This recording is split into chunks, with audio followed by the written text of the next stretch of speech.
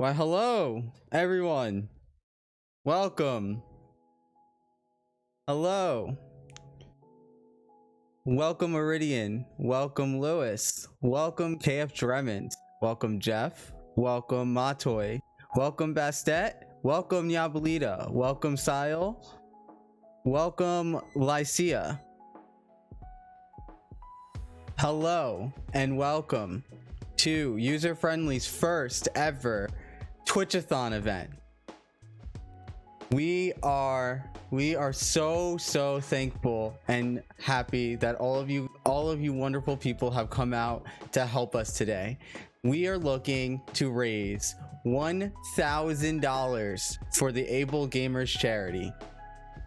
Thus far, we have raised, if you look above, $345, and we haven't even started yet.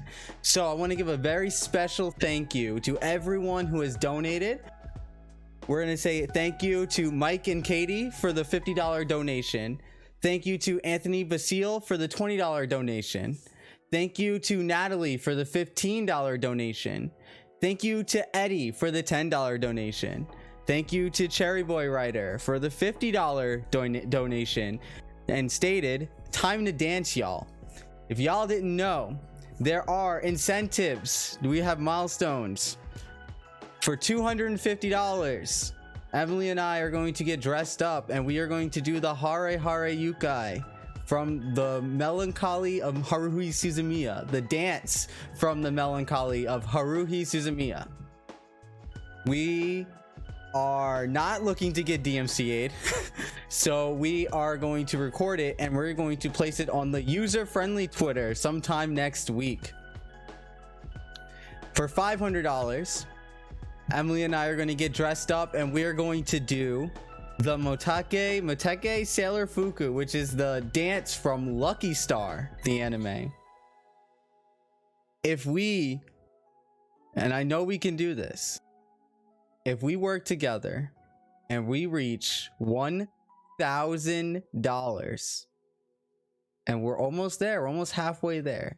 If we reach $1,000, Emily and I are going to get dressed up and we are going to record and put it on Twitter for all of our wonderful friends to see. We are going to do the Chica dance. You heard it here first, folks. The Chica dance. So thank you all very much for coming out today, and thank you all for sharing, liking. We've spent so much time and put so much effort into putting this together. So first off, we are going to have this opening show in which we just talk to y'all for the first hour and get everything all set.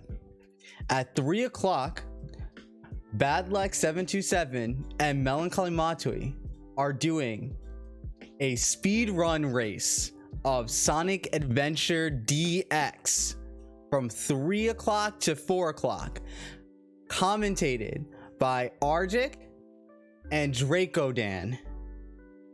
Yeah, you heard it here. Anthony going to be doing a lot of dancing. Listen, it's for a good cause. So if we can raise it, and I know that we can, if you use that exclamation mark charity command, you can donate even as little as $5. Help someone in need.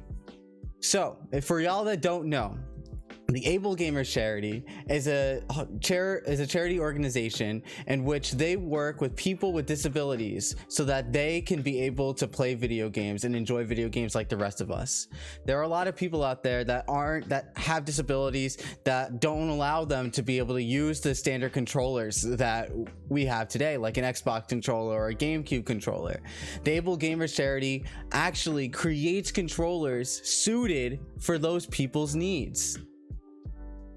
So as little as $5. Think about it. $5. 1, 2, 3, 4, 5. As little as $5 can give a lifetime of joy to somebody with a disability. A lifetime of joy. use that exclamation mark charity command and just give $5.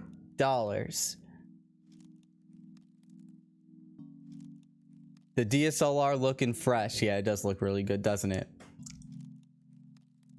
So now I'm gonna give it off to our two wonderful hosts.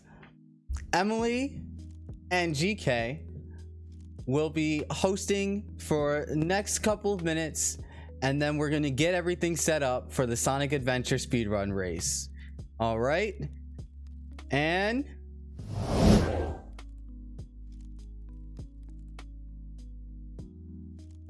welcome. Oh my gosh, thank you so much for coming to the event today.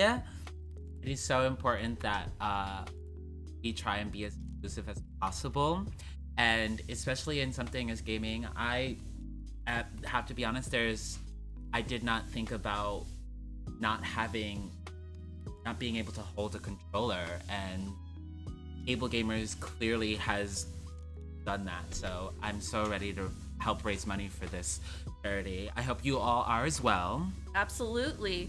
Can we get a pog in the chat, please? A single pog. Yes, and for those of you who enjoy ASMR, we may or may not be doing this throughout the entire event. Thank you so, so much for coming. We appreciate it. Just a little ASMR moment. And thank you for all the pogs. But yes, as GK was saying, Able Gamers is a great charity. They do great work. They really try to emphasize inclusivity in providing resources and technology for people who want to be in the gaming space, who may have either physical or cognitive disabilities. So it's really great work that they're doing. Actually, they also have a Twitch channel in which they host a bunch of content creators who have disabilities and also host allies as well. So I highly recommend checking out their Twitch. Yeah, y'all better get into it, because that sounds like good stuff right there. Absolutely. Mm-hmm. And, you know, speaking of having community and safe spaces, that too is also what UzerFriendly is about. That's 100% what we're about. We want to try to provide a safe space within the geek culture community. Especially the gaming community, which we all know can sometimes be toxic on many levels. But with hopefully a little bit of trust, magic, and pixie dust, we can make it a little better one step at a time. So thank you so much again for joining us. Yes, and if you have any interest in wanting to join our community that we have been building, feel free to put in the chat ! Discord. Come and join us. We talk, it's active pretty much every day. I'm gonna be honest, there was a long period where I was not active in the Discord at all. And then just within the past 2 weeks, I think I've been in that Discord every day, and now I'm not going back. It's been so fun to meet so many new people who I can also talk to about anime and manga, talk about our favorite video games. It's honestly great, and they're more than just people to talk to. They're a whole support team. Truly. Love that. I myself have not been very active on Discord, but that's my own fault because, you know. Get active on the Discord. But I really should, and Emily's right. I've seen it the times I have popped in and done little viewing and spying that I do. It is really a good time in there. Please, come and join the Discord. There's so much going on, lots to talk about, lots to share, lots of people to meet, and just have a great, wonderful time. Everybody loves fun, positive gaming and fun, positive gaming experiences with friends make it like 100 times better, and you'll definitely find that within our Discord. See, look at that. Bastet right there saying, we miss you, GK. Come and join. All right. Have a chat. Sit down. We'll have a cup of tea. Use the friendly Chan tea emote. We'll have a nice little nice little chat. The tea emote. For those of you who have it accessible, can we see friendly Chan tea emote, please, in the chat? And if you don't have it, show us some other friendly Chan emotes. It's rather quite lovely. I love looking at it, and so do you. Share it. I'm really getting into that fantasy of ASMR I've always wanted to do. Oh my goodness! There it is with the peace sign. No, it's just waving. I'm blind. Friendly Chan is waving hello to, all our friends in chat. And honestly, Kyeondy did an amazing job on our so yes, shout outs to Kyeondy. Yeah, so please give a look to Kyeondy on Twitter. I believe that's the Twitter handle. I was just gonna say, yeah, is that the Twitter handle? Can we post that or link that at some point? Maybe we can, maybe we can't, but I think we can, and we can. Thank goodness. So, what are some other things that should we share about our experiences that may not have been so inclusive or really inclusive? Within just the gaming experiences. Gaming experiences? Yeah, I don't have any specific stories to share, but I will say that as growing up, sometimes you do feel excluded for the fact for being in the geek community, and it's hard to find friends, companions, allies in general within that space. It can be difficult. It sure can be. I agree with that. I as somebody who games, and online gaming can be really something, and sometimes it doesn't always feel super inclusive. People aren't always, not that everybody has to be, but people aren't always super inclusive. The levels of misogyny I have seen while playing games is wild. Wild. But I think what's really great is that when you find those group of friends and that community that really helps make it special and makes gaming fun that we all know it to be, I find it to be really, really great. Absolutely. And that's why we want gaming accessibility. We want accessibility for all communities, and that's why today raising money for able gamers is so important. I remember actually there was a convention that I went to. Which one was it? PAX East 2016. Talk about it. Actually, this little lore, how I met UzerFriendly.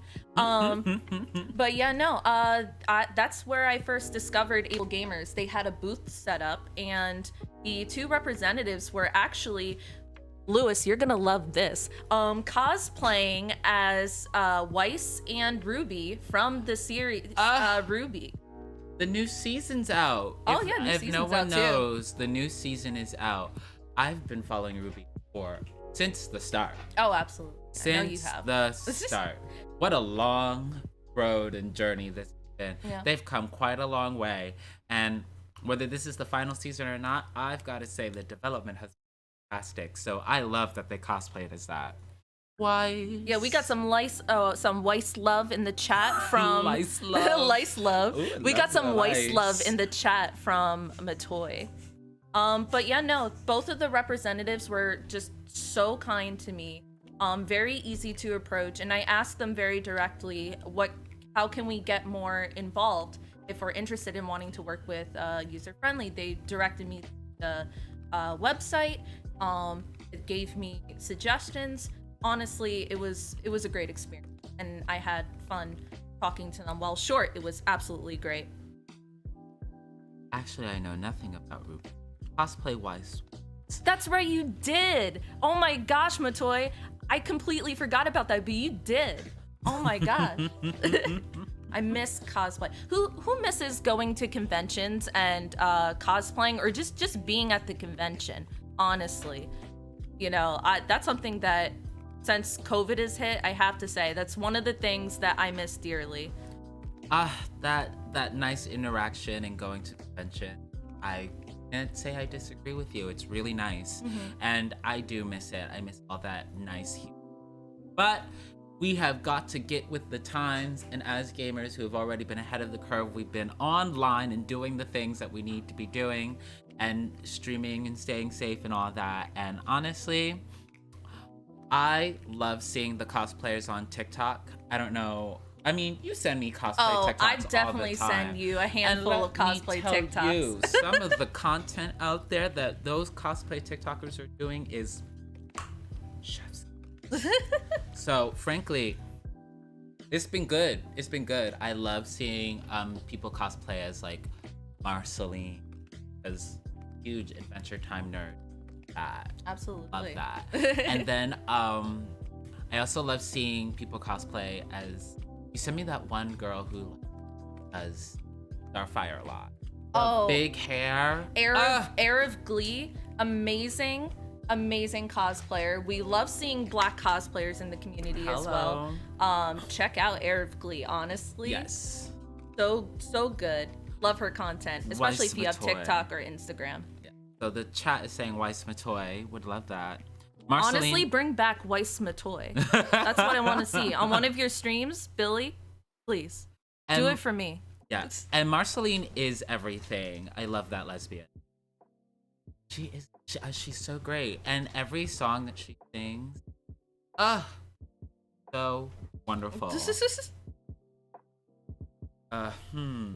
Matoy's feeling questionable about Weiss Matoy. We'll see. That's on a to be continued status right now. All right. All right. There's the incentive. Right. So, kind of want to talk a little bit about the lineup that we have going on today. Please. Yeah.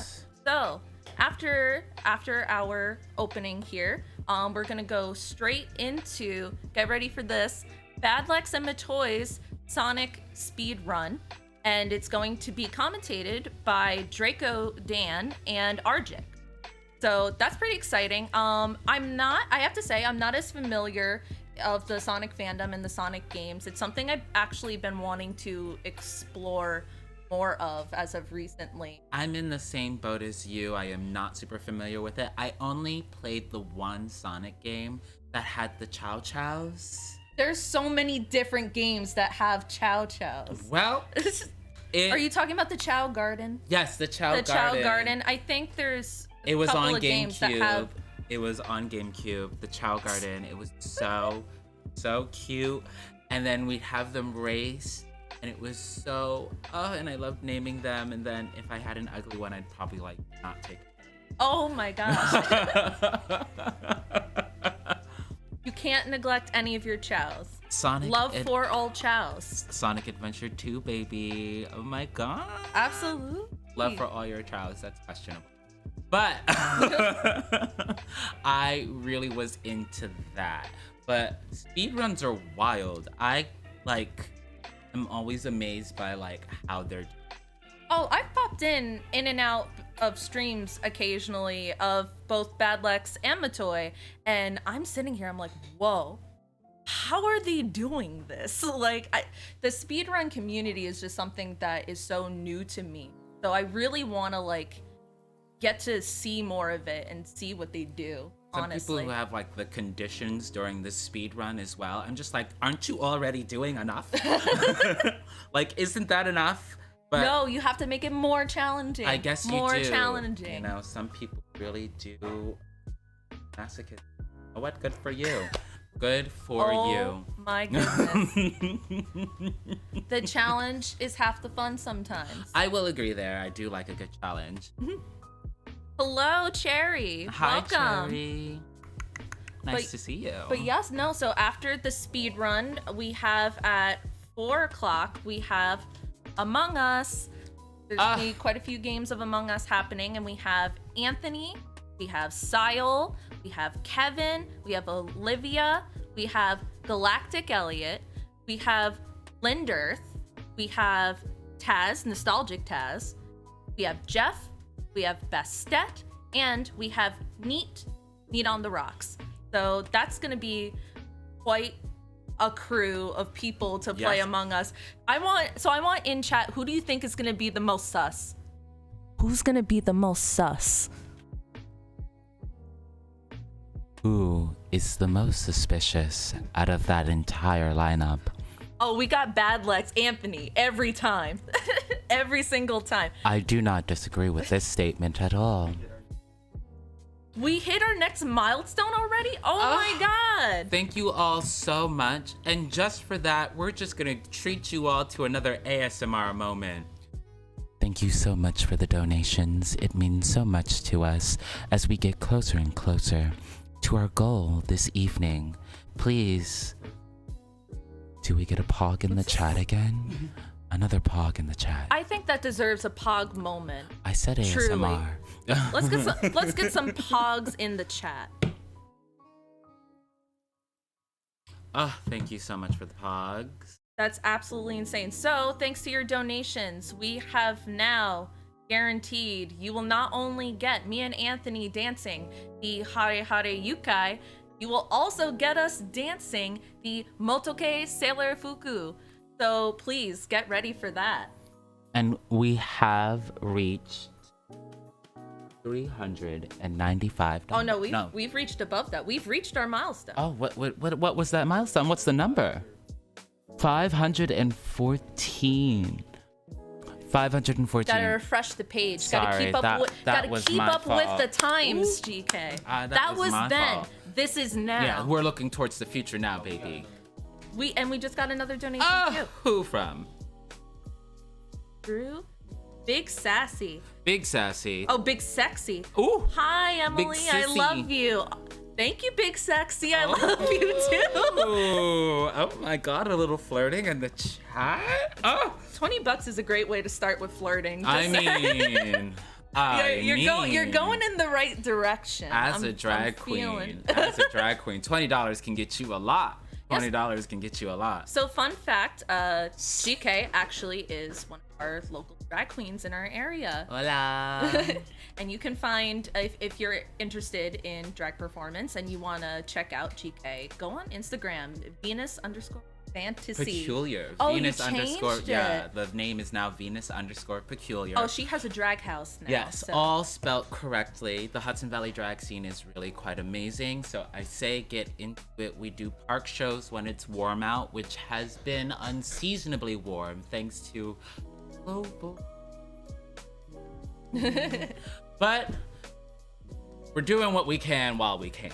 So should we talk about, speaking of global warming, should we talk about how the world is on fire, or? I mean, we can. Especially with COVID. I mean, things are just, you can't deny things are a mess. I mean, the world is going up in flames. And I think it's just a reality that we're all facing and coming to terms with. And at some point, we'll all be dead. And that's what it is. You know, that's a great note to leave off on. Fantastic. But I'm gonna continue that with a slightly positive, maybe silver lining.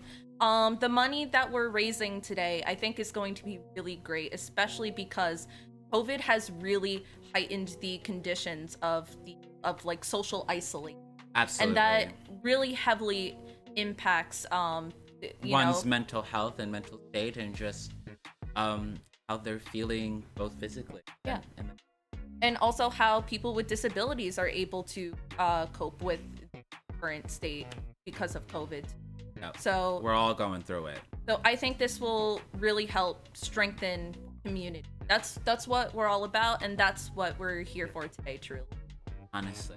Yeah, so if you would like to, give some money, donate for the cause. Give us your dollies. Please. So put in the chat, !charity.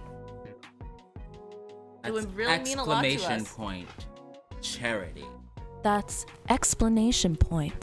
!charity. Charity. Okay. Gamers Gaming. Oh, the chat is going off today. So. Oh, I miss you too, my queen, Nyabuelita. I miss you too. Someday soon we will reunite. Immortality is not lucky. I will agree with that statement. That was Rose. Rose and 13. Rose? I'm gonna go with Rose. Oh, with Rose M13. Immortality is not lucky. It's kind of a curse, don't you think? You know? Sure. Sure. I not gonna lie, I wasn't expecting the conversation to talking about mortality for today's... Well, immortality. Oh, immortality. Yeah, I would say it's a curse. But that's all I'm saying. That's something I wanted to... I saw it in the chat. I decided to chime in on that. I agree, it's not lucky. I did bring up the world burning. You're right. This is very true. I did bring up the world burning. I did in fact say the world is on fire, so And that could spark something. They also say that with the fire, or once the fire is done, or it brings about truth. While we're burning, we're also bringing out a lot of truths. True. We're realizing what's really important right now, where we need to give our energy and intention, and that is very much community building right now. We need to have strength within our communities during this time. Because we're not gonna get through this alone. Absolutely not. Not alone. Not even a little bit. No. See what? America's the worst in the world for COVID, and why is that? Because it was so difficult for us to get it together, to work together, and it's still difficult for us to work together. Ain't that sad? Ain't that sad? That's the sad truth right there. Yeah. Yeah, here we go, Bad Lex. Honestly, I'm sure there's a bunch of people who could go on about this. This is a heavy opening, but you know what? We're hitting you with realness. The world is on fire. The world is on fire. Yeah, I bet you didn't see that coming. Big plot twist, Jeff. Send that risky text. The world is on fire. Do it. But to bring it back to a positive note. Up. That's why it's really important that we put our time today to focus on community. And you know what? Speaking of that, I'm also super excited about the upcoming Among Us moment that we'll be having this evening. I'm so excited for that. Live for the chaos of Among Us. Yes. I don't know about anyone else. 4 p.m. Among Us. Oh my Be there. goodness. Be sus. Be sus. Be sus. I love the chaos of Among Us. I'm a queen who lives for chaos. Absolutely. I used to sit next to Anthony all the time for those games and just watch the chaos happen. Ooh. It's so good. I've been consuming Among Us content like crazy recently. Deepest and wildest fantasies when playing Among Us is to maybe catch a game with Corpse. You know Corpse? I don't know Corpse. Corpse is the deep voice Zaddy who plays Among Us. Oh, Zaddy. We're talking about Zaddy now. No, he's just deep voice, and his name is Corpse, and I just I like the sound of his voice, and I'm like, I want to play with you, listen to you, and be like, no, Corpse, don't kill me. Who, me? Listen, Bestet, there can only be one Zaddy. That means you have to challenge all the other Zaddies. I hope you understand this. Wow, my word. Seems like I'm interrupting something. So, after Among Us, we are going to have, I believe at 5 o'clock, we are going to have Pokemon trivia, truly styled in Jeopardy. Oh, love that. And, Guy. Yep. Quite the timing. Quite the timing. Oh my goodness. But you know what? Jeopardy. I live. That's really in your wheelhouse. I hope to hear you answer some of the questions even though you're not participating, right? I can't answer any of the questions. I'm one of the people who made the questions. Yes. Yes. So you're giving them the nitty gritty. Absolutely. So, it was a combination of effort of me and thanks to the help of Lewis as well in chat. Say hi, Lewis. we for the past 2 days were really trying to figure out what would be the best combination of questions to ask that would be a little challenging but also a little fun, right? So you've got your like surface level stuff, then you've got sort of like the nice meaty part, and then you've got like the underground sort of moment where you're just like, you gotta know. Yeah, I would say that's a fair way to describe it. If you know, you know. That's very much what it is. All right. Yes. Wow. And, our contestants today are going to be some pretty well-known Pokemon content creators, or, have been in the Pokemon community in the past before, too. Well, I'm ready to pop off silently because I'm not in it, but if I do know something, I will shout it out. If you know something, say something. Yeah.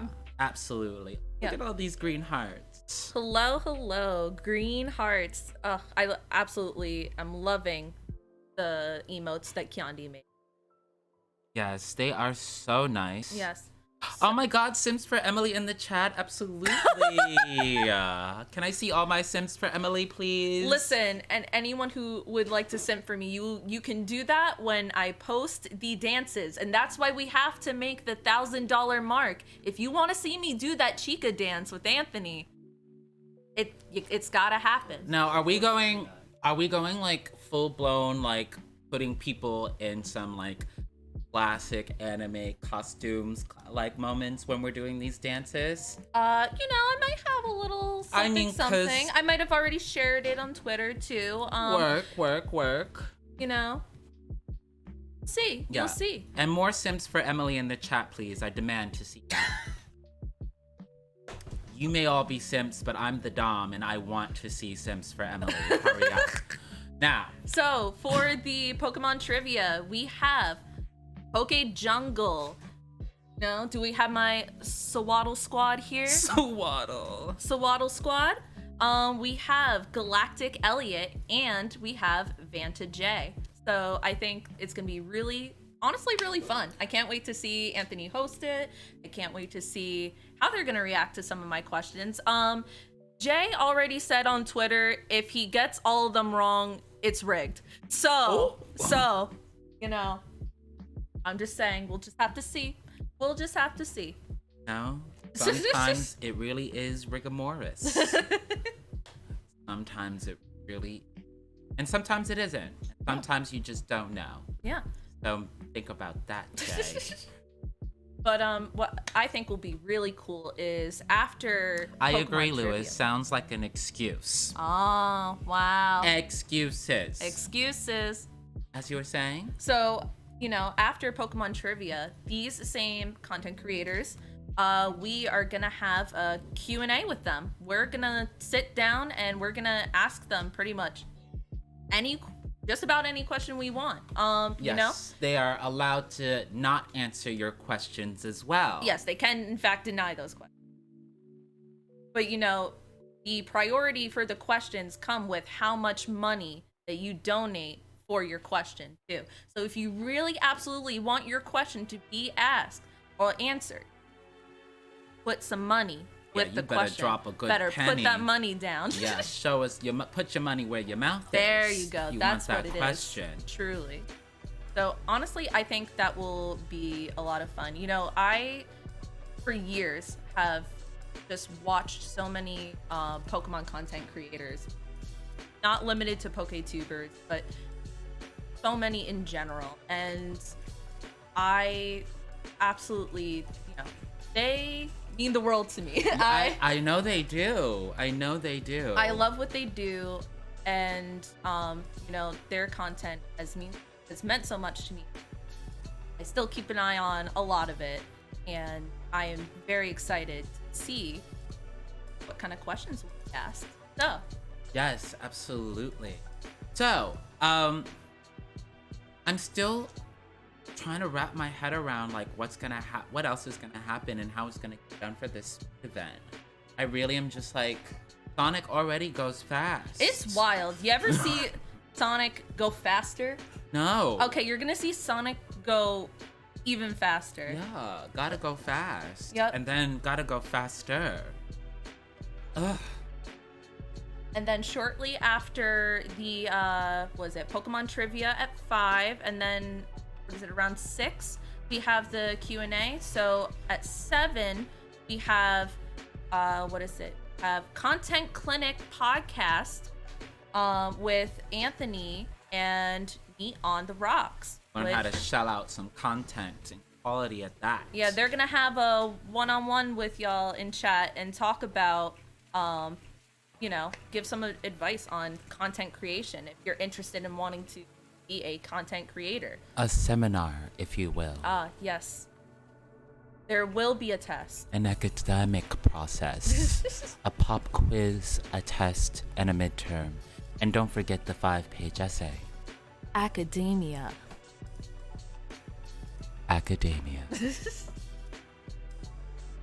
All right. So, I really want you guys to really understand the importance of what it is that we. So I think we are gonna show you a quick video that will just, introduce able gamers and really show you what it is that they're about. Enjoy. Yeah. Roll the ads. Video games are becoming part of our daily life, and you might not even know it. Video gaming is an $11 billion industry, and it's only getting bigger. I don't know if the industry is aware of the amount of disabled players that are out there. There's 33 million people with disabilities that play games. Gamers are everywhere. It's a big secret, but trust me, we're out there. I think the real important thing that gaming brings is that social interaction. You really want gamers with and without disabilities together forming these communities, because that helps break down barriers of perception about people with disabilities. Back when I was in grade school, a friend of mine introduced me to my first Atari. It was around then that I began to realize that video games were something that I could do just like anyone else. I'm real passionate about the ability to paint yourself and present yourself in a way that you want to be seen. In a video game, you see my avatar, you see my helmet and my horns, and you go, that's cool, and you just go on about it. That's such a great equalizer because we're all in the game. You can do something together, you get to learn to know each other. That makes us all more of a community. I started looking online for some resources to support the 33 million gamers with disabilities. We found nothing, so we created it. He's created a network so people are not isolated anymore, and they can talk to each other about their barriers and their obstacles to gaming. It's helping so many people to bring their passion to life and be able to game in the way that's best for them. It becomes this real community of gamers with disabilities helping gamers with disabilities. Come on, you versus me in one race. Right in the beginning, you wrecked me. That's it. You were the person that I was thinking about when we were going through this and designed this device. That I sat there and helped figure out with you where the button should go. Yeah. A Droid is the most friendly device that I've found so far. If you really love a game, and if you want to be good at it, you can be good at it. Sometimes it takes some, thinking outside of the box, but it can be done. So able gamers, you rule. Just pointing it out. There are 54 million Americans with disabilities, and many of them want to do a lot of things that they can't do, and some of them take it upon themselves to create things that will help them and end up helping the wider community. I think one of the most powerful things Able Gamers is able to do is reach out to big companies, big content producers, and explain to them why they should be caring about people with disabilities. And we don't give the sad story because we don't think the sad story is what we as an organization want to present. We want to talk about us as a market. As a game designer, somebody who's engaged in pop culture and creating pop cultural artifacts, I think we definitely do want to have a larger audience. And if it's possible to include disabled players as part of that, sure, absolutely. What the Able Gamers Foundation is really trying to do is change a culture. We want every developer to heed our call and add accessibility to the nth degree. I want the Able Gamers Foundation to teach you how to make your content accessible, and then I'm going to work very hard to make it part of your culture, so that the game that you're working on today is accessible. But you're sitting in a boardroom as an executive producer for the next title going, Well, what about accessibility? What about accessibility? That's a win. Stop, come back here. Oh, no. Come back here. No. Oh, come on, so close. For me, it's just a matter of being able to do something I couldn't otherwise do. Fail. Those kind of door-opening experiences, particularly when you can share it with a friend, are priceless. You win. The creation of the Able Gamers as a whole was really me trying to hang on to what was important to me, and I knew it had to be important to other people as well.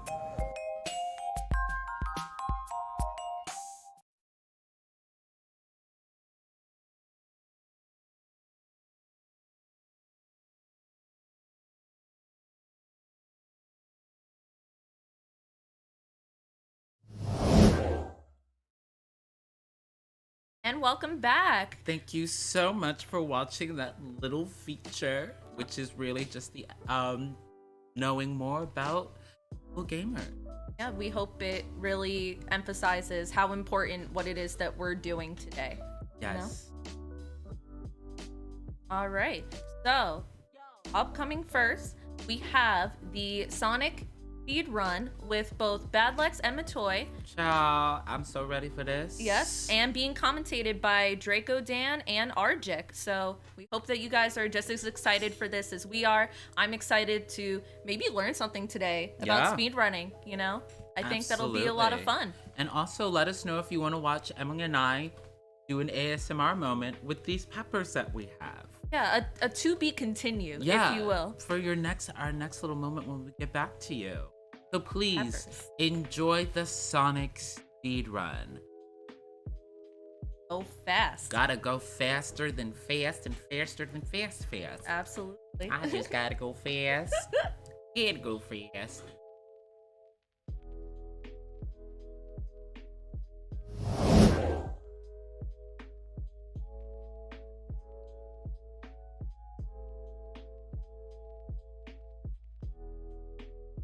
So that was half like excuse to do a marathon run and half excuse to practice his Spanish.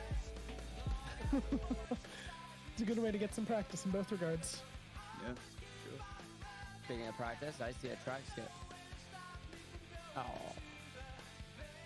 Yeah. I will also deafen. Right. Thanks. Good luck. Ah!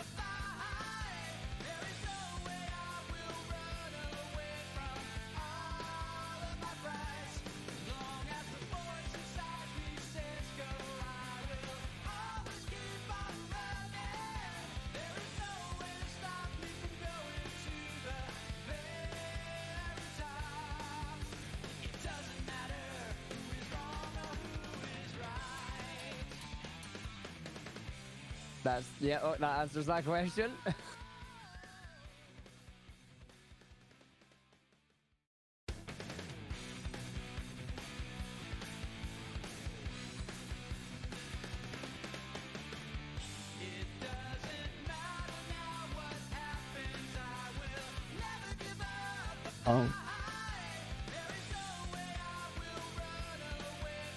All right. So we have Badlex 727 and Melancholy Matsui doing a Sonic Adventure speedrun race, commentated by the wonderful Arjik and Draco Dan. Guys, take it away.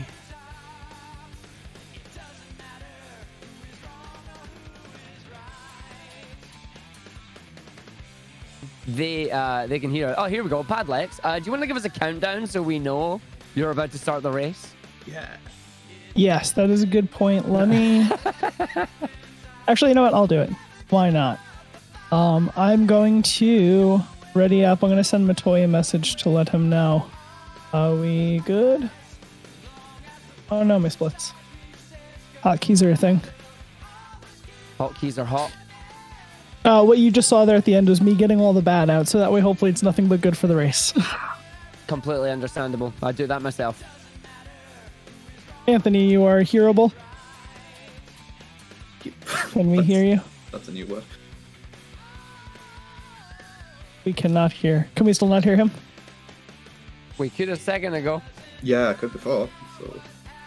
Oh, okay. Just making sure, double checking.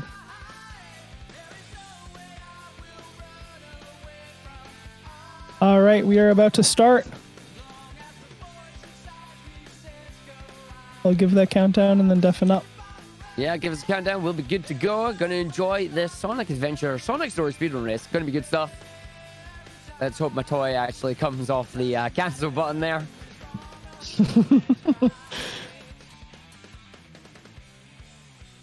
No, I'm gonna give the countdown because we're using live split. All right, so I'm gonna give it to you from 5.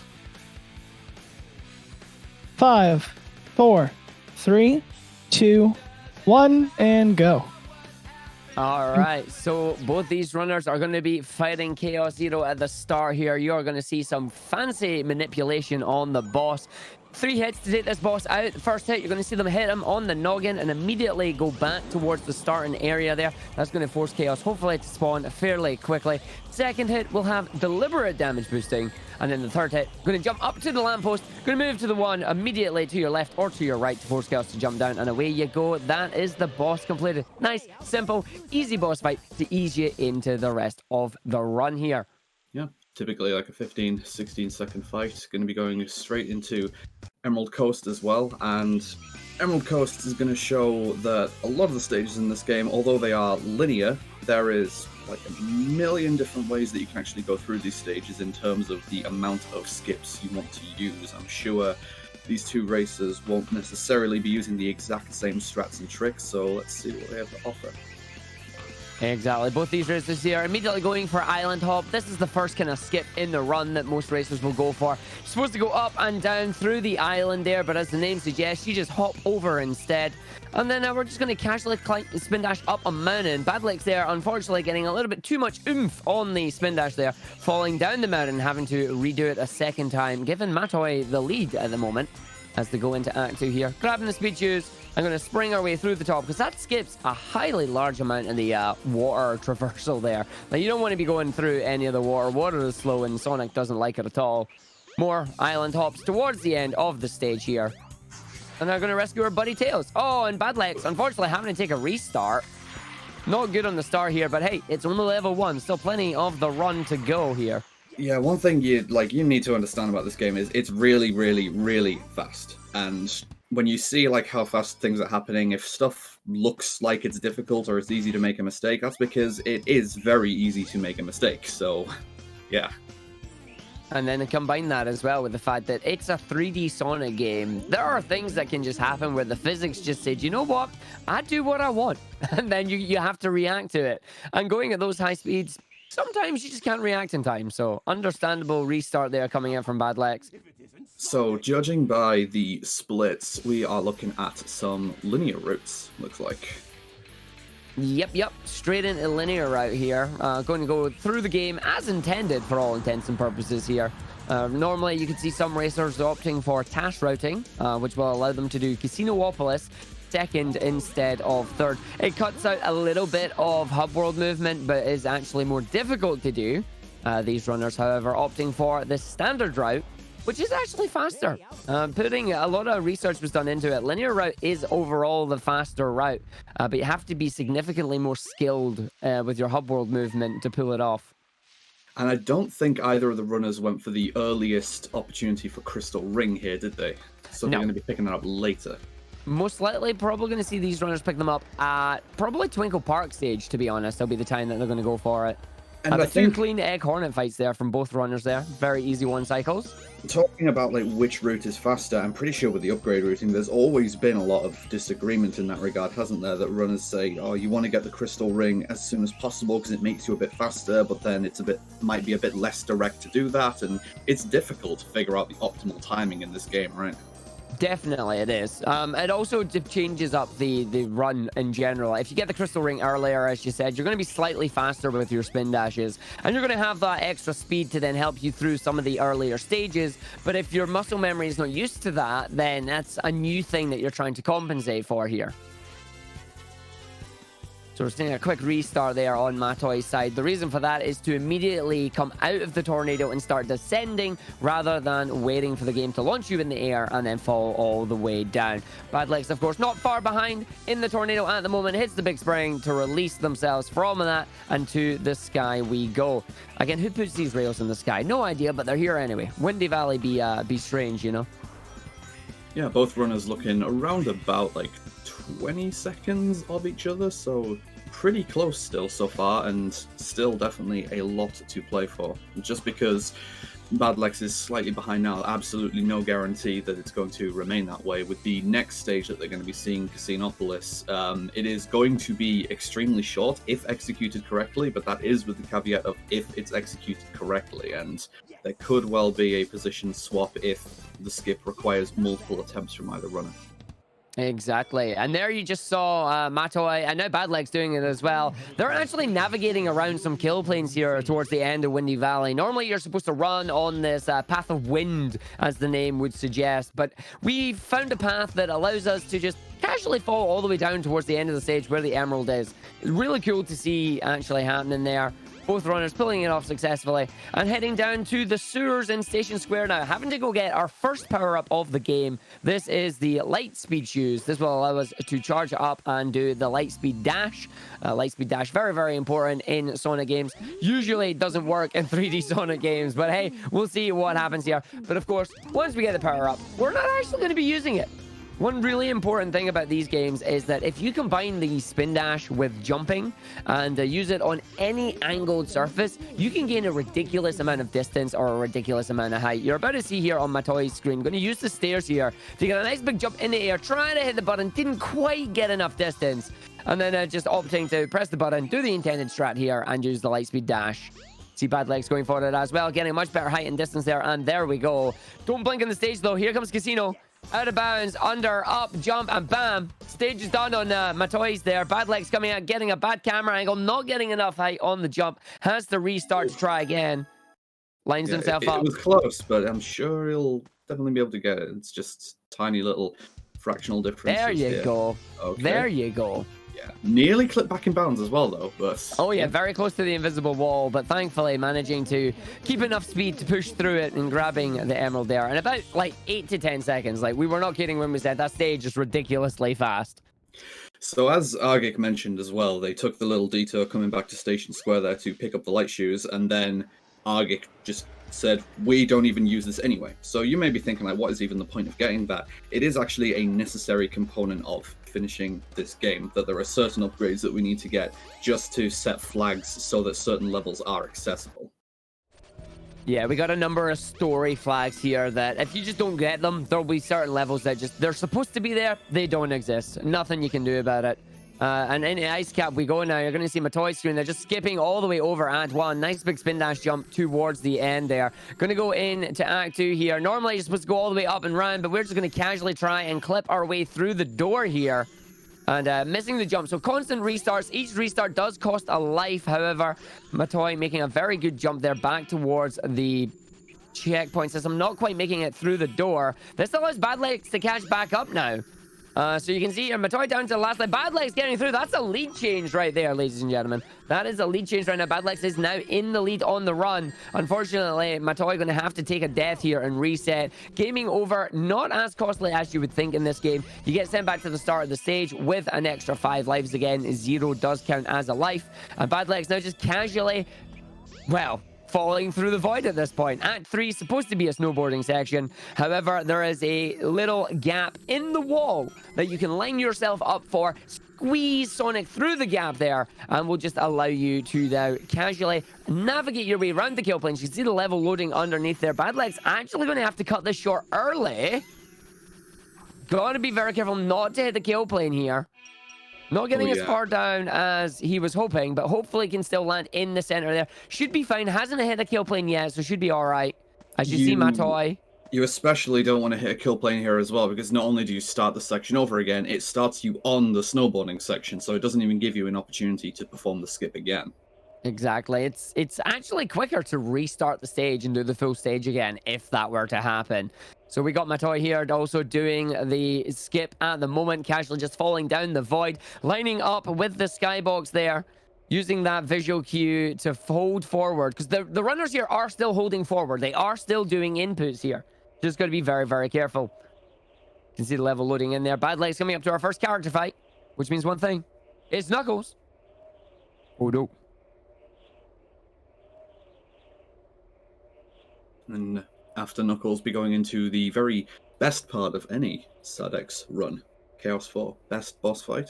Most intense part of the game, for sure. Oh boy, oh boy, oh boy, oh boy, oh boy. See, the thing is, you're saying most intense part of the run. It actually can be. Chaos 4 here can be manipulated to some degree. Our runners here do not want to see one specific attack known as blue balls. Blue balls is where Chaos will split into 4 blue balls, like we're seeing right now. There's the commentator's curse coming out. That is the attack you don't want to see, because that wastes about 8 to 10 seconds each time you see it. Yeah, this can probably be the most emotionally intense part of the run as a runner if you're on PB pace and then that happens. Like, yeah, exactly. Definitely don't want to be seeing that at all. But the way Chaos works here, Chaos 4 can be manipulated to some degree. Chaos will move 3 times, do an attack, move 3 times, and then make himself vulnerable. Between those attacks, he can do either Stretch Armstrong, where he'll stretch his fins at you. He'll split into 4 blue balls, which is what we just saw on Badleg's screen there. We don't want to see either of those attacks. We then also have the wave attack, which you just saw on Matoy's screen. You want to see that, but the best attack you want to see is the splash attack. Chaos does his best Magikarp impression, uses splash, and nothing happens. It's the quickest attack, it's very, very smooth, and it saves the most time. Can that attack even damage you? Like, if the particles hit you, or does it literally do nothing? It literally does nothing. I've never been damaged by splash. Nice. But yeah, so seeing our runners here. Badleg's on the final hit here. When the final hit on Chaos 4 appears, he will move and do an attack 3 times in a row before finally becoming vulnerable. But Badleg's making easy work of the boss fight there. And then Matoy down to the last hit. Badleg's got the 1 blue ball stat. I didn't see if Matoy got blue balls. Matoy hasn't got any yet. Okay, so some potential time save if he gets through this last phase without any blue balls here. There's 1 splash. Just gotta think 1 more attack cycle, since an average fight is in the 130 region-ish. Yep. And Badleg's meanwhile moving on to Sky Chase, also known as AFK the stage. Picks the top right corner. Top right represent. Woohoo! You can really choose to sit wherever you want in this stage. You'll see runners memeing by arguing about which corner is better, but you know, it's equivalent. It's an auto-scroller stage. You just go where you want and then you chill out for a couple of minutes. Yeah, it literally doesn't matter here. It's really good if this was a longer run. Like, this is a break where you just get to go and enjoy yourself and like, I'll come back later, don't worry about it. But when it's a short run like this, these runners are not even 12 minutes into the run yet and just, well, here's an auto-scroller, great. Yeah, you can see both our runners here just chilling to the tune, staying hydrated, taking a drink. Yeah, hydrating, there you go. But unfortunately, not a whole lot to talk about here. So if we have our wonderful host who wants to plug anything, now is a perfect time to do it. This is about 2 minutes of just flying through the sky here.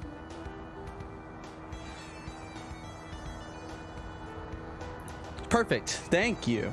Well, thank you to Jet for the $10 donation stating Badlex is sus.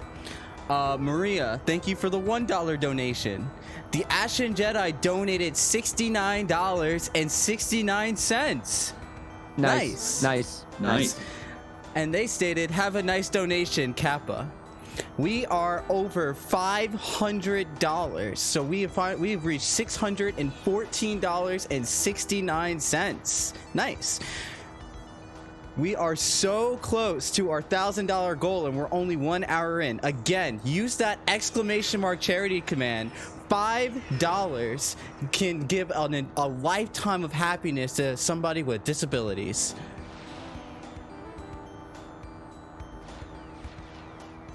Yeah, a big thank you to everybody who's donating towards the Able Gamers charity here. It is amazing work you're all doing. And we're seeing Bad Legs here. Yeah, we're seeing Bad Legs here just coming out of the first Sky Chase zone here. That is what we like to refer to as the early game now completed. We're going to be heading into the mid game. It's the next 3 stages in a row. And you can see on Bad Legs' splits there that he is going to be going for the Crystal Ring now. That is going to be the next power up here. Just going to jump up, casually going through. That's an old school strat there. Yeah. Well played. Using the light dash particles there. They are solid for reasons, so you can use them to interact with objects, so why not? Exactly. I have no idea why they are solid and they have their own hitbox, but they do. So the Crystal Ring here not only allows you to charge the light speed dash significantly faster now, but it also speeds up your movement ever so slightly. I really want to know who actually discovered that. That'd be really cool. But we're into Twinkle Park now. So the first bar is Twinkle Circuit. We've got these lovely little dodgems. Going to get into the dark blue dodgem. We're going to grab as many rings as they can here. So we're going to see Bad Legs go for track skip here. Oh, unfortunately, just bonking to the left there ever so slightly. Trying to do a restart there. I think he did the restart there just to maybe attempt a death in a second here. I'm not entirely sure. Maybe to respawn some of the items. But the reason that they'll be doing this is because the speed of the cart here is determined entirely by how many rings you have. Go for the track skip, bounces off the edge, has to take a death there. So Matoy is now in the lead. Only slight, but still has that lead there. We'll see if Matoy is going to go for track skip as well. Yeah, I mean, this is assuming that if he goes for the track skip and if he also lands it, so okay. He's going to be the first to get out of this in one piece. Oh, beautiful. Looks like a good there angle. You go. That was perfect. That was really perfect angle. Oh, Bad Legs opting to bail out at the last second there. Didn't have a good position on the wall to get the angle required. So opting just to go down the stage normally. So we are seeing right now, we want to see these racers grab as many rings as they can. Because I believe it's every 10 rings will increase your maximum speed. That does mean that 90 is the maximum amount of rings because the cart can only display 99 rings. You can gain more than that, but you won't gain any more speed after 90. Bad Legs there, unfortunately, being caught by one of the monkeys in another dodgem there. Being hit, that means going to have a slower top speed than Matoy here. Matoy now coming into A2, ready to do roller coaster skip. Oh, unfortunately getting caught by the roller coaster there, meaning they're going for a ride round here. Going to have to take the backup strats to try and get up to the center of the castle here. Yeah, this could be another potential time save for Bad Legs here if he gets it. They want to line up and they want to... nice! Yes, they do want to do a deliberate jump down the hole. The game does remember which form you're in when transitioning between acts, so you do need to physically jump down the hole so that you're in ball form going into the next act so that you can actually do a homing attack to avoid landing in the coaster. That is how that trick works. Absolutely amazing pulling off there by Bad Legs. Bad Legs now slightly in the lead again. That was 2 lead changes in that stage. That's how close this race is right now at the moment, folks. Yep, and that's showing just how flexible these stages are as well. Again, the stages at the root, they are linear, but if you just experiment with this game and going through the stages, you will be really surprised at how many smaller routes there are through the stages, depending on how many skips you use. And now we're neck and neck again. Bad Legs having to do a restart. Big smile on his face there as he realized he did the jump just a little bit too early. So in a speed highway, both these racers just entered via Knuckles' entrance, casually clipping through the wall, as you do in Sonic Adventure here. Oh, and accidentally falling off. Oh. And then we've got Matoy. Needs to do the jumping homing attack, gets through the fence to get back in position. Matoy now in the lead again. Bad Legs, of course, not far behind. Not going to let this stop him. Yeah, the jump across here for Matoy, this can be a little touch and go, but if he gets through here, which, yep, looks fine. So this lead for the rest of Speed Highway, this is really his lead to lose. This next phase going down the building, pretty much always going to be the same. Bad Legs Managing to get a backup though. Yep, That's a nice backup. Turning around, using the ground's angle to his advantage there allows him to get back up after missing the jump over to the rocket building. Yeah, in this game, if you have any sort of slope that's facing upwards, you can get a surprisingly high spin dash jump out of it. Speaking of spin dash jumps, here's a whole bunch of them through Act 3 of Speed Highway here. Matoy making excellent work of the ending there. 119, very nice on the stage there. Badlick's a little bit too sharp. Literally running on the side of buildings now. Just showing you what Sonic Adventure can do here. Oh, having to fall down there. That means we're going to get a little backup slope here. Spin dash jump up 1. Spin dash jump over 2 into the sky. And then big spin dash. Camera stuck behind the wall, so we've got to wait for it to catch up. And then straight through. The fountain, thankfully, helping out to get up to where the capsule is, coming out. Matoy making his way now over to Red Mountain. He just needs to pick up another upgrade, which is thankfully right next to the entrance to the level, so that he can get in. And, man, if the other stages had, like, a lot of tiny little strats and route changes you can make, Red Mountain's got, like, twice as many. Something silly. Red Mountain is a phenomenal stage to do. So many different routes through it. Matoy there picking up the Ancient Light. Ancient Light now transforms the Lightspeed Dash into the Lightspeed Attack. It is a required power-up because even though you can get behind the fence where Red Mountain is, Red Mountain's level trigger does not load unless the monkey is destroyed. So we're going to see Matoy here make his way through, opting for the dangerous jump here. Manages to land on the side of the geometry of the mountain there. And then launching himself over down to the zipline. Woohoo! So Red Mountain here, you are supposed to go all the way up the top of the mountain, use a zip line to get down to Act 2. We're going to see Matoy here go for a number of spin dash jumps here. Jump 1 over onto this rock outcropping, from the outcrop down to the area where Act 2 is, and in he goes. Now it's time for a number of spin dashes down, trying to make sure we keep as much speed as we can. Coming into the lava section here. Going to use the platform in the lava here to make a makeshift ramp. Spin dash, big jump up. Allows you to land on the platform without raising up any of the lava and escaping very, very nicely. This looks like this could be a 105 pace for this one. We got the last final Rocket here. Just dodging that hammer there. Rocket being a bit of a troll right now. That is not bad. That's a 107. That's a 107. Still getting through. Badlex taking a slight restart here, so assuming Badlex gets through with a rest of a clean Red Mountain, this is around about a 40 to 45 second lead that Matoy has right now, and he is going to retain that for at least a couple more minutes since we are straight back into another round of Sky Chase. Indeed, so Sky Chase Act 2. Sky Deck is going to be the next proper opportunity for a lead change, which, again, there's going to be at least a couple of minutes before that. Yeah, we got Bad Legs coming up here. Taking a damage boost deliberately just to get through the fire quickly there. This is probably going to be about a 111 here. Gets the rocket. Might even be a 109 because of that nice rocket there. Yeah, 109.86. So both these runners going into Sky Chase Act 2. It's another auto-scroller. It's exactly the same as the first one, except this time the sky is darker and we get a little bit of a boss fight at the end of it. Boss fight, absolutely nothing to be sniffed at. You stand in the middle, you fire the fire button basically, and away you go. Like, that's it, done. The stage has nice music at least. It does. It loops twice as well.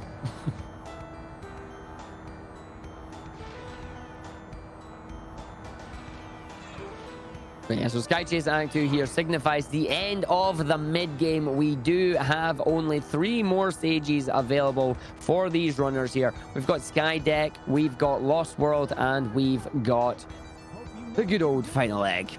In between there, we have a number of bosses. We've got the character fight with E102 Gamma. We've got Chaos 6, and then finally, the Egg Viper fight. Still plenty of time for the leads to change here. Sky Deck, one of the harder levels in the game, as there is no ground below you. If you accidentally fall off, you're going for a ride, and that's a restart. Looking at the life counts here. Really depending on how comfortable the runners are with performing Egg Viper, it almost doesn't matter how big the lead becomes between the 2 runners, because, yeah, you guys will just wait and see. Egg Viper is, you need to make sure you finish that boss before you can say that you've finished the run. Oh, definitely. There is a specific rule for this game that states the run is not over until Egg Viper is actually dead. And if you die before that time, no, your run is not valid.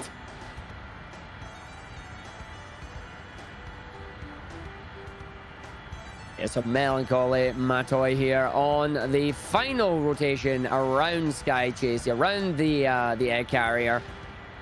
Underneath all the mines here, again, just sitting in the corner, you can see that the Tornado's health bar nowhere near being depleted here. You can just literally sit there, go AFK again. Just make sure you come back in time for the boss fight. Yep, as long as you are targeting the central part of the screen and just don't keep... as long as you just keep pressing the fire button, there's not really a way to miss the one cycle kill on the quote-unquote boss fight here. And you don't even need to mash quickly either. You just, as long as you just keep periodically tapping the button, it just does itself. And yeah, you can even take damage at the same time.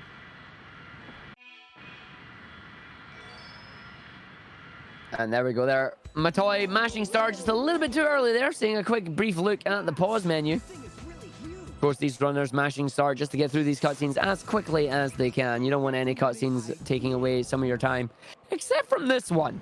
This little cutscene with the egg carrier transformation was actually rendered in-game. So if you pause to skip it, you just pause the game here. Don't know why they did it. It's the only cutscene in the game that does this. It's a very weird anomaly in that regard. Coming into Skydeck, this is, I would say this is definitely one of the most technical stages in Sonic's story. There's so much tech you can do here. Definitely. It's one of my favorites personally. Like, I would say it is my favorite run. The music is great. The level is great. It's a very hard level. It's a difficult level, but very satisfying once you get it right. So again, seeing these runners here, just casually dodging the spring there, opting for a spin dash jump, going around the cylinders, landing on the third one rather than having to hit each individual one.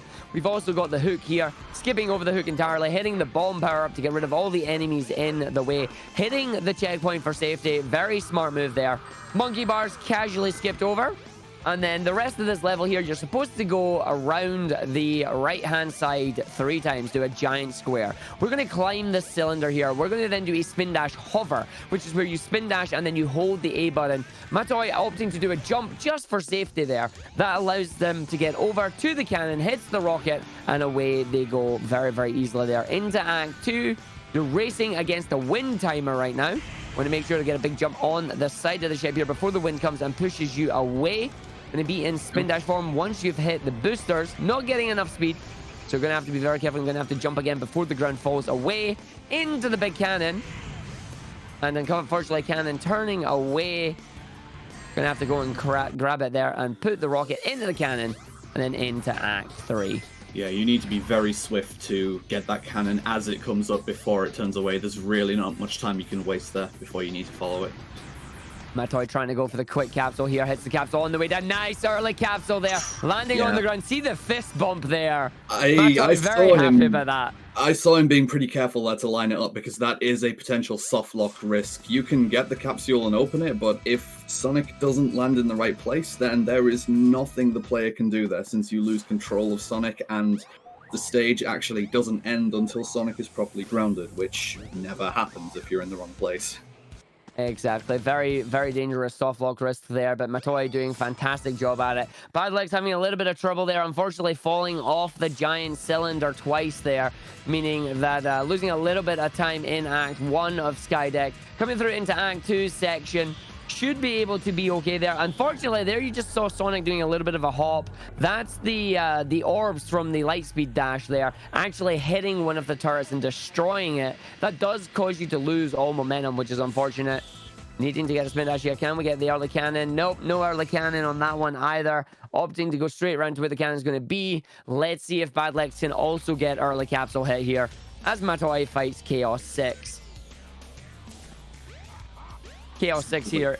Elevators come back down. Yeah, Chaos 6 here is the reason why we grab the crystal ring.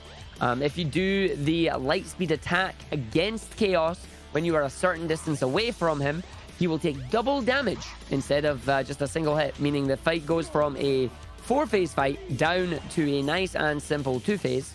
And Bad Legs also getting the early capsule there. Well played by Bad Legs. Both setting up in a very similar manner to make sure that they did fall down to the correct spot rather than get stuck, risk a potential soft lock. I like it. Nice backups. Coming down to Lost World now. Matoy, first things first in Lost World here. We got RNG Tunnel. We got Flame Tunnel. Will Flame Tunnel body Matoy here?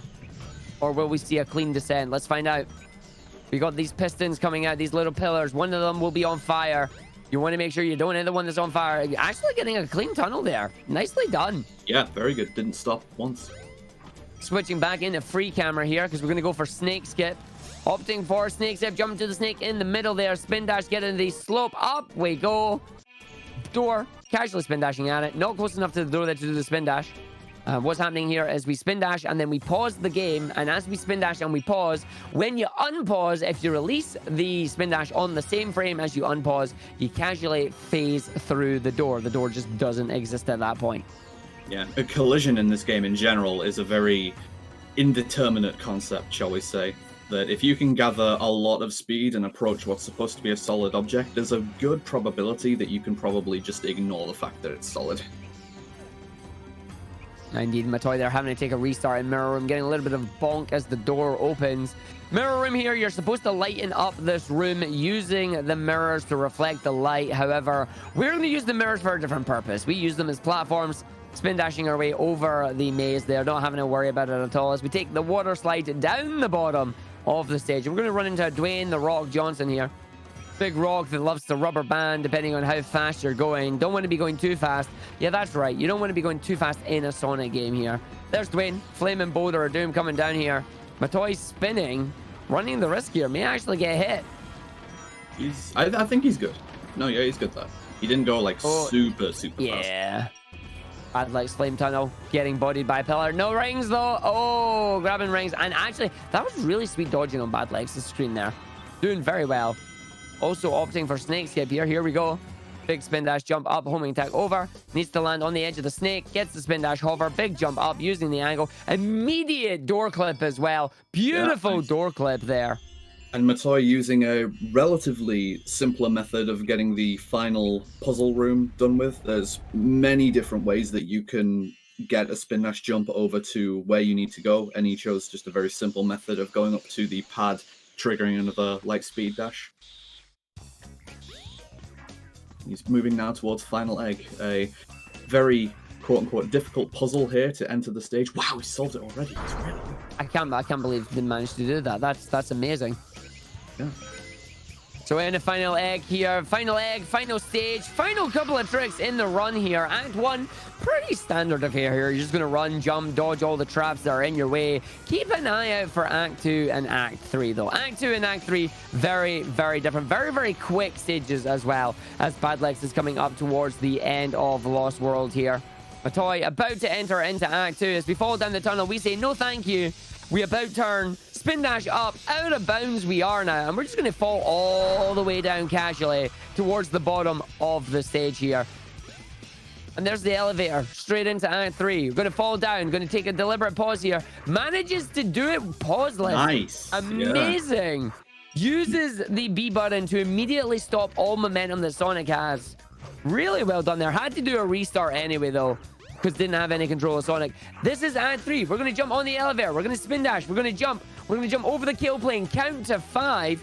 And then you can turn. Well, I say count to 5 because I hold forward and count to 5. But I forgot these runners can see where it is they need to land.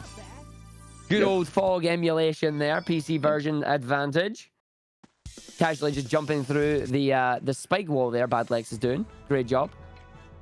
Bad Legs going to come into Act 2 now as well, as we're about to head into the Egg Viper.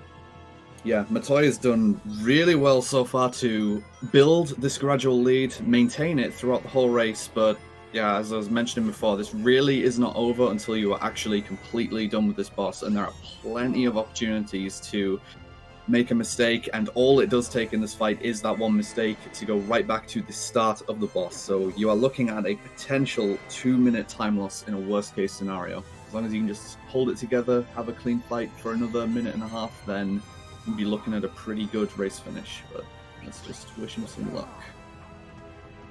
Yeah, give all the energy to Matoy right now. Bad Legs not far behind either. If Matoy was to die right now, this would be a lead change at the moment. 2 hits down already. What you're supposed to do on this boss is when the boss pops up, he will pull back and will reveal his tail, giving you 3 different homing attack points before you can actually donk him in the noggin. What these runners do here is they wait as the wings open fully and do a spin dash jump over to hit the boss. The reason this is done is because this prevents you from being knocked high into the air and sent over to the other platforms in the distance there. Each time you do that, you're losing a large amount of time. Oh, Bad Legs, you're showing off right now. Don't you be doing that on this boss. Yeah, that's Bad okay. Legs. No, Oh, there's a lead change. Matoi, this is what we did. Bad Legs, stop showboating. You don't know. You might not know right now, buddy, but you're now in the lead on this one. Yeah, that is devastating for Matoi. This is, oh my, yeah. This is what we were talking about. I would definitely be more inclined to go for swag like this, as Badlex is doing, if I knew I was already behind and couldn't really get back the lead. So that does beg the question, does he know that the lead has changed and that he's taking unnecessary risks right now? Oh, that was absolutely unfortunate there on Matoi's side. Okay. So what happened with Matoi there is they went for the early hit, but they went a little bit too early, and Eggman hadn't actually had an active hitbox yet.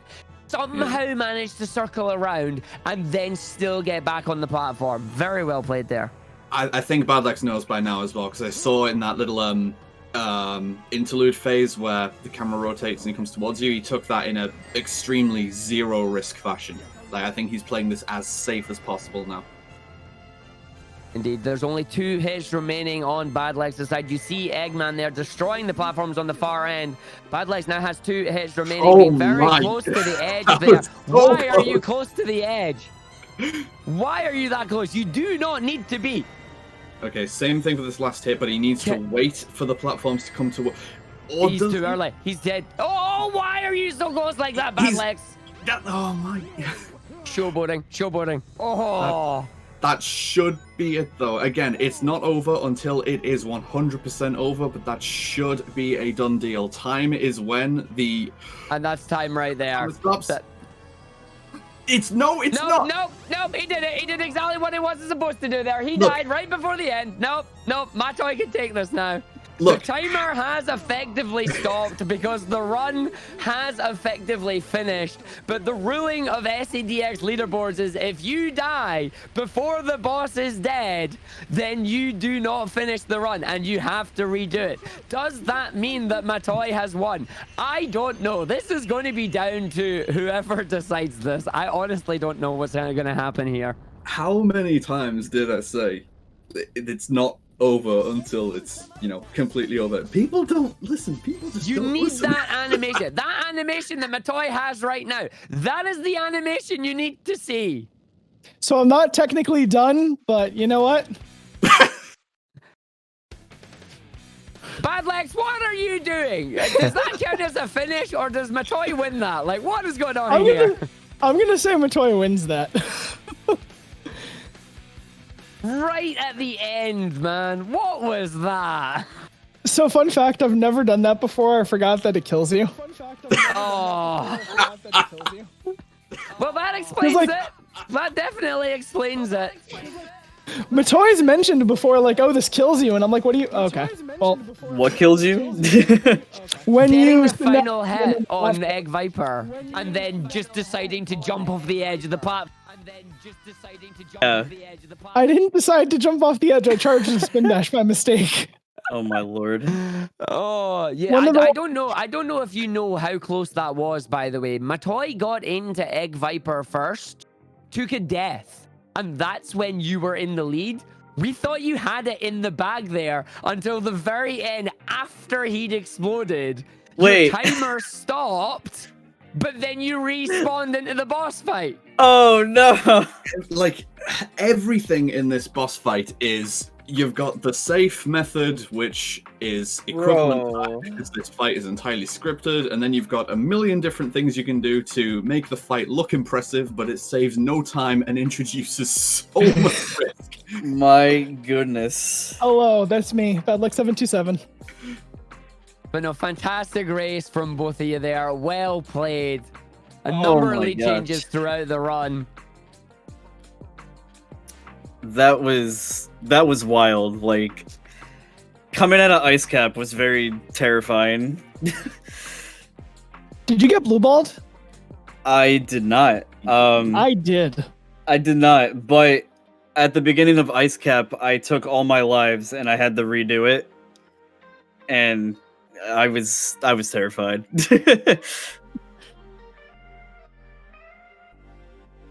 Maybe. All right, let's see if I can actually beat the boss this time. Oh God, why am I jumping? What was that? Oh boy, yeah, that's okay. That was scary. That's a hairy fight. I'm really impressed you didn't die there. Like, I'm really So am I. I jumped a hair too early. If I remember correctly, when he goes up on his little, you have to jump on the spinny tops, I think you can hit the green button that's under him too. I did an early hit. Oh, for the love of God. Bad legs, please. All right, we get to see. Oh, all right, we don't get to see more Sonic. Don't look. Don't. Do it. All right, Don't you release that dash. Don't do it. Don't. I can do that one. I can do the one where I release the charge. It's just spin dashing after the fact. There we go, and you finished the run. GG's. GG's to both you. Well played. Well played. Yeah. Thank you. Thanks very much for the race, guys. That was very entertaining. Thanks, folks. Thanks for watching. Oh God, that was not a 35-23. But so I'm gonna give you that I victory thought that because I died. fumbled the bag when I died on Egg Viper. Thank you It's okay. all so much for this wonderful race. I would love to see some love for our wonderful commentators, Arjik and Dracodan, in the chat. Y'all did such an amazing job, and all the love in the chat I've already seen for y'all, A+. So please show some love to our commentators, and thank everyone today for coming out to do this for the Able Gamers, because y'all are amazing. Again, don't forget, we are raising money for the Able Gamers charity. So we're looking to hit $1,000, and we are currently at $634.69. We are so close to our goal. And now I'm going to give it to our wonderful commentators to take it away.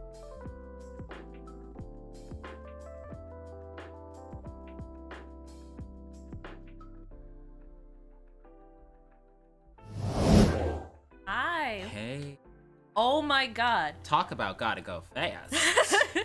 That was amazing. That was incredible to watch. Gotta I go was faster. just trying to keep up the entire time. Thank you guys so much for all That that. was phenomenal. Badlex, Matoy did an amazing job. Congrats to Matoy for winning that race. Congrats to Matoy.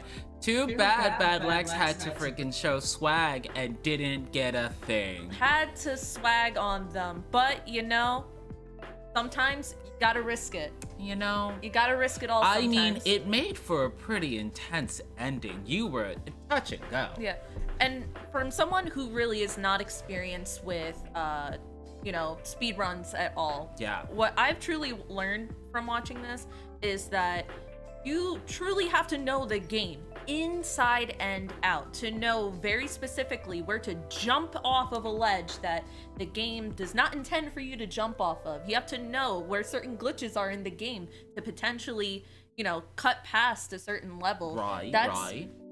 absolutely insane. To have that memorized is I couldn't even imagine that for myself. So I have that much more respect for my friends Badlex and Matoy. Sometimes you gotta swag. Sometimes you gotta swag. And honestly, the commentators, Dracodan and Arjik, did a fantastic job. Kept me engaged the whole time. Chef's kiss. I was very, like, the hype was there. Yeah. And a big part of that was very much thanks to our commentators. Thank you so much for doing that. Yes. Yes. So we asked in our opening if you would like an ASMR moment. We have peppers. We have peppers. If not, totally fine. Yeah. We will sit here and snack and talk with y'all. We'll give you an ASMR moment or we'll give you a mukbang moment. Oh, I'm sorry, a mukbang moment. A mukbang Mukbang. moment. So, We'll see. Let us know. Let Put us it in know. the chat. If not, I'm still gonna snack on this pepper because it's good. and we are hungry. And it's a satisfying bite to this. I Yes. love it much. I love it much. Absolutely. So, what's next? So, up next, we have our games of Among Us, which is going to be phenomenal. I'm so excited to see the chaos. I'm so excited to see who is going to suss out who. And it's going to be reckless. It's going to be fun. I can't wait to see it happen. So, Chaos. all the chaos. You know I live for the chaos. So on our list, we have Anthony, we have Sile, aka KT, we have Kevin, we have Olivia, we have Galactic Elliot, we have Linderth, we have Taz, Nostalgic Taz, we have Jeff, Bastet, and we have Neat on the rocks. So I think this is going to be a phenomenal group. I've already seen what a good handful of them are like in Among Us games, and I can already tell the entertainment is going to be there. That's right, hype Sile. I'm so excited to see you in the chat and in the Among Us games. So good. And it is pronounced mukbang. Yes, learned that recently. So the pronunciation is in fact mukbang, Not so, mukbang. not mukbang.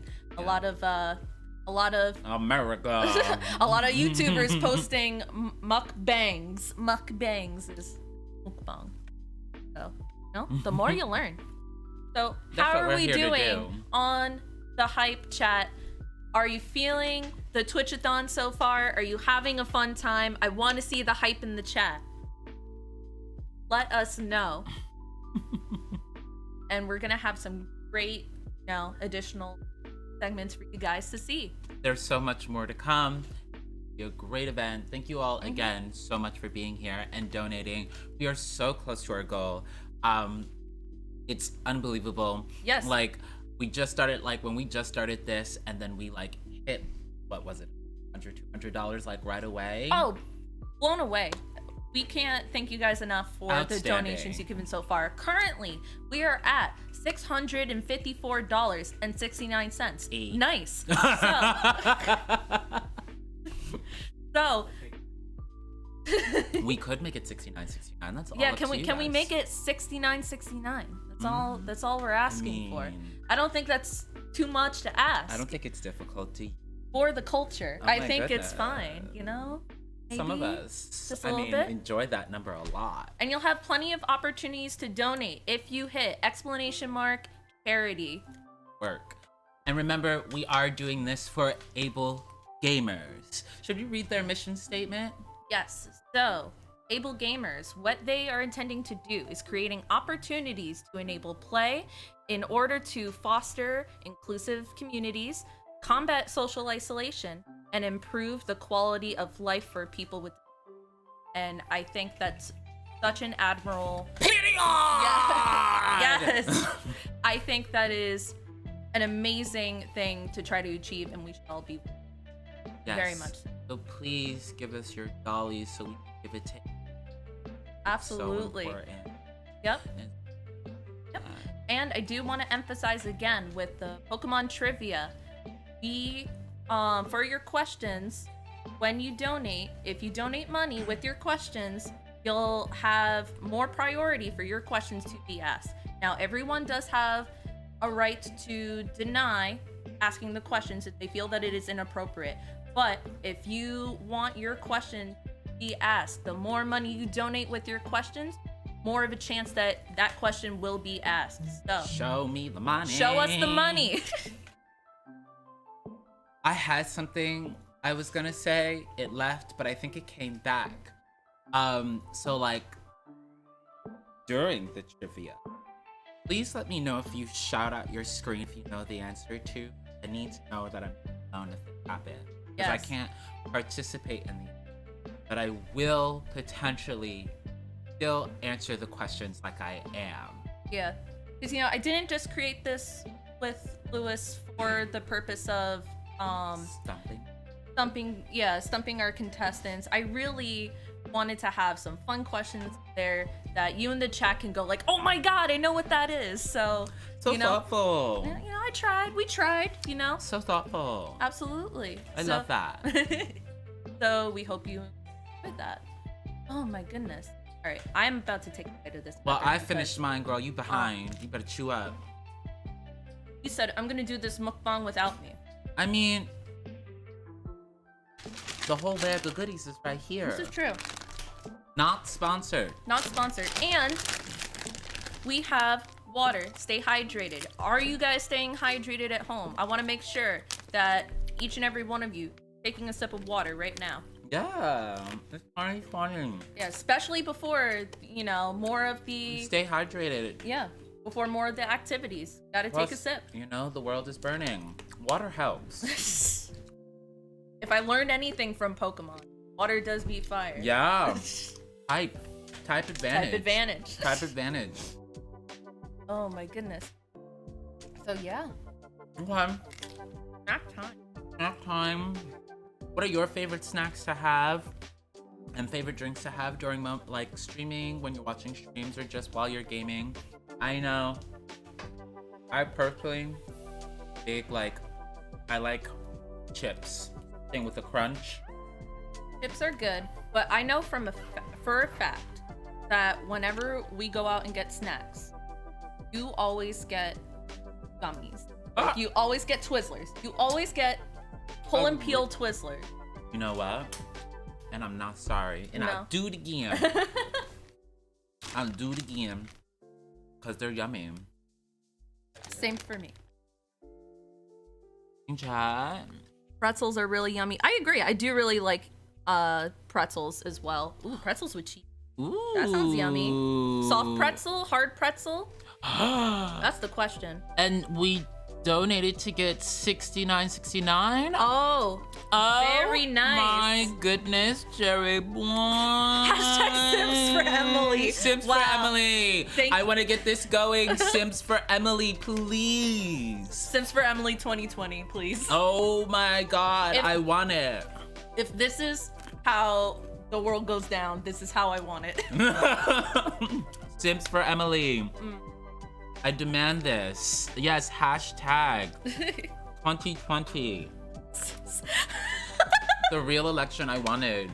Thank you, Neat. Yes, Sims for Emily 2020. Can we get that going, please? But hey, $669.69, doesn't it just roll right off the tongue? Oh, absolutely. So thank you so much for your donations, because that is very nice. Very nice indeed. But yes, honestly, on a serious note, thank you again for all of your donations so far. We could not have made it this far without you guys helping us. So thank you for staying engaged. Thank you for, enjoying our activities so far. We hope, and we hope that you continue to enjoy them. Because it's still going on, baby. There's a lot to do. There's a lot to get through. There's a lot to discuss. All right? We have a lot of stuff going on up until 8 p.m. I think. Up until 8 p.m. So, you know what? The hour is currently 3:53. Yeah, that's a full day of activities right there. So. I don't have a watch, but you better work. All right. And now, a word from our sponsor.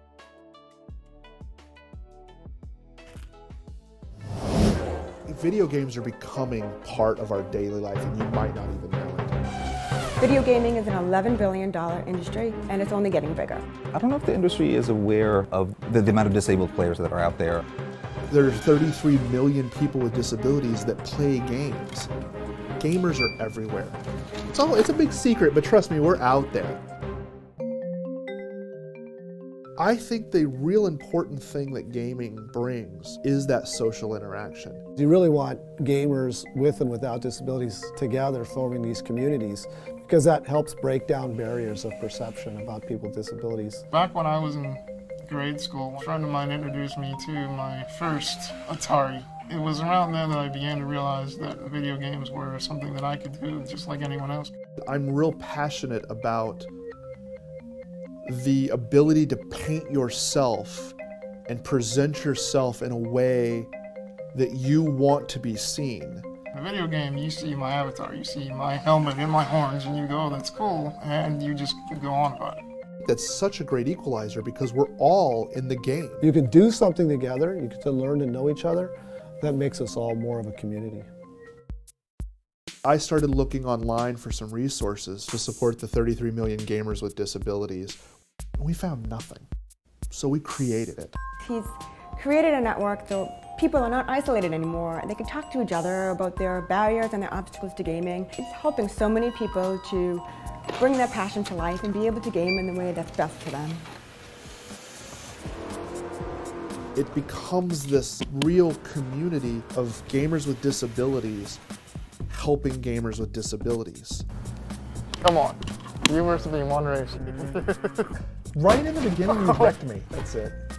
You were the person that I was thinking about when we were going through this and designed this device. That I sat there and helped figure out with you where the button should go. Yeah. A droid is the most friendly device that I've found so far.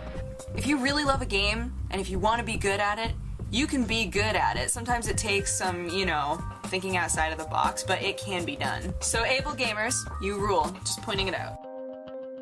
There are 54 million Americans with disabilities, and many of them want to do a lot of things that they can't do, and some of them take it upon themselves to create things that will help them and end up helping the wider community. I think one of the most powerful things Able Gamers is able to do is reach out to big companies, big content producers, and explain to them why they should be caring about people with disabilities. And we don't give the sad story because we don't think the sad story is what we as an organization want to present. We want to talk about us as a market.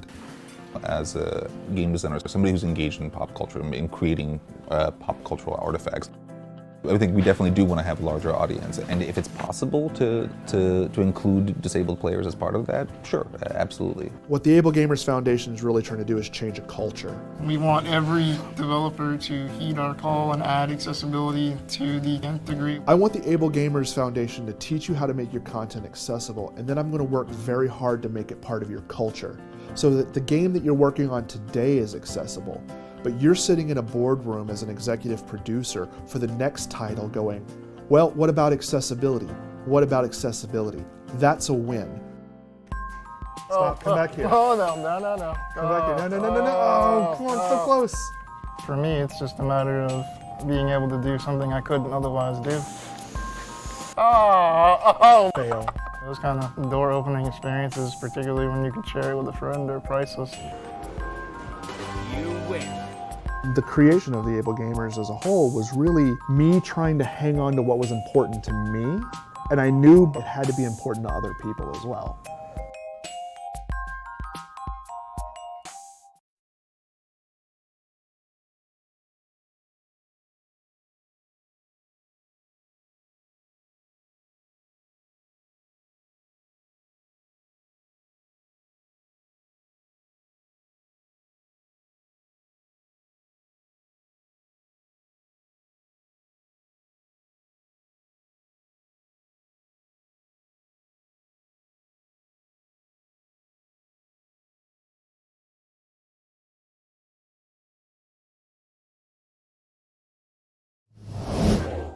Hey. Oh my goodness. We're back.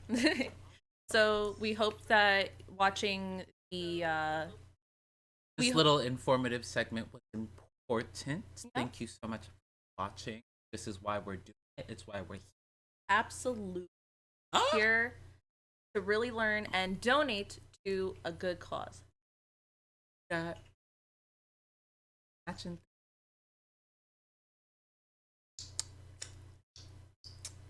Anyone knows me as anything, it's definitely a Mooch. for sure. A mooch. A mooch, he says. Wow, I'm hurt. Goodness. And truth hurts, don't it? No, not at all. Not at all. So I hope you guys are ready for the Among Us games that are going to happen. I want to see some hype in the chat for Among Us. Yeah. They may not be able to. I want to know. And what's because frankly, I know there's shit. Ooh, we got stuff we gonna talk. Backtrack. Somebody's gonna talk some stuff. Thank you, Badlex, for the hype. Much appreciated. Yes. And again, excellent game, Bad Legs. That was awesome. Yeah, I honestly watching that, I'm definitely gonna be popping into Badlex's stream and Matoy streams way more often. Oh, I really thought Matoy had it. Well, still does. And did. Matoy won. Matoy won that stream. I know. It was like touch and go. Wow. Yeah. So, chat, who do you think is gonna be the most sus? I already know Badlex said Anthony's gonna be the most sus. Anthony. But who else? Who else do you think? I think it's gonna be Jeff.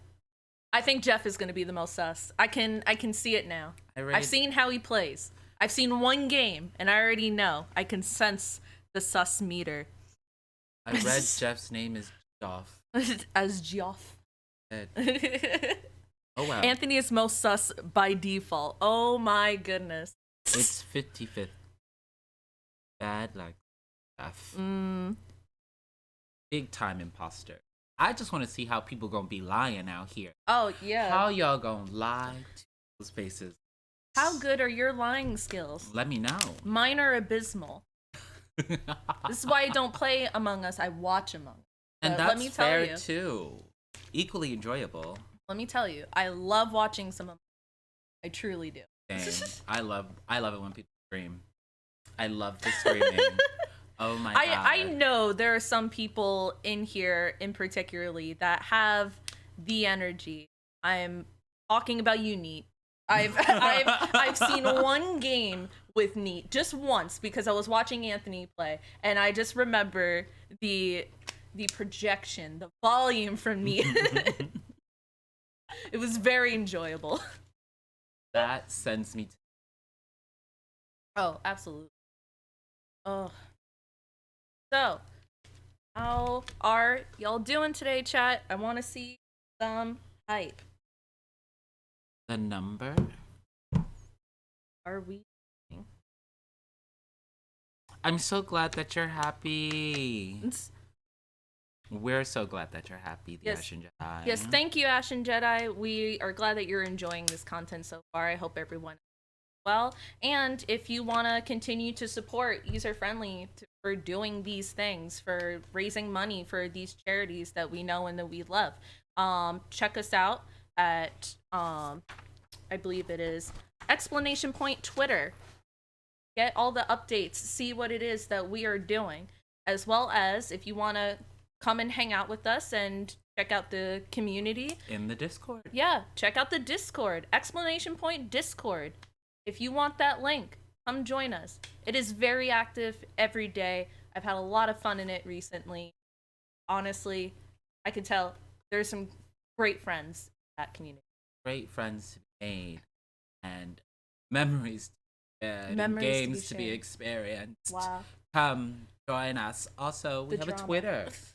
Yes, I said the Twitter. You did? I did. Where are Oops, you? child. Sleeping. This is what happens when you take people's Asleep. oranges right out of their Oh, hands. You wow. see that? Wow. Just the vitamin C has just left me. Oh. Shame, really. I'm it's sure. truly a shame. I'm sure. The results prove themselves right in front of us. Oh, so goofy. So much sass. It's what I'm known for. I mean, both of us, really. Truly, but we sass each other. And that's what friendship is. Yes, the constant back and forth of calling each other out. Yeah. If you can't do that, Are you friends? are you friends? That's the question.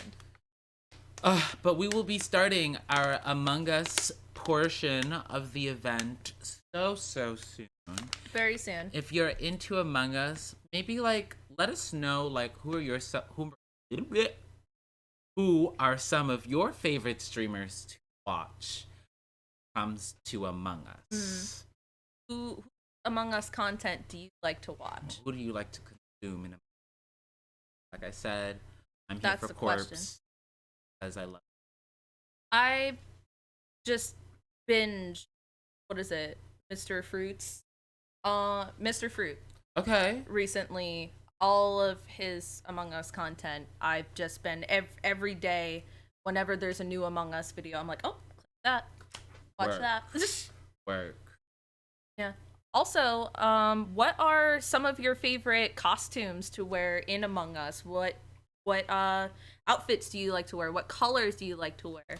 People are loving Toast. Toast is fun to watch. Toast is, so I've heard, Toast is pretty fun to watch. Yeah. I love watching Dumb Dog. I don't know Dumb Dog, but I'm sure Dumb Dog is a treat. Okay, Apollo. Let's see. I'm orange all the way.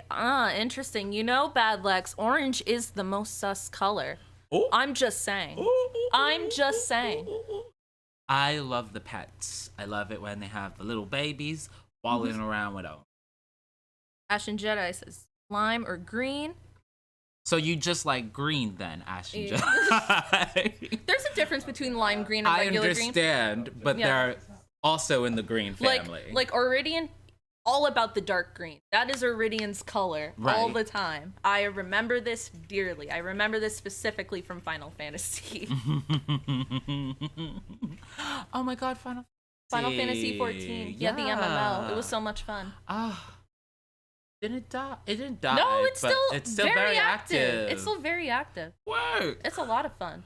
Love that. If you like MMOs and you want to check out a really good one, highly recommend Final Fantasy 14. I've heard nothing but great things. I played it briefly. So, what games are you playing? Right now, I'm super into Genshin Impact. I know you are. I'm super into Genshin Impact. I'm so glad I got to find out about this game. Gotcha games, I'm like, about. Oh, don't say that about Gotcha God, Fanta J.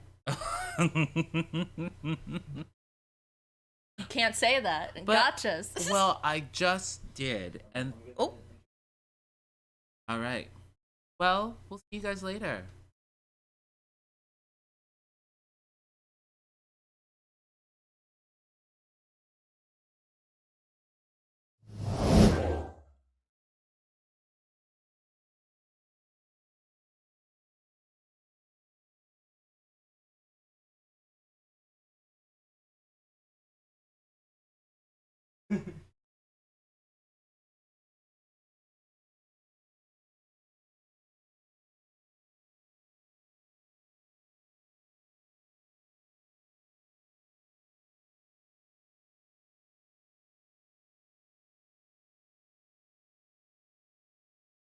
How we are.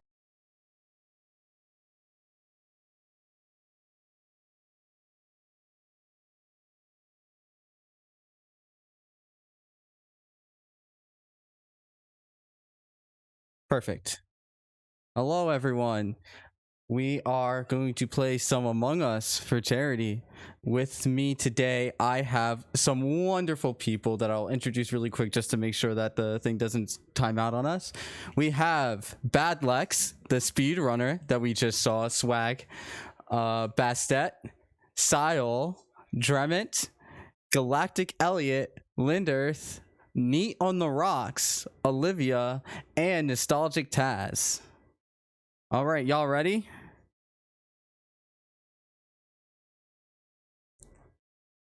Same here.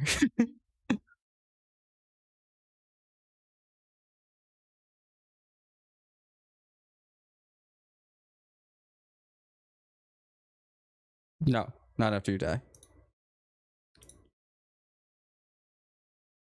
All right, so I never ever go right, ever, but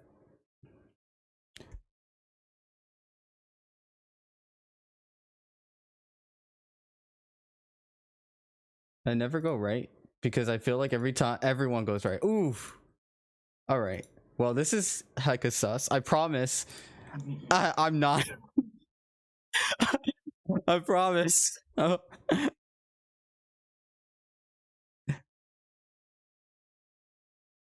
Let's see.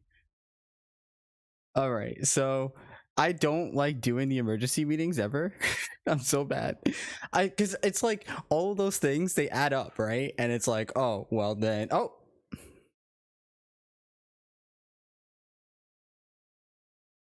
Well, that was fast.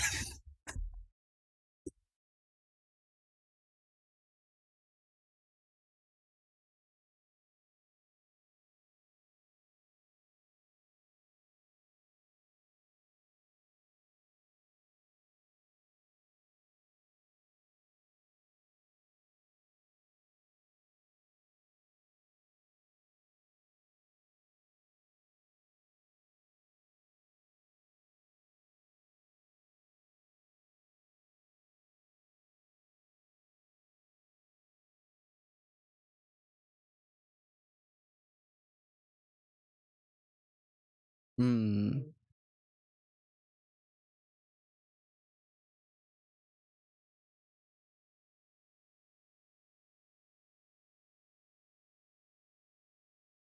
I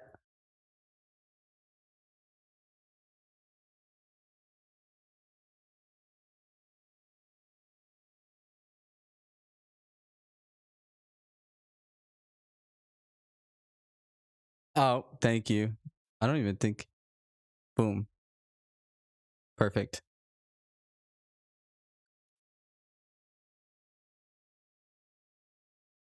Yeah, the chat should be able to hear.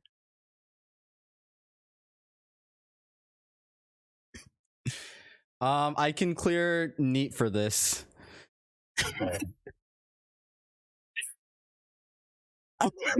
Neat was over to the right, and the middle of me trying to figure out the best way to mute.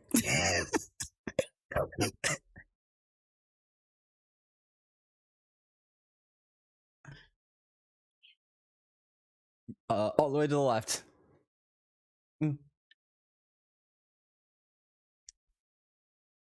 No audio. Hold up. We'll just skip. Oh, that would make sense. There we go. Oh, was it? Oh my god. There we go. Okay. Can y'all hear us now? There you go. Okay, cool. Alright, don't forget to mute. Mute everyone. Okay.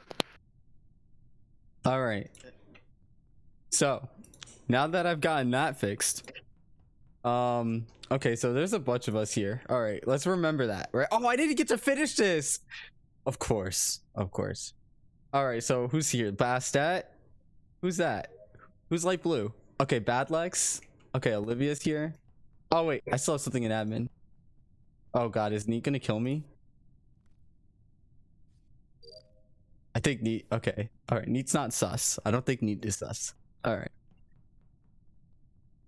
That was fast. I really think it was Badlex. There's nobody else that could have did this so quick. Oh god, now I gotta go into electrical. Oh no.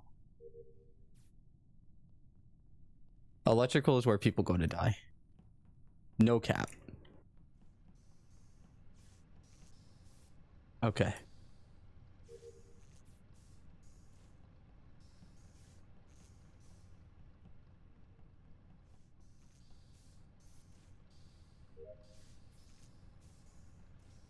All right. So we're almost done with tasks. All right. Honestly, I'm just like, yo, could you imagine like speedrunning tasks? Speedrunning Among Us? All right. So we're done with tasks. Oh my gosh. Oh wow. Oh goodness. Okay, who did it? What? Dreamant was in the electrical. Okay. All I'm saying is Badlex was acting real weird and was running around with me. And then he splits off and I go chasing after him. And instead of finding him, I find a body in Okay, he was with the body last time too. That's why I'm concerned. I don't know. I did see Anthony standing there and watching us try to do the task or figure out what's going on. So I thought that was interesting. Badlex, do you have any defense? We have to save yourself. Neat. I was with you for like 2 minutes. You were with me for like 45 minutes, but it only takes one. I mean, listen. This is true. I was with you for a very long time. That's all I gotta say. I was hanging out with you as an admin. Someone was in cafeteria and then they left. I think it was Kevin, or Drummond rather. We were hanging in admin for the majority of it, and I was like, I need to go do some tasks. Don't vote on 7. Oh, it might be a little too late. You said don't vote on 7 when everyone's already voted on 7. Well, I voted for you. You guys are choking this a lot harder than I choked the run earlier, let me tell you. Oh my god. Wow. Does it say if they're an imposter or no? We don't know. No, it's secret. Mute. All right. So I think we got one. I feel like we got one. Oh, you know what? Lynn hasn't said. Oh, wait. Is Lynn dead? Lynn hasn't said anything. Oh, gosh. Okay. Everyone's here. All right. I'm sticking with the squad. I'm sticking with these goons here because I'm like. Where are you going, Olivia? I'm watching. Where'd you go? That's unfortunate. Hold on. I'm watching. I'm watching. Bad Lex, you're unmuted.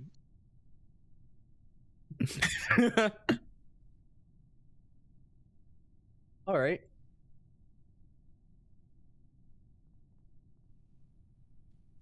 Okay. I trust it. Oh, it's definitely neat. Neat is definitely... Hold on. No. Okay, maybe it's not neat.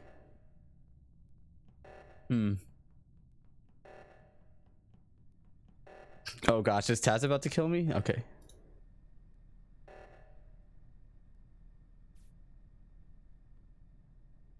All right.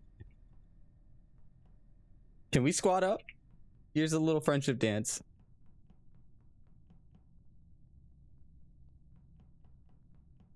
I don't trust anybody.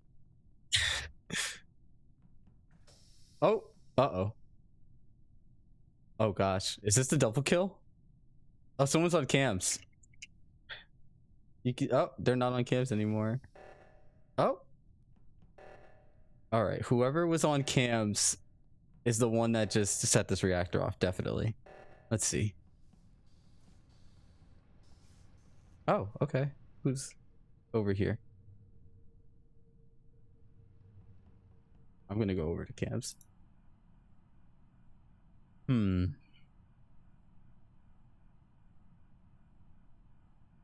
Who's sus?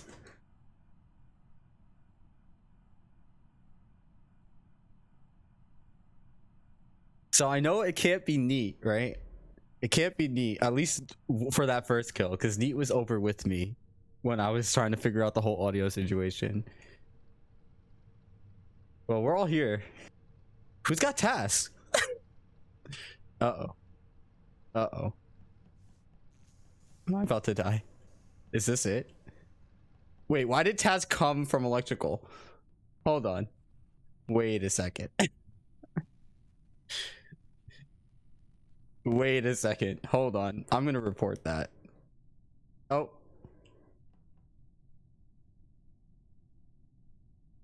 Let me in. Yeah. Okay. I don't trust it. Oh. Oh my goodness.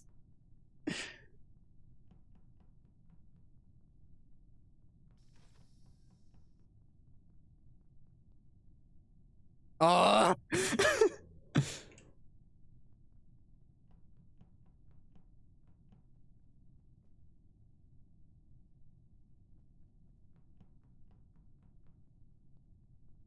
All right, I'm spamming this button.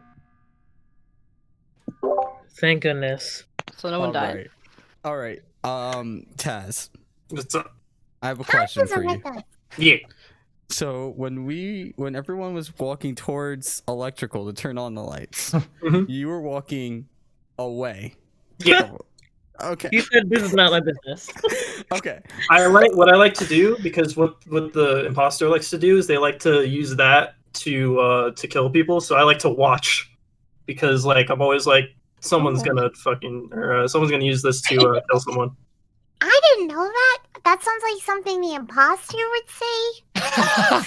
No, it's just a big brain move. Sounds. I don't know. Yeah. You No, were because big up. people I was like to really use happy the. because I was scared. Yeah. And when I keep seeing Red walk around, I'm like, I don't know. People like to use the gang was the. walking around. The gang was walking around, and you were not. You were not the gang.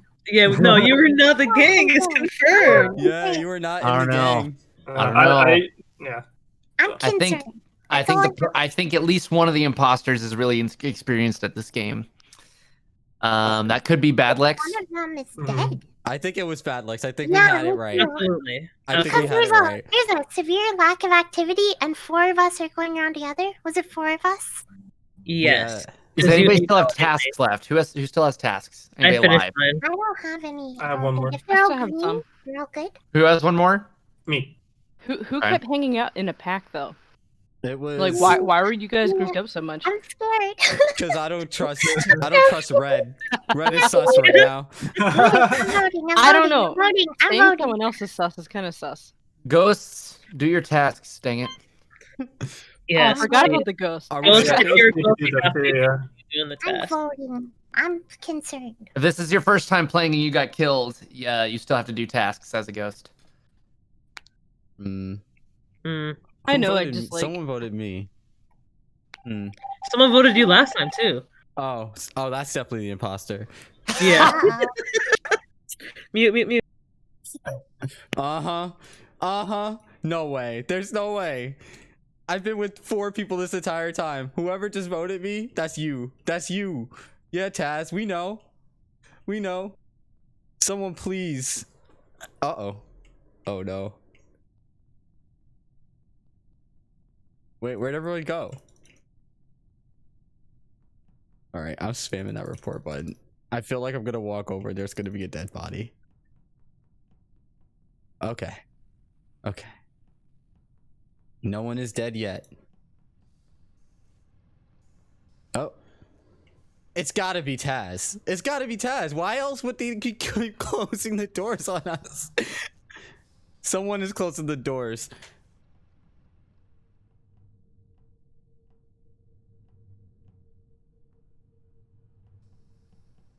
Yeah. See, see, it's gotta be Taz. 100%. I can't use an emergency meeting.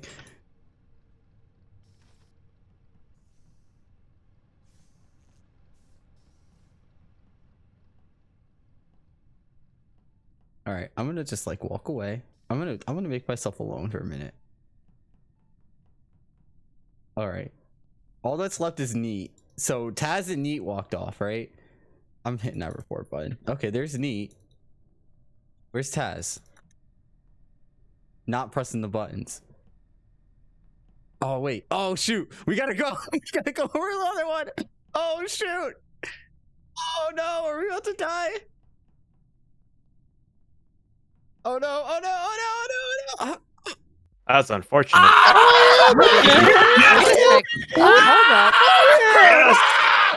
Wow. Yes. Bro. Oh, thank goodness. As soon as I saw everybody commit to one, I was like, I'm gonna guard it for with my life. Wow. No! Who still had tasks left? I Whenever you're playing, you can click on the map, and the map will show you exclamation marks, and that's where all your tasks are. If you still have any. Or arrows, or I don't know. I think it's Yeah, I like to look at the map though, because the map Me too, like reliably shows everything. Yeah. I'm a visual learner. Like, I Also, never- Elliot, I'm so sorry. Oh no, you're good. You're good. But yeah, in the top right, whenever you're in the game, there's a little map there, or you can click on tab. Tab is a really nice like thing too to see like everything. Is there Yeah, we there's lost. something that shows you the link to the So oxygen was called. So there are 2 things that could be called on Skeld, which is the map that we're playing on. So there's a reactor, which is on the left side. Whenever it goes like, brr, brr, and then there was also like the oxygen on the right side that goes. Brr, brr. So you need to like put in the code for oxygen on both sides, admin and O2, and for reactor you have to just handprint on the top and the bottom. So If you don't do it in 30 seconds, then you lose. God So dang pissed. it. And I saw. I Padlock's was just like, closing every door in front of me. I Yeah. know it's him. That's how I Just knew. do a I was like, it's test. totally Badlex because he's bullying the crap out of me. Oh, I'm so glad. I Thing should is, have though, done a test. the thing is, though, yeah, it was. I told you, right with the game. But I tried Yeah. As soon anyway. as Taz didn't have a task to do, I was like, I'm gonna report the crap out of you, boy. And Badlex closed every door between me and the button. Oh my I God. watched Steph walk up to the button and I hit oxygen and I was like, I was like, no! "Ah!" I Who's left? refuse! Olivia, you had to rejoin. Yeah. Oh, my bad. I'm We so glad gotta- everybody committed to the one. I was like, oh, I'm gonna guard this one with my life. I'm gonna kill the first person who's here. and hope for the Everyone, best. that was so their good. colors. I knew it too, Taz. I'm like, you're just gonna sit on the button and kill me if I come towards it. And then everybody else came, and I was like, yes! I watched Elliot type in chat saying we lose. I was like, what? And then I looked at the map and I said, oh, yes. Yeah. Also, can we get some more? I was going to say some more tasks, but. Yeah, I think we need more tasks, but we can do that for next game. Yeah. Can I get Damn. Cute. Oh,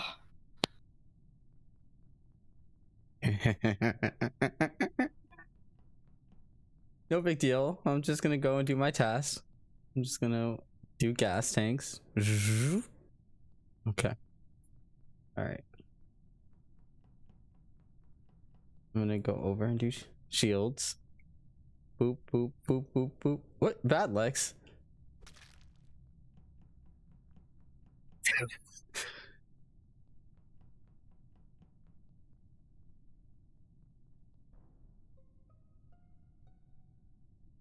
Okay.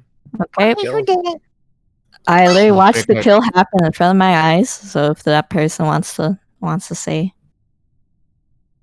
oh yeah. Well, tell us. I I'd like to found know. I found Brown's dead body. I was doing communication download and I saw Brown's dead body killed by Badlex. Really? Me twice in a row? Come on.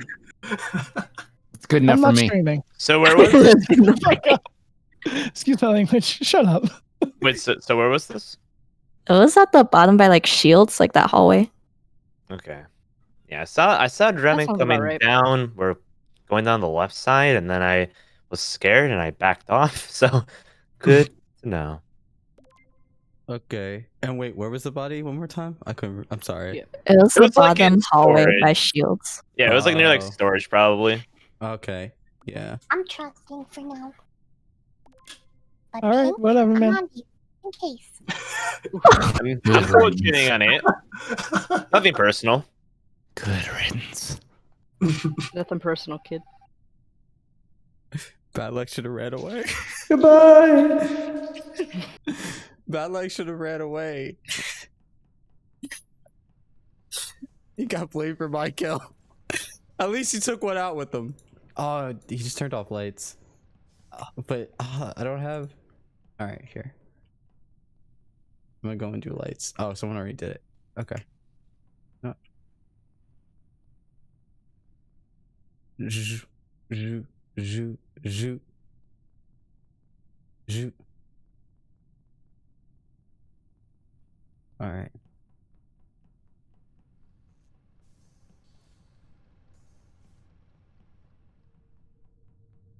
Boop. Boop boop. Boop boop boop.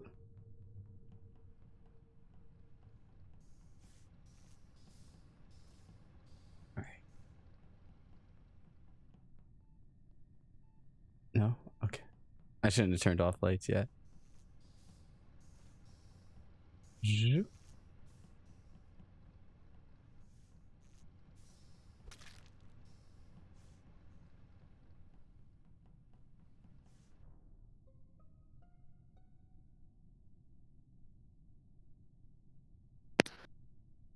Interesting.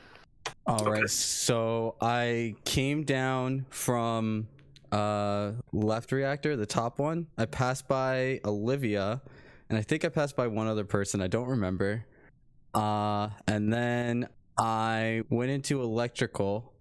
I came back up to go up to do my Simon Says or the do thing, and then I found, which I don't even remember what color now. Was I that think it was- white? Yeah, white spotty. Yeah, it should be white hue. Yep. So where Okay. was everybody? So I left electrical.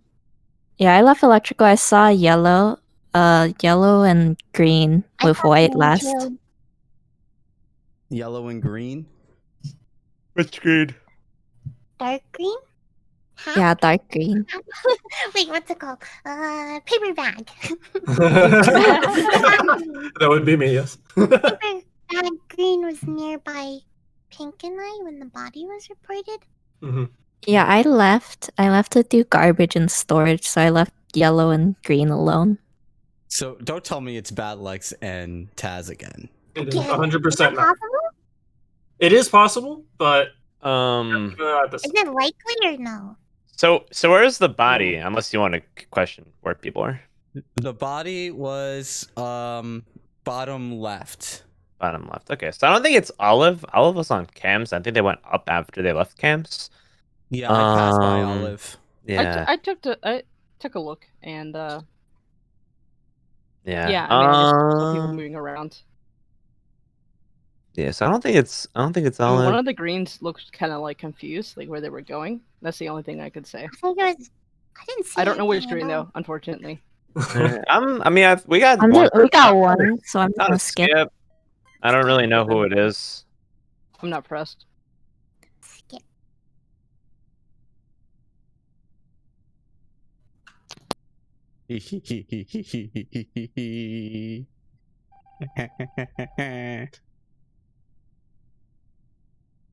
We got him.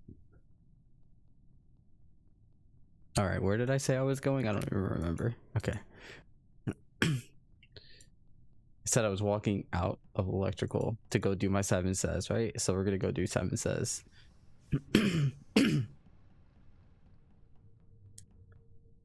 Boop. Boop boop. Boop boop boop.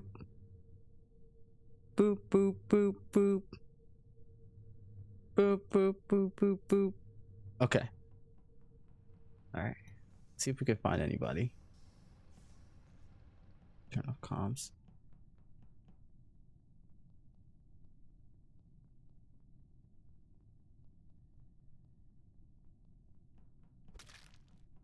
Oh no.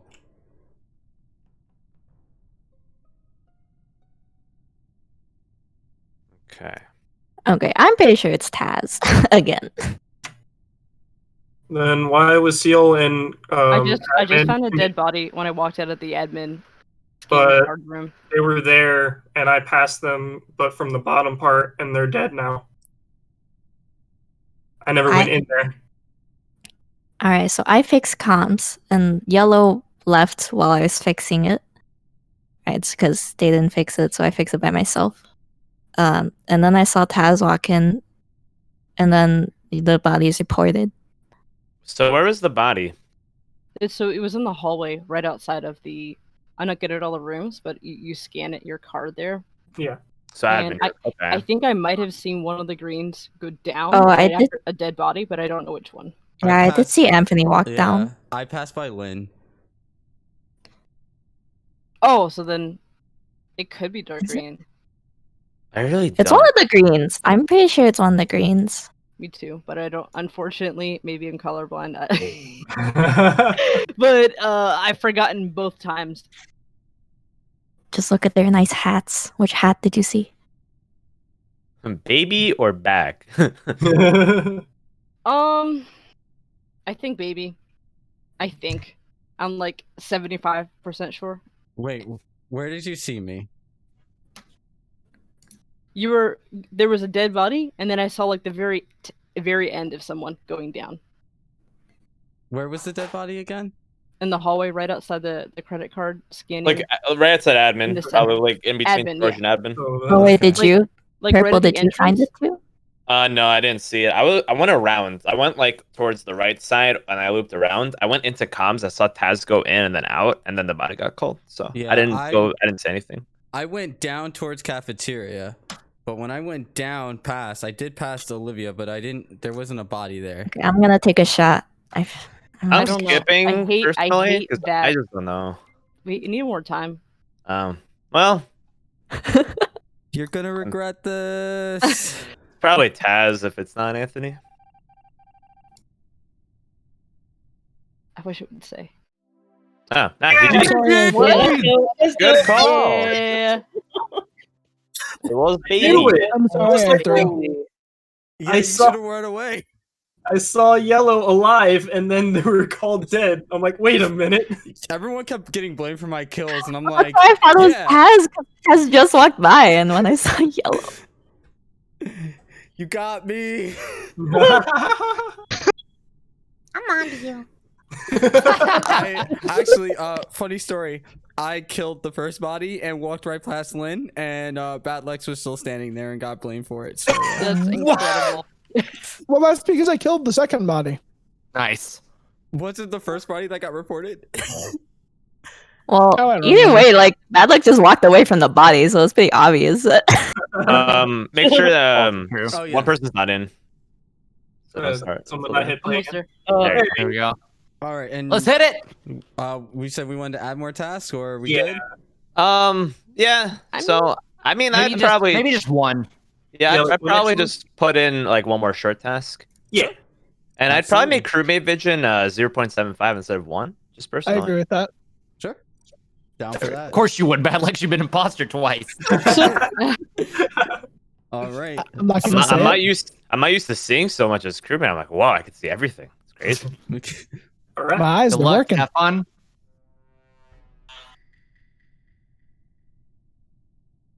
All right. Oh no, why did I go right? I hate going right. I hate going right. It's just a force of habit of mine. All right.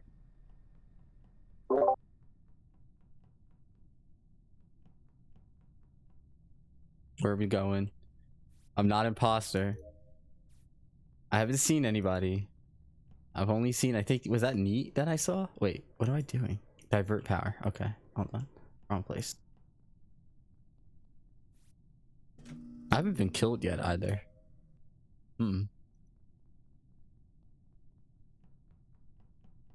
Oh god. Oh. Not the Pepto. Okay, so Oh my god. 2 deaths. All right. I'll be honest. I didn't see anybody. I literally walked into electrical. I have 3 tasks in electrical. I walked in and I saw pink.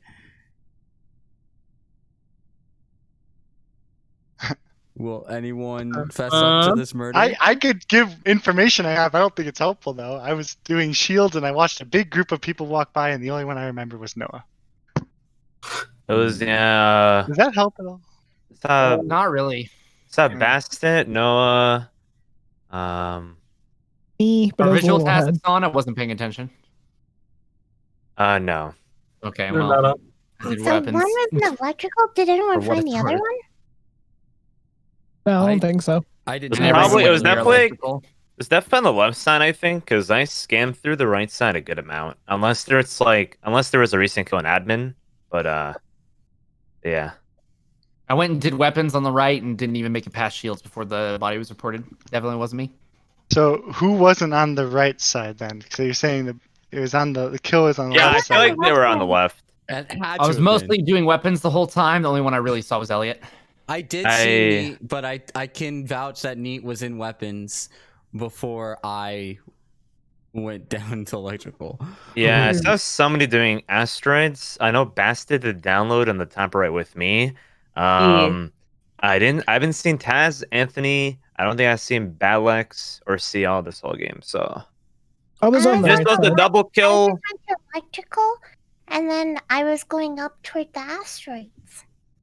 Okay. I had wanted to do electrical, but noticed Dreamit kind of like by me. So just to be safe, I went around to see what they would do, and they kind of followed me for a bit. But I went all the way around. Now I'm over in cafeteria. feel like it's Taz Malix again. No, I'm kidding. Do we just vote Badlex for the culture? No. The fact that you said should we just vote makes me sick. I did not vote for you, okay? Okay, the only person who I didn't mentioned there vote. on the left side. Oh my god. Supported the bomb. Sus! All of my freaking tasks are in electrical. I have no information. None. Alright. So let me go do I didn't even fake the right task last time.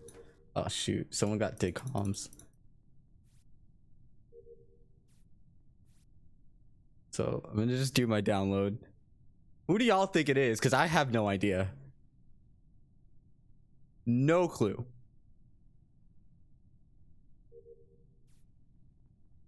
Oh, that's a big squad of goons. I'm gonna chill with them. I'm chilling. Oh wait, there's still 2 imposters left. Oh, what? Okay. So Elliot, you and I entered from the left side, right? Into electrical? Yeah, I went to reactor first. I did the like 1, 2, 3, 4, 5, 6 thing, and then I think you and Cams, we went together into electrical.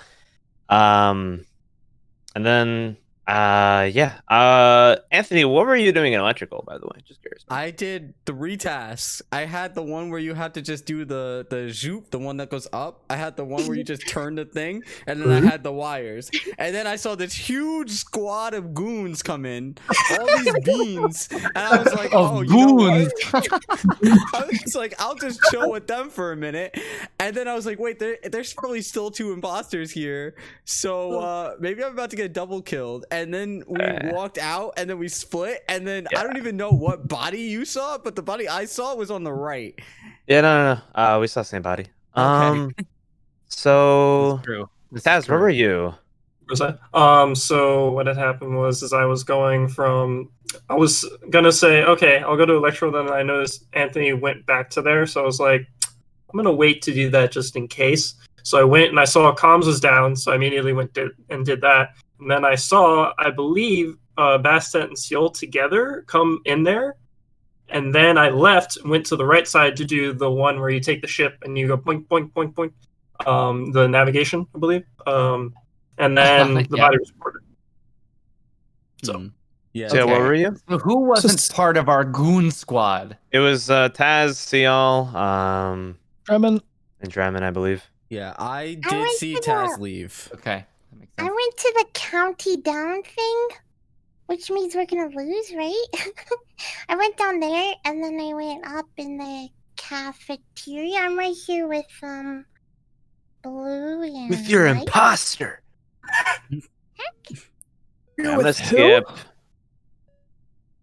I'm in the cafeteria right now. I went to the 7, don't Wait, vote. where's Skip. Kevin? I'm I ready. haven't seen him. Did he just say I'm right here? Oh, where was I? I'm behind. Happily Phasmophobia. explained. Behind. Behind. Oh no. I know we're not supposed to vote on 7, but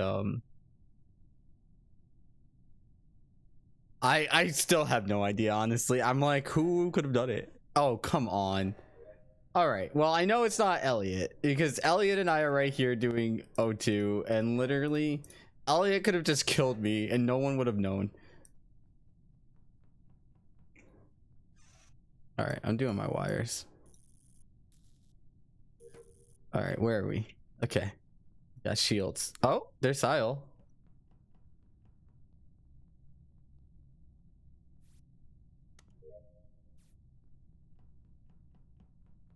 Okay, there's Drummond. Oh, what the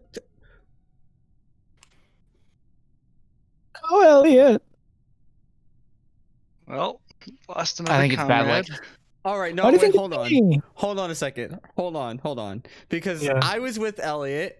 Yeah, Okay, that's this is gonna what I was sound gonna this is gonna sound mad sus, but it's fine. I was with Elliot. We did the download or the upload or whatever, and then I left oh god, I don't even remember where I went, but I saw then Dremont ended up there, and then Sile was coming from the top, and I'm like, why do I keep running into all these bodies? All right. Yeah. It was such a rush. I just reported the body, and it was near the oxygen on the right side. And the last person I saw there was, I'm not even kidding, Badlex. I saw Badlex. No, don't you dare. Don't you dare. I'm not even kidding. Don't you dare push this on me. I did oxygen. I moved the leaves to the chute. I did the code in oxygen. I went up through cafeteria, was going to do my last task in reactor, which is frickin' Simon Says. Okay, but get in that this, area, right? Get in this. that area where the body was. I've not seen a single body, nor have I seen Badlex practically the entire game. I'm just saying. I'm just saying. Batman. It's almost like I'm Batman. Yeah, you've been in vents the entire time. That's why, just like Batman. Okay, so it's Anthony and Noah. That's good to know. I want to be completely honest. Badlex has killed me the last 2 rounds, but this is not a vendetta situation. I forgot about that until just now. It just so happens that it's him again. As we Or at need least your that's vote. our best infinite. Actually, I don't think we need your vote, but Y'all saw on the wrong person. Enjoy the loss, guys.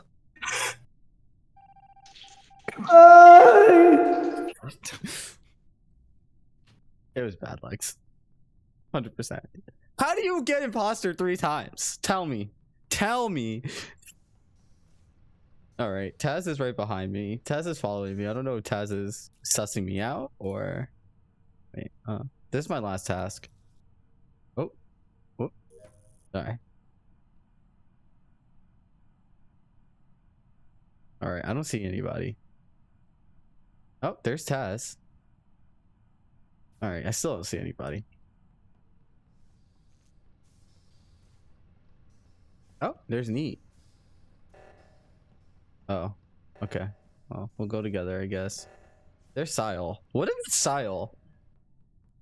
It's probably Sile. Oh, what? Oh my god. Okay. I I have to say this. You need to pay attention to who stops talking. You So know, the dynamic duo. I was Unbelievable. salty. You're salty this whole time.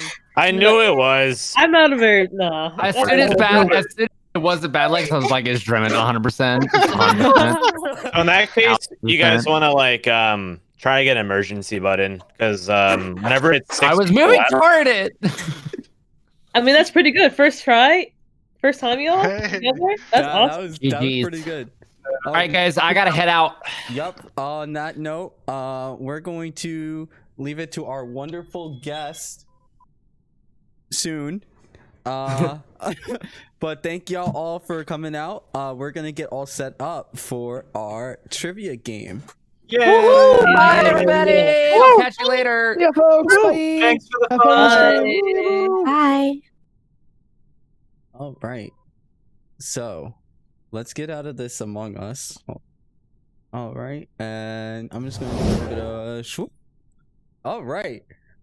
I didn't get to look at chat this entire time, so I'm gonna look at chat a little bit, and then we're gonna give it off to our wonderful hosts Emily and GK.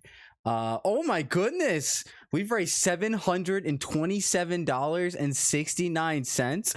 Y'all, thank you. Oh my gosh, y'all have made such a difference in somebody's life.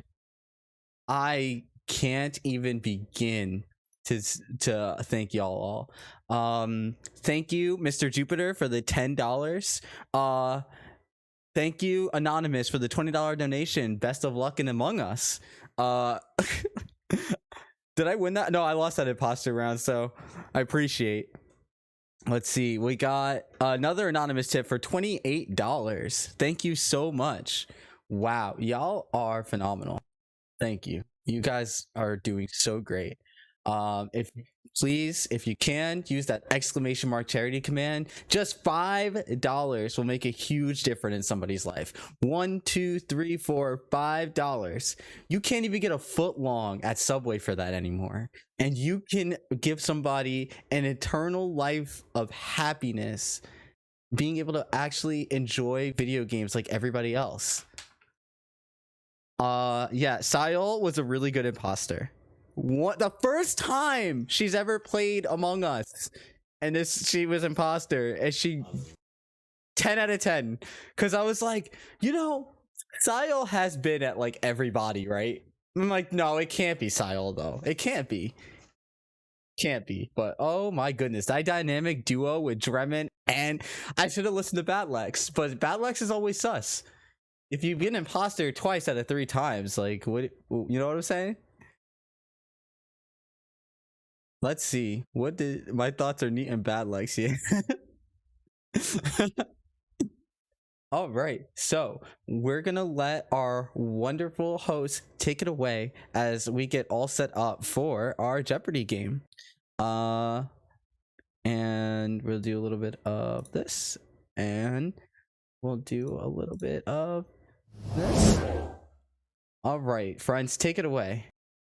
Hi, welcome back. Hi. How were those Among Us games? Well, I mean, y'all were sus. All of you. Liars. Every single one of you. You're all liars. You've learned to lie well in your lifetime. And it serves you well. Yeah. It serves you well. Very much. I thought it was hilarious. Badlex, just twice in a row, and very much almost had Anthony thinking for a third time he was an imposter again. I mean, look, when you're what luck to imposter twice in a row. Yes. Style. Explain to me how you got so good at Among Us. Explain to me, because your sus levels are off the charts. If I recall in a recent stream, you have never played a video game before, Sile. Not once. Your sus levels are off the charts. Off the charts. Absolutely crazy. So, I hope you really enjoyed those games. We have next coming up the Pokemon Trivia, which is going to be a lot of fun. It's going to feature Galactic Elliot, who is just with us in Among Us, and it's going to feature Poke Jungle. Oh. Exciting, right? Oh. And Fanta J. So honestly, I'm really excited to see, I'm really excited to not only test their knowledge a little bit in Pokemon, but also I just want to see them have a good time. I want to see them have fun with the questions. We're gonna put them to test. Absolutely. And I can't wait to see them. No lyrics, no lyrics. We are not trying to get flagged. Thank you. Not once. Pokemon. Speaking of Pokemon games, out of all the ones that you have played recently, which one like so far the best? X and Y. X. Okay. Period. And I'll tell you why. Tell me why. Because why X and Y? The moment we're able to customize our character, it was a wrap for me. The fashion in X and Y cannot be touched. Far like, none. It's so Far good. none. So good. When we got all the seasons, spring, summer, winter, and fall, and the Paris fashion. It was very good. I loved it. Yes, I do. Some of my favorite Pokemon do come from Gen 6, X and Y. For me, is it X and Y? We really have the unpopular. We do, because X and Y are not a lot of people's favorites. It's not, but I enjoyed it. Yeah, I honestly had a lot of fun. I'll tell you, I would just sit there with the I don't remember what the name of the feature was, but you could make your own little custom trainer video. And I would sit there doing little edits with little custom movements, and you can include your Pokemon. And honestly, I would do that for hours trying to make one trainer video to make it look nice. It was a lot of fun. I enjoyed it. Sometimes it's the little things about the Pokemon game. Exactly. And you know what? If we're in the unpopular opinion section of this game, I accept this. Same. I accept this. Same. Also, Black and White have to have been two of my, kind of the same game, but my favorite games. I loved the story. Right. I loved the fantastic character progression with Sharon Bianca, your rivals / tag-along friends. Was fantastic. Seeing them actually develop as characters throughout the game was fantastic. And then what else? N. I love N as a character. So good. The Right. music. Chef's kiss. I mean, gotta love it all.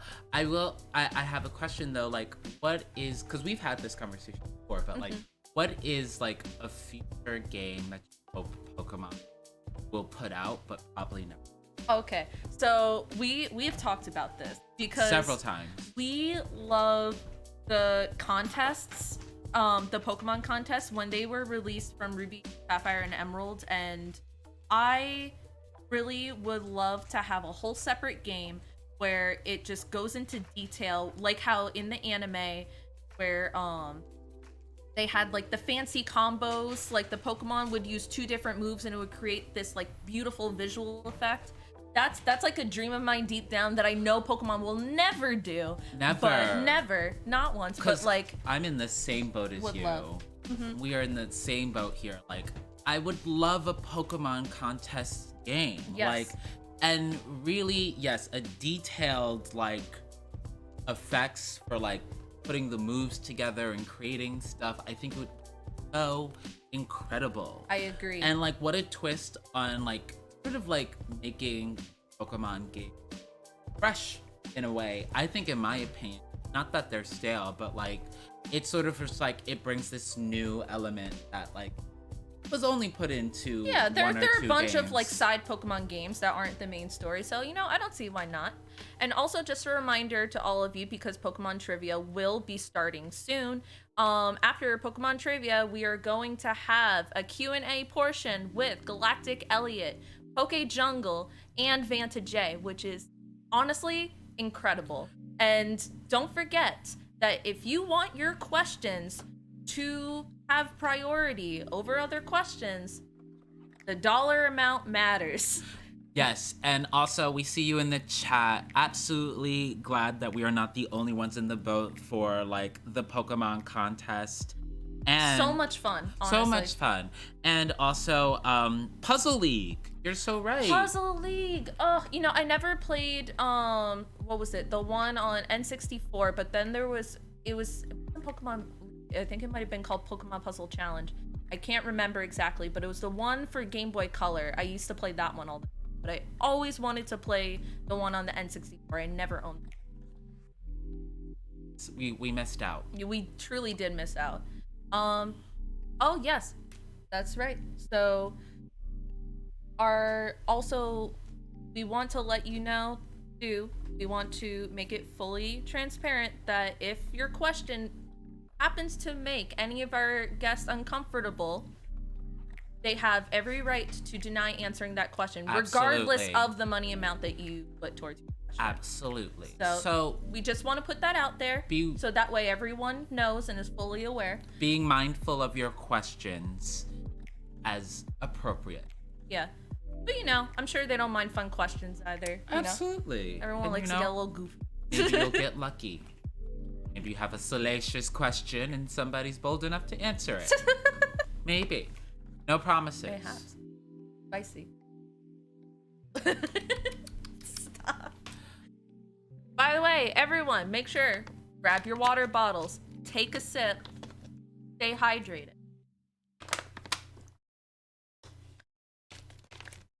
I don't see all of y'all taking a sip of water. Banned. Also, like, tell us what Pokemon games you guys would like too. Yeah, oh my gosh, what were your favorite gens from Pokemon? That too. Yeah, what were your favorite gens, games? And future games you'd like to see. Because I'm still holding out for a prayer for this Pokemon contest game. It'll probably happen 10 years from now. But if it does, best believe. It's a dream of mine. There was one time where I actually had a dream that I was a Pokemon contest trainer. Oh my god, how did that go for you? Oh, I lost, but it was it was when I tell you it was a fantastic experience. I need that dream back. I'm seeing a lot of Gen 5. Gen 5, yes, very underrated. I remember Gen 5 got so much flack. Really? When it came out. Well, yeah, because everyone were like, oh, what Pokemon were these? And I'm like, oh, look at Gen 1. Then people are saying Gen 2 and Gen 4. You know, I think what I love about Pokemon is that there's truly, like, people who appreciate Pokemon. There are going to be fans that love just about each generation. You know what I mean? Yeah. Same thing with, like, each Pokemon. Right. Like, if you think about it, there is a Pokemon fan out there that loves every single Pokemon, including, like, the ones that you would think would be typically. So, Yeah. I can agree with that. Is that like a sweet thing? That's cute. Like, I'm sure Nosepass is someone's favorite Pokemon out there. I promise you. Undoubtedly. For probably many reasons. For many reasons. I know it's not your favorite Pokemon. What would make you assume that? I don't understand. What would make you assume I know the aesthetic. Oh, somebody said Gen 8. Yes, Gen 8. Honestly, I love what they did with Sword and Shield. That's another one recently that's like, there's a lot of mixed opinions. There's a lot of controversy around Gen 8. I do know that. I do know that. And I can't fully understand why, but... I mean, I get it. Do I necessarily agree with all of it? No, but I get it. I get where they're coming from. Yeah. Like, Can understand the different perspective of out course. there. Yeah, I think, what is it? I have to agree with Anthony that Magnemite Gang. Oh, yeah. Honestly, yeah. Work. And what were you saying? What is it? Agreeing with Anthony. Oh, yeah, agreeing with Anthony. So, going through the champions towards the end of Pokemon in that game, it very much felt like we're going through the story of, like, the anime. Right. Which was a really cool experience. Having to constantly stop between trainer battles, and then more of the story gets revealed, and you progress throughout the game still, and then you go back to fighting again in the championship. I thought that was really cool. I do too. Yeah. I do too. That's so exciting. But, I mean, and now we're about to play this game and do these things. We're about to play the game and do the thing. You heard it here from GK. We are about I'm multitasking. We're about to play the game and do the things. So, Roxanne's nose pass was annoying. Oh, absolutely. Because, listen, my favorite Pokemons were not necessarily the strongest. So trying to get through Roxanne's nose pass was a pain in the butt. Understand. All right. So The struggles of having a favorite Pokemon that is that wide. But we are about to wrap up pretty soon. We're going to begin Pokemon trivia right after we play ad from Able Gamers. And now Just to a remind word. you how important this. And now a word from our sponsors. Video games are becoming part of our daily life, and you might not even know it. Video gaming is an $11 billion industry, and it's only getting bigger. I don't know if the industry is aware of the amount of disabled players that are out there. There are 33 million people with disabilities that play games. Gamers are everywhere. It's a big secret, but trust me, we're out there.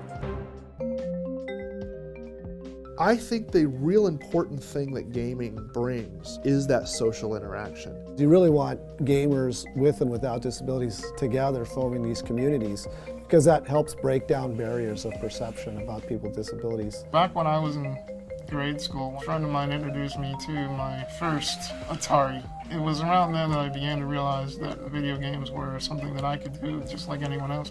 I'm real passionate about the ability to paint yourself and present yourself in a way that you want to be seen. In a video game, you see my avatar, you see my helmet and my horns, and you go, oh, that's cool, and you just go on about it. That's such a great equalizer because we're all in the game. You can do something together, you get to learn to know each other. That makes us all more of a community. I started looking online for some resources to support the 33 million gamers with disabilities. We found nothing, so we created it. He's created a network so people are not isolated anymore. They can talk to each other about their barriers and their obstacles to gaming. It's helping so many people to bring their passion to life and be able to game in the way that's best for them. It becomes this real community of gamers with disabilities helping gamers with disabilities. Come on. You were to be moderation. Right in the beginning, you wrecked me. That's it. You were the person that I was thinking about when we were going through this and designed this device. That I sat there and helped figure out with you where the button should go. Yeah. A droid is the most friendly device that I've found so far. If you really love a game, and if you want to be good at it, you can be good at it. Sometimes it takes some, thinking outside of the box, but it can be done. So able gamers, you rule. Just pointing it out. You know, there are 54 million Americans with disabilities, and many of them want to do a lot of things that they can't do, and some of them take it upon themselves to create things that will help them end up helping the wider community. I think one of the most powerful things Able Gamers is able to do is reach out to big companies, big content producers, and explain to them why they should be caring about people with disabilities. And we don't give the sad story because we don't think the sad story is what we as an organization want to present. We want to talk about us as a market.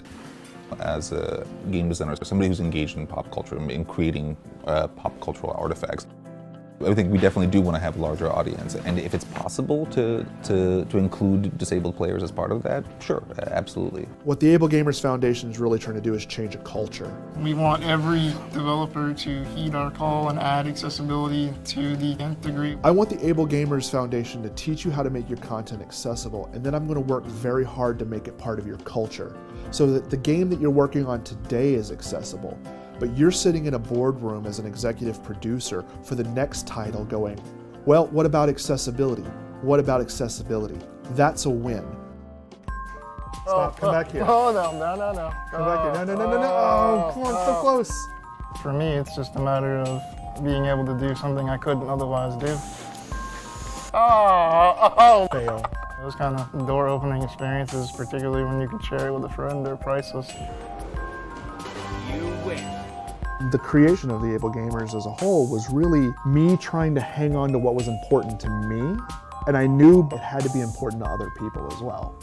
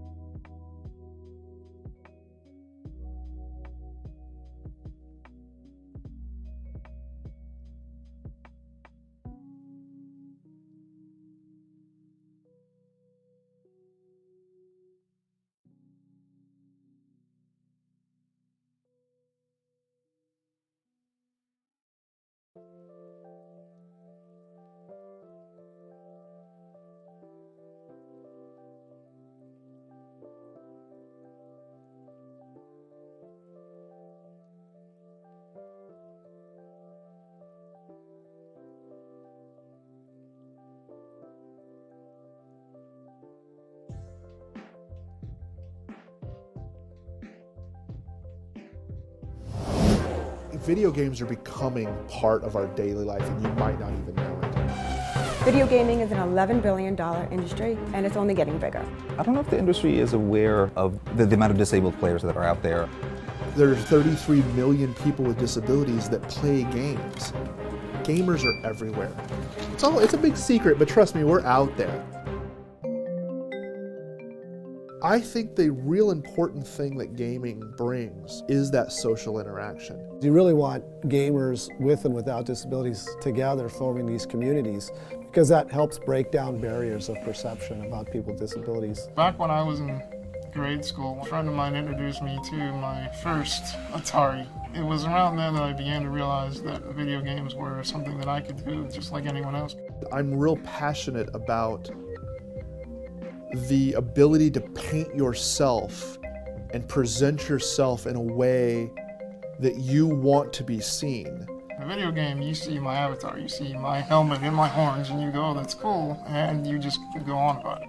That's such a great equalizer because we're all in the game. You can do something together, you get to learn to know each other. That makes us all more of a community. I started looking online for some resources to support the 33 million gamers with disabilities. We found nothing, so we created it. He's created a network so people are not isolated anymore. They can talk to each other about their barriers and their obstacles to gaming. It's helping so many people to bring their passion to life and be able to game in the way that's best for them. It becomes this real community of gamers with disabilities helping gamers with disabilities. Come on, you must be one race. Right in the beginning, you wrecked me. That's it. You were the person that I was thinking about when we were going through this and designed this device. That I sat there and helped figure out with you where the button should go. Yeah. A droid is the most friendly device that I've found so far.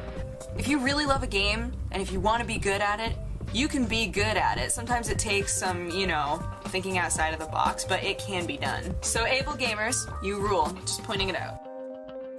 You know, there are 54 million Americans with disabilities, and many of them want to do a lot of things that they can't do, and some of them take it upon themselves to create things that will help them and end up helping the wider community. I think one of the most powerful things Able Gamers is able to do is reach out to big companies, big content producers, and explain to them why they should be caring about people with disabilities. And we don't give the sad story because we don't think the sad story is what we as an organization want to present. We want to talk about us as a market. As a game designer, somebody who's engaged in pop culture and creating pop cultural artifacts, I think we definitely do want to have a larger audience. And if it's possible to include disabled players as part of that, sure, absolutely. What the Able Gamers Foundation is really trying to do is change a culture. We want every developer to heed our call and add accessibility to the nth degree. I want the Able Gamers Foundation to teach you how to make your content accessible, and then I'm going to work very hard to make it part of your culture, so that the game that you're working on today is accessible. But you're sitting in a boardroom as an executive producer for the next title going, well, what about accessibility? What about accessibility? That's a win. Stop, come back here. Oh, no. Come back here. No. Oh, come on, so close. For me, it's just a matter of being able to do something I couldn't otherwise do. Oh. Fail. Those kind of door-opening experiences, particularly when you can share it with a friend, are priceless. You win. The creation of the Able Gamers as a whole was really me trying to hang on to what was important to me, and I knew it had to be important to other people as well.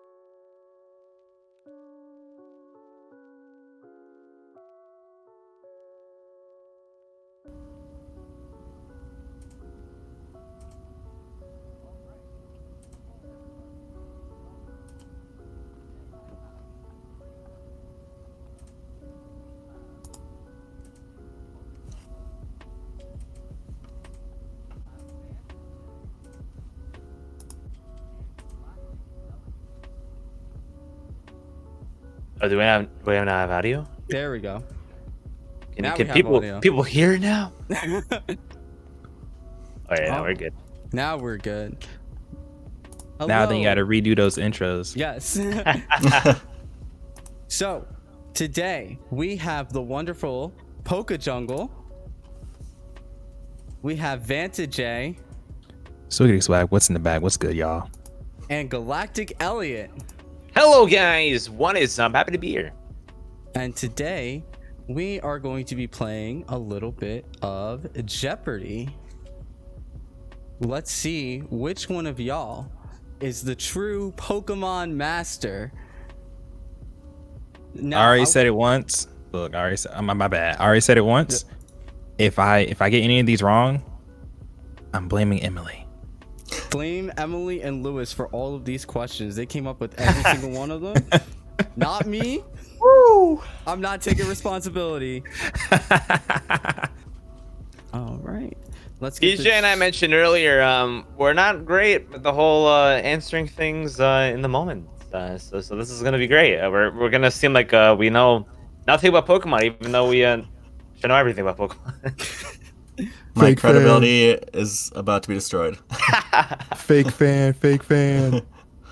Okay, so how is this gonna work? Are we gonna kind of like go like do we have to raise our hand, or how does who answers what works? So, whoever answers first will be able to get the points. If you guys answer at the same time and you both get the right answer, y'all both will get the points.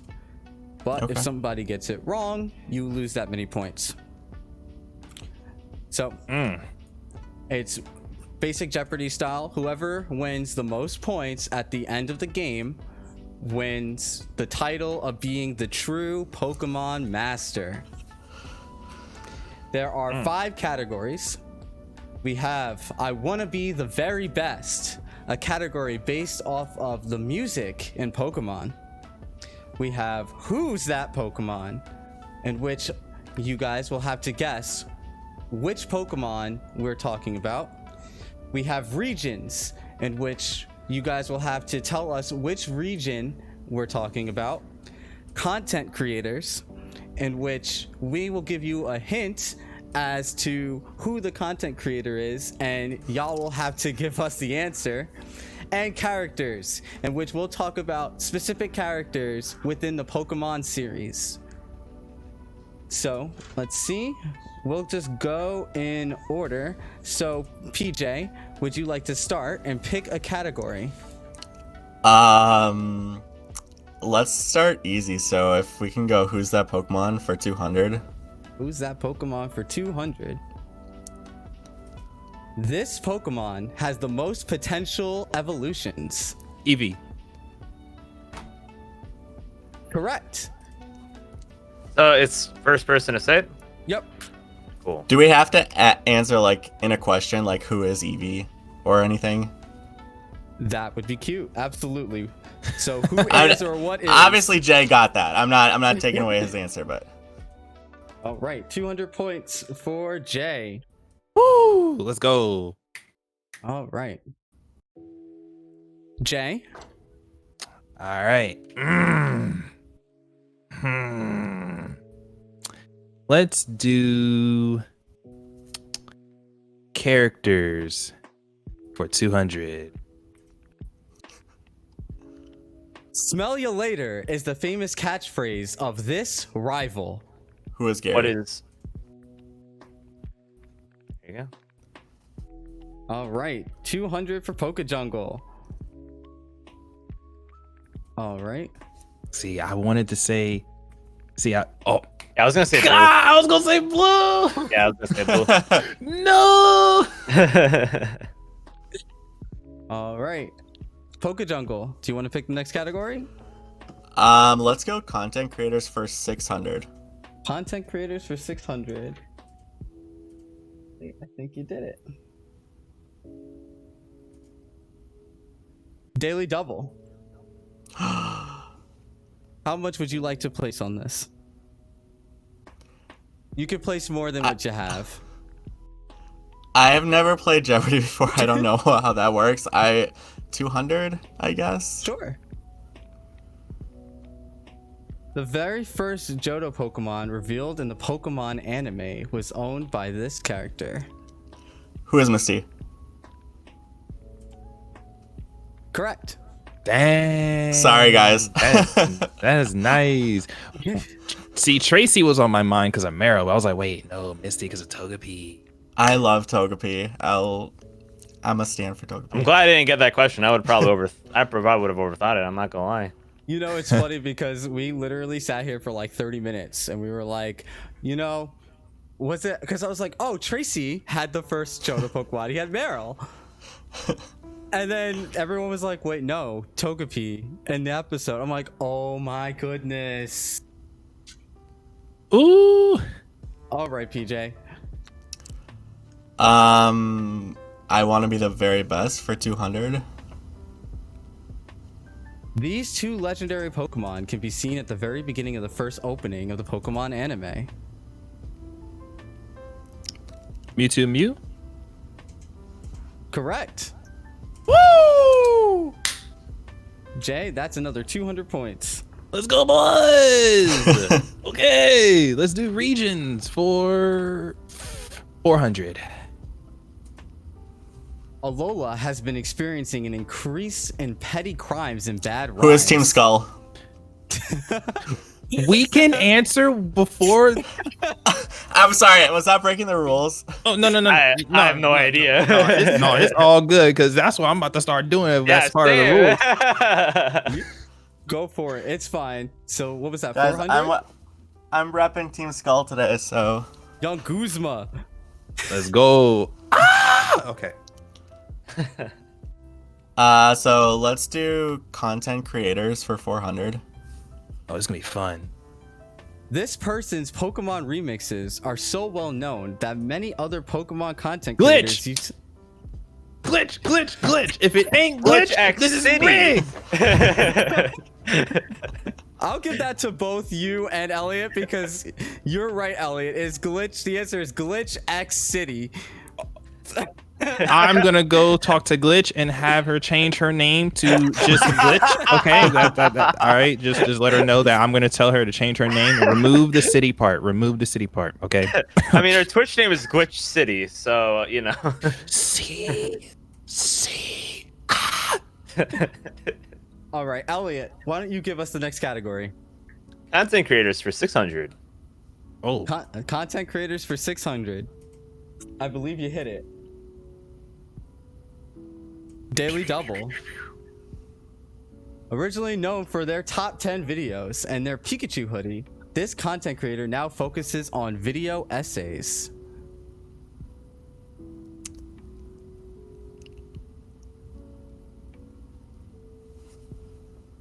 I want to say what? Tamashi? Honestly, that's what I thought too. Oh, I had a hero. Ooh, I had to dig in the brain for that one. Okay, let's go. I had to dig in the Nice. vault. Like, oh gosh. That was good. I was trying to think. I'm like, I don't want to say the wrong answer. All right. Jay, give us the next category. Regions for 600. After falling through the floor of this destroyed building in Johto, you'll come face to face with the 3 legendary beasts. Burnt Tower. Correct. I don't know, for whatever reason, I wanted to say who is Entei, Raikou, and Suicune, and I was like, wait, that's not the question. All right, Elliot, give us our next category. Who's that Pokemon for 600, please? This Pokemon is featured on the most expensive... Who is Charizard? I'll give that to both of y'all. Y'all were just talking We were about just that. talking about this too. Like, oh my gosh. All right. PokeJungle, give us our next one. How about I want to be the very best for 1,000. Oh. Misty says this is her only wish for the Pokemon Christmas Bash.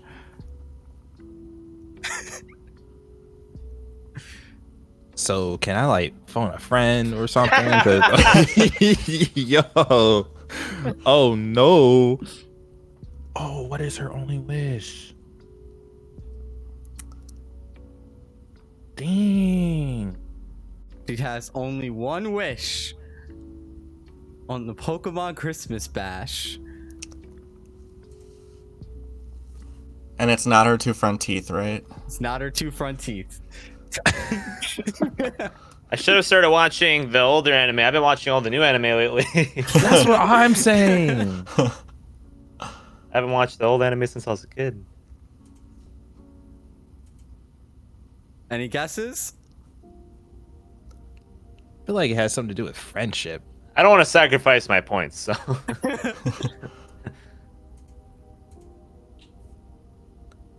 All I feel right. like it's a party or something, but you know. The answer is One Dance with Ash. Oh. I would not have gotten that. I was thinking like friendship. That was a good peace, one. I don't know. For 1,000, like, that's a hard one. That's definitely a good one. Though. Good question. Wow. All right, Elliot, why don't you give us our next category? Who's that Pokemon for 400? I was like, please don't do 1,000. Ash and his friends are on the road to this Cantonian city and it hits. What is Viridian City? I'll give it to who's that? Both Elliot and was that Elliot and Pokejungle? Yeah, Elliot. Jungle. Yeah. Yep. Viridian City. That's such a bop. Agreed. On the road to Viridian City. All right, Pokejungle, give us our next category. How about who's that Pokemon for 800? In Johto, Ash caught this Gen 2 Pokemon that ended up developing a Chikorita. major crush. Chikorita. Yes, I'll give that to both of y'all. The answer is Chikorita. I love this Chikorita. I love the Chikorita. And Bayleaf, mostly. Let's see, 22.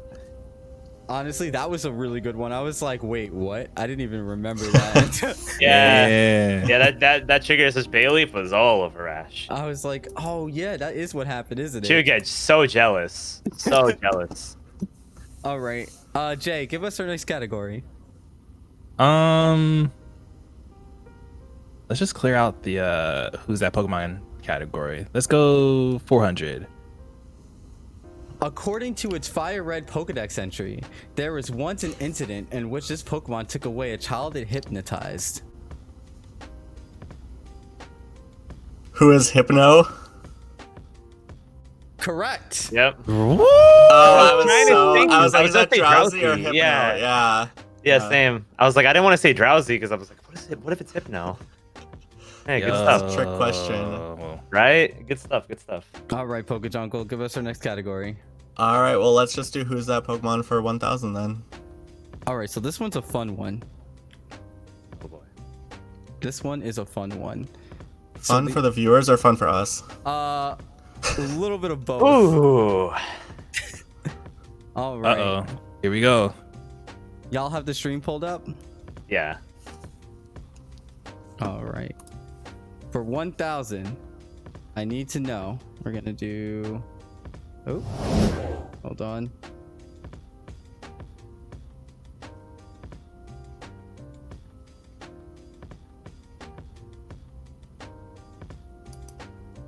Hold up. All right. I need to know. Ooh. Who is that Pokemon?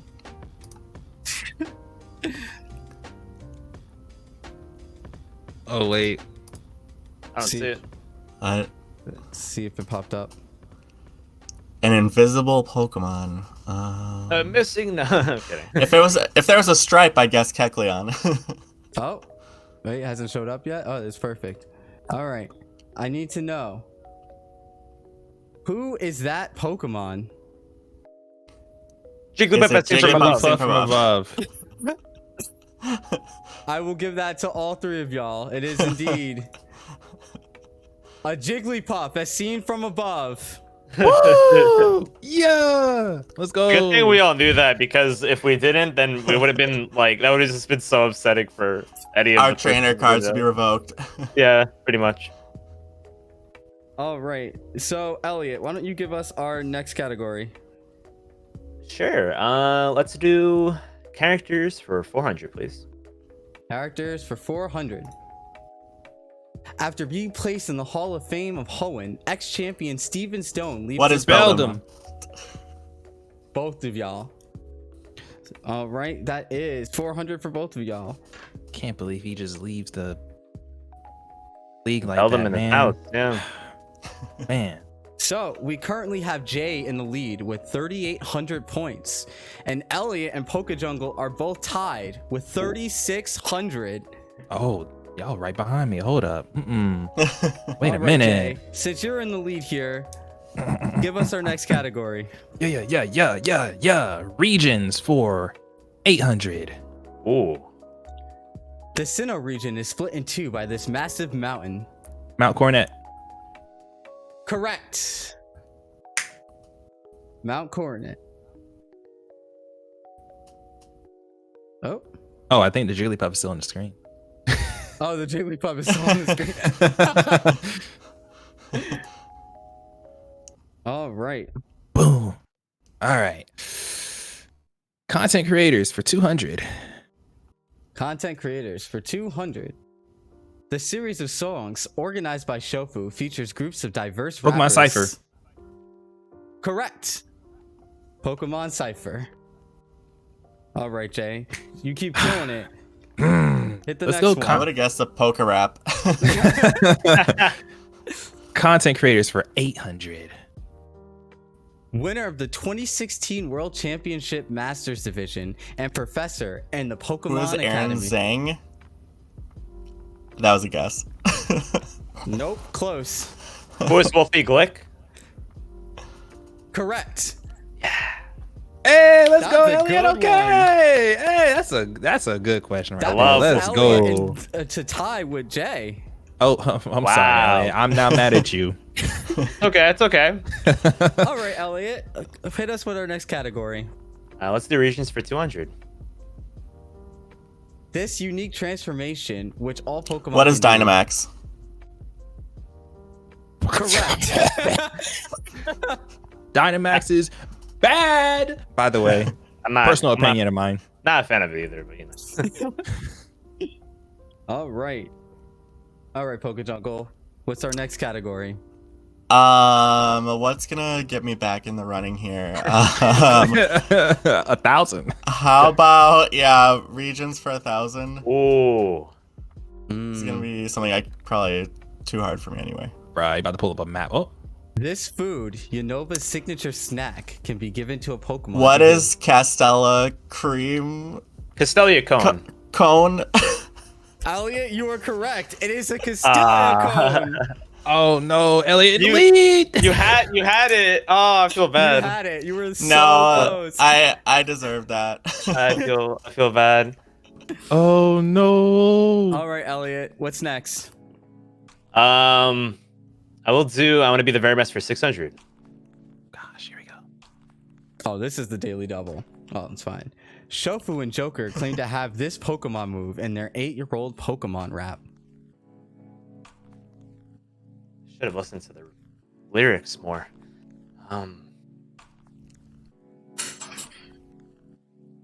I thought this was a good one too. Swagger? Correct. Wow. TM87 That's- Swagger. Good. That was a good one. Oh, had to dig That in the makes vault sense. again. Oh my gosh, yo, these questions.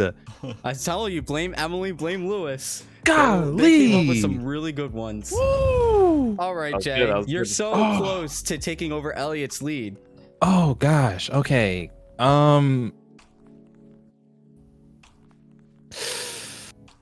Characters for 800. In the Pokemon manga, this gym leader formerly worked with Team Rocket Blaine. on the Mewtwo. Who is Giovanni? Yeah. Oh, Jay was correct. I was gonna say Blaine too. You kicked it faster than I did. Oh, I just read the manga too, like a couple months ago. I should have read up that far. It's actually I read really the first good. one. It's really. I hope they make some sort of like, animation for the manga at some point in the future. It's so you see death. Yeah, it's so okay. sick. Like crazy. Arbok gets chopped in half. Like Yeah, that's they gotta wild. make the like PG-13, man. Like that's it. We were talking about this question because I think this is the last question that we actually came up with, and I was like, did you know that Blaine and Mewtwo actually like fuse before Ash Greninja? Like, Yeah, it's really wild. It's wild. Yeah, like Blaine is like, I'm gonna use Psychic, and then Mewtwo's like, got you, fam. I'm like, oh. Yeah, it's really crazy. All right, Jay, what's next? Okay. I want to be the very best for 800. The accuracy of the status move. 55. Sing. I was gonna say that. I didn't want to risk it. Wow. Why do I know that? Because I use it a lot and I miss a lot. So I know the accuracy of that stupid move. I was gonna say Grass whistles 55 too. I was thinking about it, noticed this being 65, and I'm just like, wait, which one is it? I know. I was gonna say 65 if I had said anything. I honestly was like, when they first told me this, I was like, 75? Question mark? I wish. I wish. All right, Jay, you're killing it. Where are we going? Content creators, 1,000. Jay Witz appeared as a contestant on this TBS reality competition show. What is Jersey Shore? Incorrect. Oh.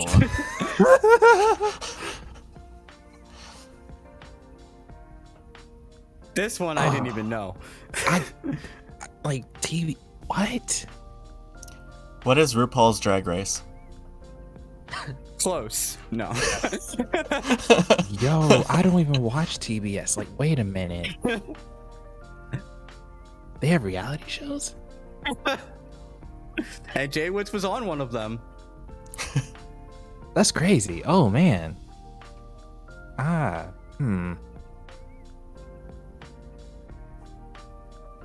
It's a really hard one.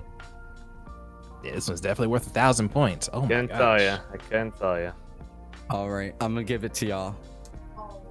What is King of the Nerds? Well, I remember somebody telling me about it. I wouldn't remember what it's called. I don't know. I remember somebody telling me about it though. Like they were like, "Oh yeah, this person was on it." I'm like, "Oh, that's awesome." I No one has ever told me this ever. So King of the Nerds. I didn't even know that was even a reality show. I thought Like, that I was feel- like an internet thing. Like I don't know. Like that's cool, I guess. I haven't been living in the U.S., so I feel like that's my excuse. I feel like I heard of I don't that have show, but I cable. didn't know he was on it. I don't have cable. I thought it was Cosplay Kings, or is that what it was? Cosplay Kings all that time ago? I have no idea. All right. Oh, hey, that's 1,000. Wait, actually, whoa, hold on a second. Before we get into the last category, one of our producers just let me know that we have reached our goal. We have reached $1,007.69. Ah, nice. That's awesome. Let's go! Let's go! Thank you all so much. You have made such a huge difference in so many people's lives. So thank y'all. Thank y'all so much. Let's Great job. That's awesome. Thank you guys. Let's go! And hey, I mean, it means a lot. Like we were on this, and then we hit it literally during this. That's so cool. Thank you guys. Wow. Going to a good cause. Thank you. All right. So, the last question. We'll give it to Poke Jungle. 1,000. This villain's battle theme was the first in the mainline Pokemon games to feature vocals.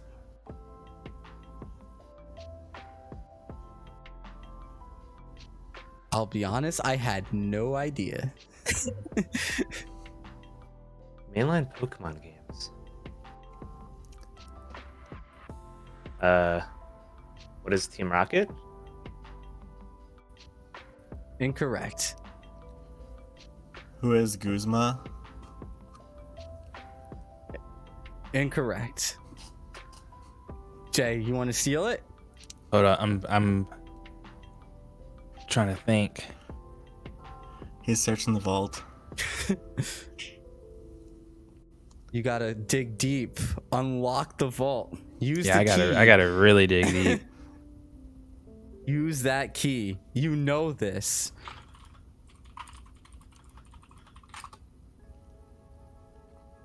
Oh gosh. Vocals. What? Oh wow.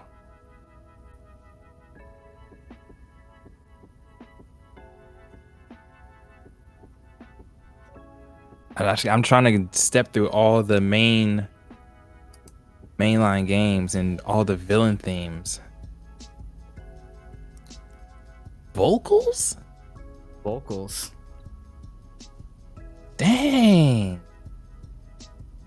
While Jay digs deep in his brain, don't forget that we are going to be doing a Q&A session with our wonderful guest here. And to get your question asked, all you have to do is use the !charity command and donate at least $1. We've already passed the goal, but let's crush it. Let's crush this goal. Let's get some people with disabilities be able to play some video games. All right, Jay. Yeah. Man, I'm just gonna say Rose. I have no idea. Incorrect.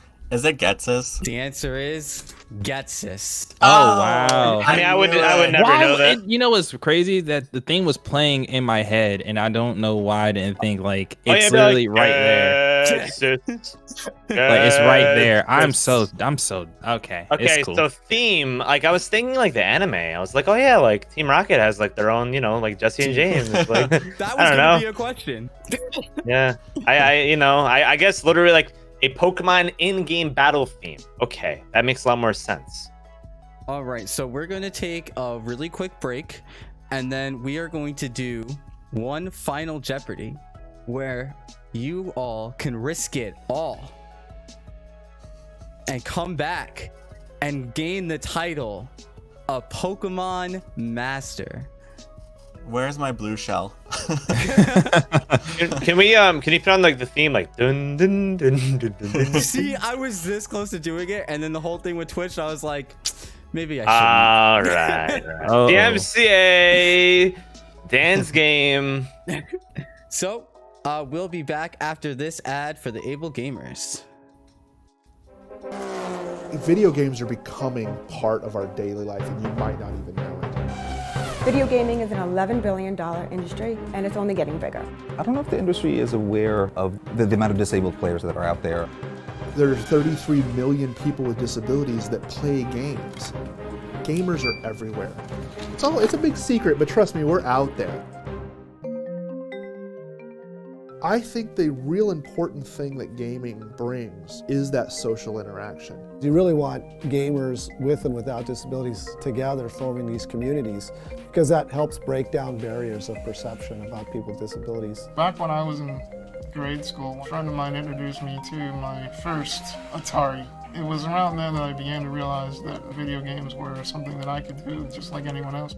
I'm real passionate about the ability to paint yourself and present yourself in a way that you want to be seen. In a video game, you see my avatar, you see my helmet and my horns, and you go, oh, that's cool, and you just go on about it. That's such a great equalizer because we're all in the game. You can do something together, you can learn to know each other. That makes us all more of a community. I started looking online for some resources to support the 33 million gamers with disabilities. We found nothing, so we created it. He's created a network so people are not isolated anymore. They can talk to each other about their barriers and their obstacles to gaming. He's helping so many people to bring their passion to life and be able to game in the way that's best for them. It becomes this real community of gamers with disabilities helping gamers with disabilities. Come on. You were being wondering. Write it and direct me. That's it. You were the person that I was thinking about when we were going through this and design this device. That I sat there and helped figure out with you where the button should go. Yeah.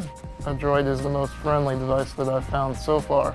If you really love a game, and if you want to be good at it, you can be good at it. Sometimes it takes some, thinking outside of the box, but it can be done. So able gamers, you rule. Just pointing it out. You know, there are 54 million Americans with disabilities, and many of them want to do a lot of things that they can't do, and some of them take it upon themselves to create things that will help them and end up helping the wider community. I think one of the most powerful things Able Gamers is able to do is reach out to big companies, big content producers, and explain to them why they should be caring about people with disabilities. And we don't give the sad story because we don't think the sad story is what we as an organization want to present. We want to talk about us as a market. As a game designer, somebody who's engaged in pop culture and creating pop cultural artifacts, I think we definitely do want to have a larger audience. And if it's possible to include disabled players as part of that, sure, absolutely. What the Able Gamers Foundation is really trying to do is change a culture. We want every developer to heed our call and add accessibility to the nth degree. I want the Able Gamers Foundation to teach you how to make your content accessible, and then I'm going to work very hard to make it part of your culture, so that the game that you're working on today is accessible. But you're sitting in a boardroom as an executive producer for the next title going, well, what about accessibility? What about accessibility? That's a win. Stop, come back here. Oh, no. Come back here. No. Oh, come on, so close. For me, it's just a matter of being able to do something I couldn't otherwise do. Oh. Fail. Those kind of door-opening experiences, particularly when you can share it with a friend, are priceless. You win. The creation of the Able Gamers as a whole was really me trying to hang on to what was important to me, and I knew it had to be important to other people as well.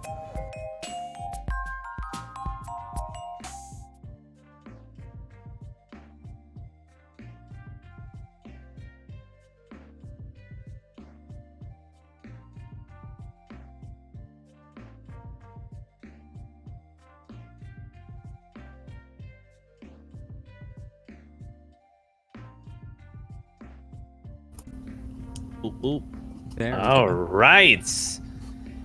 I am nervous. Oh boy. Ooh, I see the category. Uh-oh. So, it is time for the final Jeopardy question. This is where y'all can win it all or lose it all. Ooh. So the way that final Jeopardy works is that you guys get to place a bet. You can place a bet of as much or as little as you would like. You can even go above the amounts that you have. Each of y'all will place your bet, and then we reveal the question. You guys will each, in this DM, you guys will each DM me the answer to the question, and then we will decide who is the winner of the title of being Pokemon Master. So this is just going to be one question then? One question. All right. So, Elliot, how much do you want to put on the line? Well, I know Jay's probably gonna put in whatever amounts he'd be safe by. I think I just gotta do all in 5,400. 5,400. All right, Poke Jungle. I'm gonna go with 9,001. 9,000. Over 9,000. Over 9,000. All right, let's hope you don't hit the negatives with that. Jay, how much?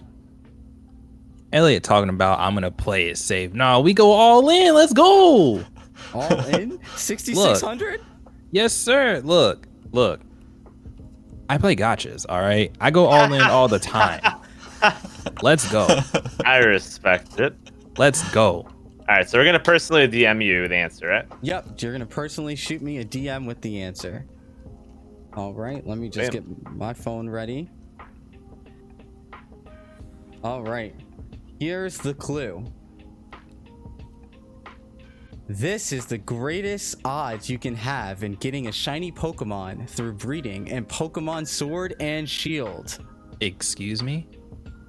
You are excused. Oh. No. How do I change how much I put on this question?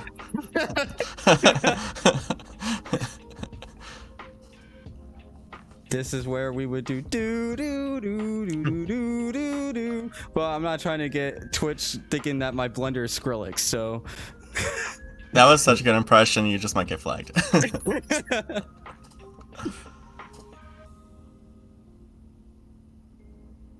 One answer in.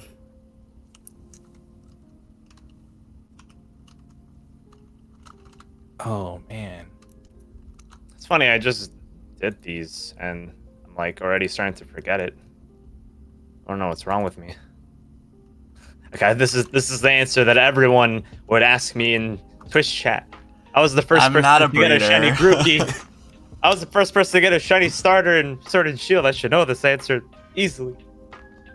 I'm like not even confident in it. I don't know why. It's the pressure. It's the anxiety. Another answer, and we have one person left. Man, I have no idea, so I'm just gonna I hope our therapy is paid for after this. Seriously. I know I'm not right, but it's okay. We have fun here. All right, and the last answer. All right. So, Elliot gave the answer of 1 in 512.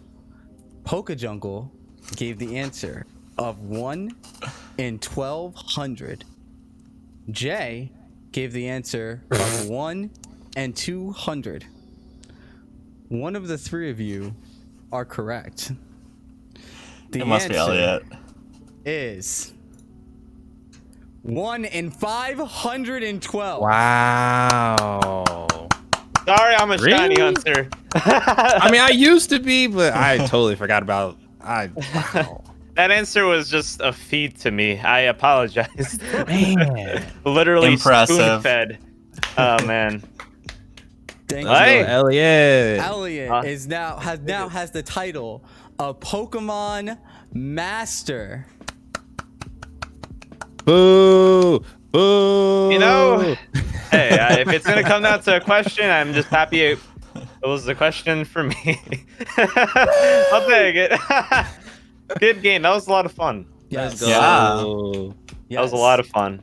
So, we're going to take another quick break. We're gonna get it all set up for the Q&A. So we'll be back in about 5 minutes. Thank you all so much again. We're at $1,009.69. Nice. If y'all would like your questions answered to Elliot, to Jungle, or to Vantage, now is the best time. All you have to do is use the ! charity command and donate a minimum of $1 to get your questions answered. And we'll be back after these great messages. Video games are becoming part of our daily life, and you might not even know it. Video gaming is an $11 billion industry, and it's only getting bigger. I don't know if the industry is aware of the amount of disabled players that are out there. There are 33 million people with disabilities that play games. Gamers are everywhere. It's a big secret, but trust me, we're out there. I think the real important thing that gaming brings is that social interaction. You really want gamers with and without disabilities together forming these communities, because that helps break down barriers of perception about people with disabilities. Back when I was in grade school, a friend of mine introduced me to my first Atari. It was around then that I began to realize that video games were something that I could do just like anyone else. I'm real passionate about the ability to paint yourself and present yourself in a way that you want to be seen. a video game, you see my avatar, you see my helmet and my horns, and you go, oh, that's cool, and you just go on about it. That's such a great equalizer because we're all in the game. You can do something together, you can learn to know each other. That makes us all more of a community.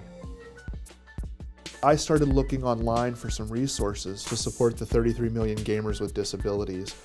We found nothing, so we created it. He's created a network so people are not isolated anymore. They can talk to each other about their barriers and their obstacles to gaming. He's helping so many people to bring their passion to life and be able to game in the way that's best for them. It becomes this real community of gamers with disabilities helping gamers with disabilities.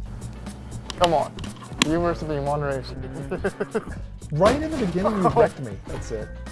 You were the person that I was thinking about when we were going through this and designed this device. That I sat there and helped figure out with you where the button should go. Yeah. A droid is the most friendly device that I've found so far. If you really love a game, and if you want to be good at it, you can be good at it. Sometimes it takes some, thinking outside of the box, but it can be done. So able gamers, you rule. Just pointing it out. There are 54 million Americans with disabilities, and many of them want to do a lot of things that they can't do, and some of them take it upon themselves to create things that will help them and end up helping the wider community. I think one of the most powerful things Able Gamers is able to do is reach out to big companies, big content producers, and explain to them why they should be caring about people with disabilities. And we don't give the sad story because we don't think the sad story is what we as an organization want to present. We want to talk about us as a market. As a game designer, somebody who's engaged in pop culture and creating pop cultural artifacts, I think we definitely do want to have a larger audience. And if it's possible to include disabled players as part of that, sure, absolutely. What the Able Gamers Foundation is really trying to do is change a culture. We want every developer to heed our call and add accessibility to the nth degree. I want the Able Gamers Foundation to teach you how to make your content accessible, and then I'm going to work very hard to make it part of your culture, so that the game that you're working on today is accessible. But you're sitting in a boardroom as an executive producer for the next title going, well, what about accessibility? What about accessibility? That's a win. Stop, come back here. Oh, no. Come back here. No. Oh, come on, so close. For me, it's just a matter of being able to do something I couldn't otherwise do. Oh. Fail. Those kind of door-opening experiences, particularly when you can share it with a friend, are priceless. You win. The creation of the Able Gamers as a whole was really me trying to hang on to what was important to me, and I knew it had to be important to other people as well.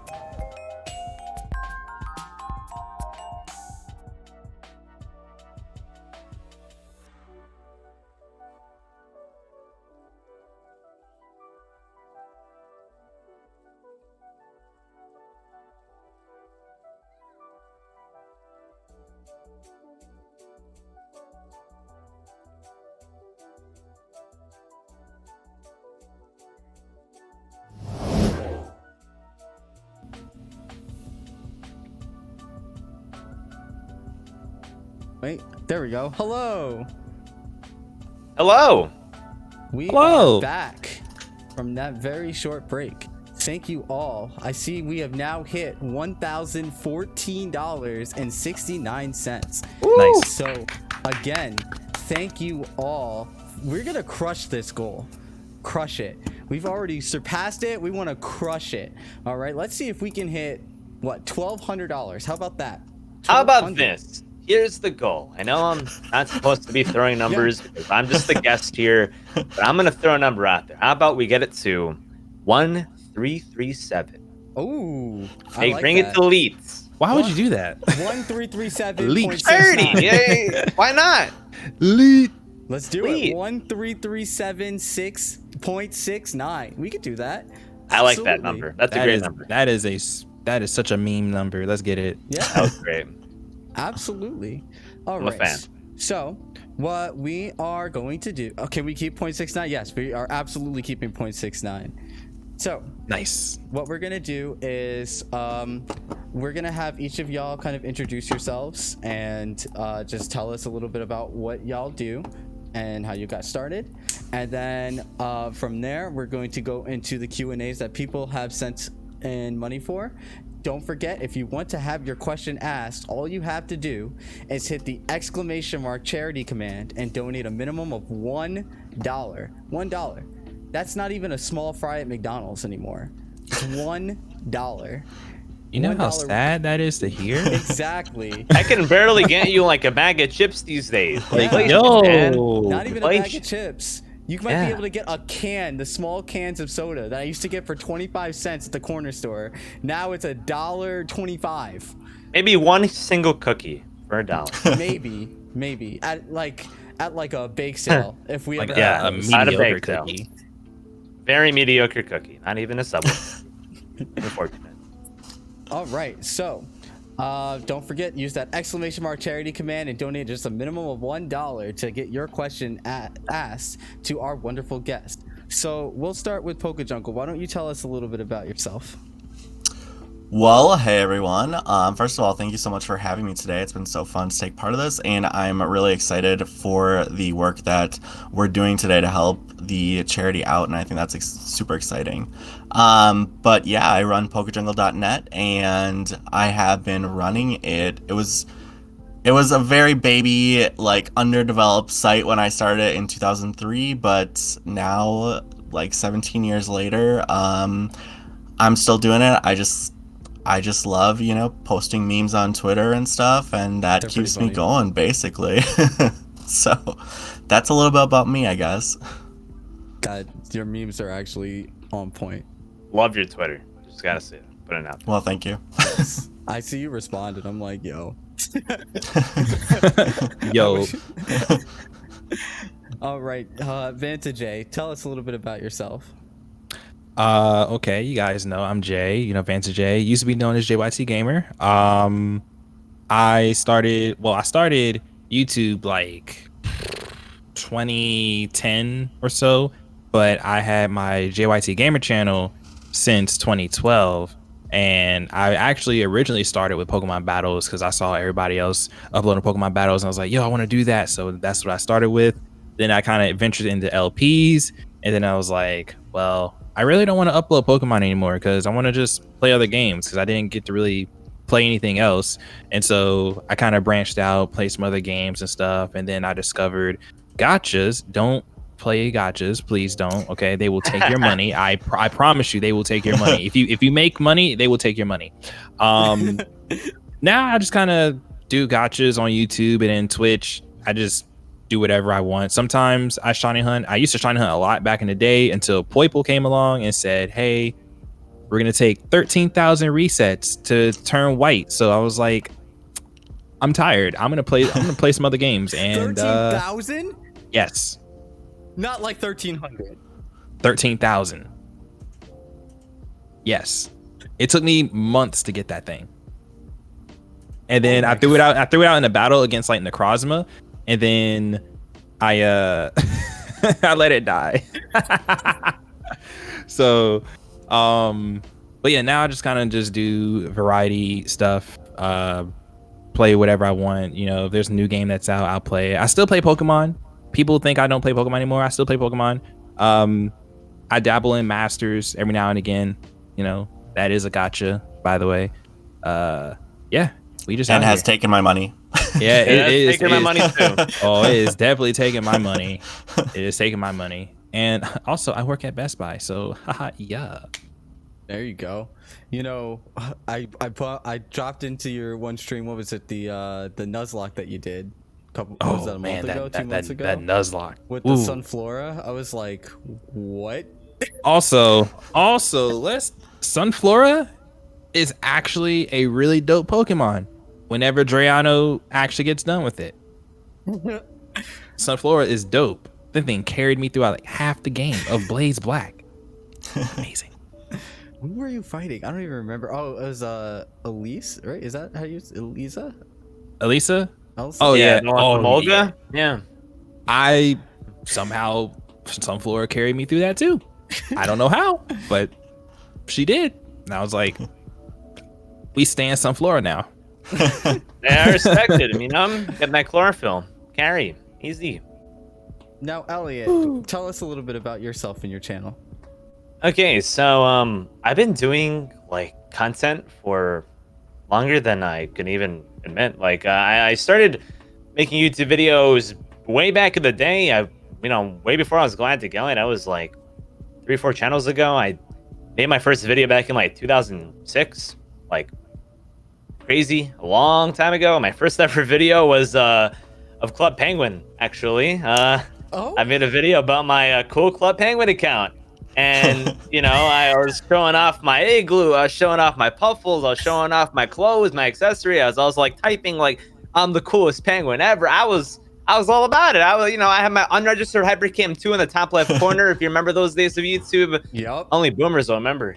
That's way back. Way back in the day. I was a little kid. I mean, I wasn't even legal to have a YouTube channel back then. I'll just say that. But I made Club Penguin videos, and then after that, I started watching other people. I watched like this guy named Sonic Dude, now known as Ant Dude. He did like playthroughs and reviews, and he was like my main inspiration from way back in the day, like 2007 time. Like I just kind of wanted to do what he did, and then I started like getting some like different equipment, and I started just playing ROMs and playing through like Pokemon and Mario and all these different types of games. And then I came alongside my other channel in 2009, Ellie Let's Player.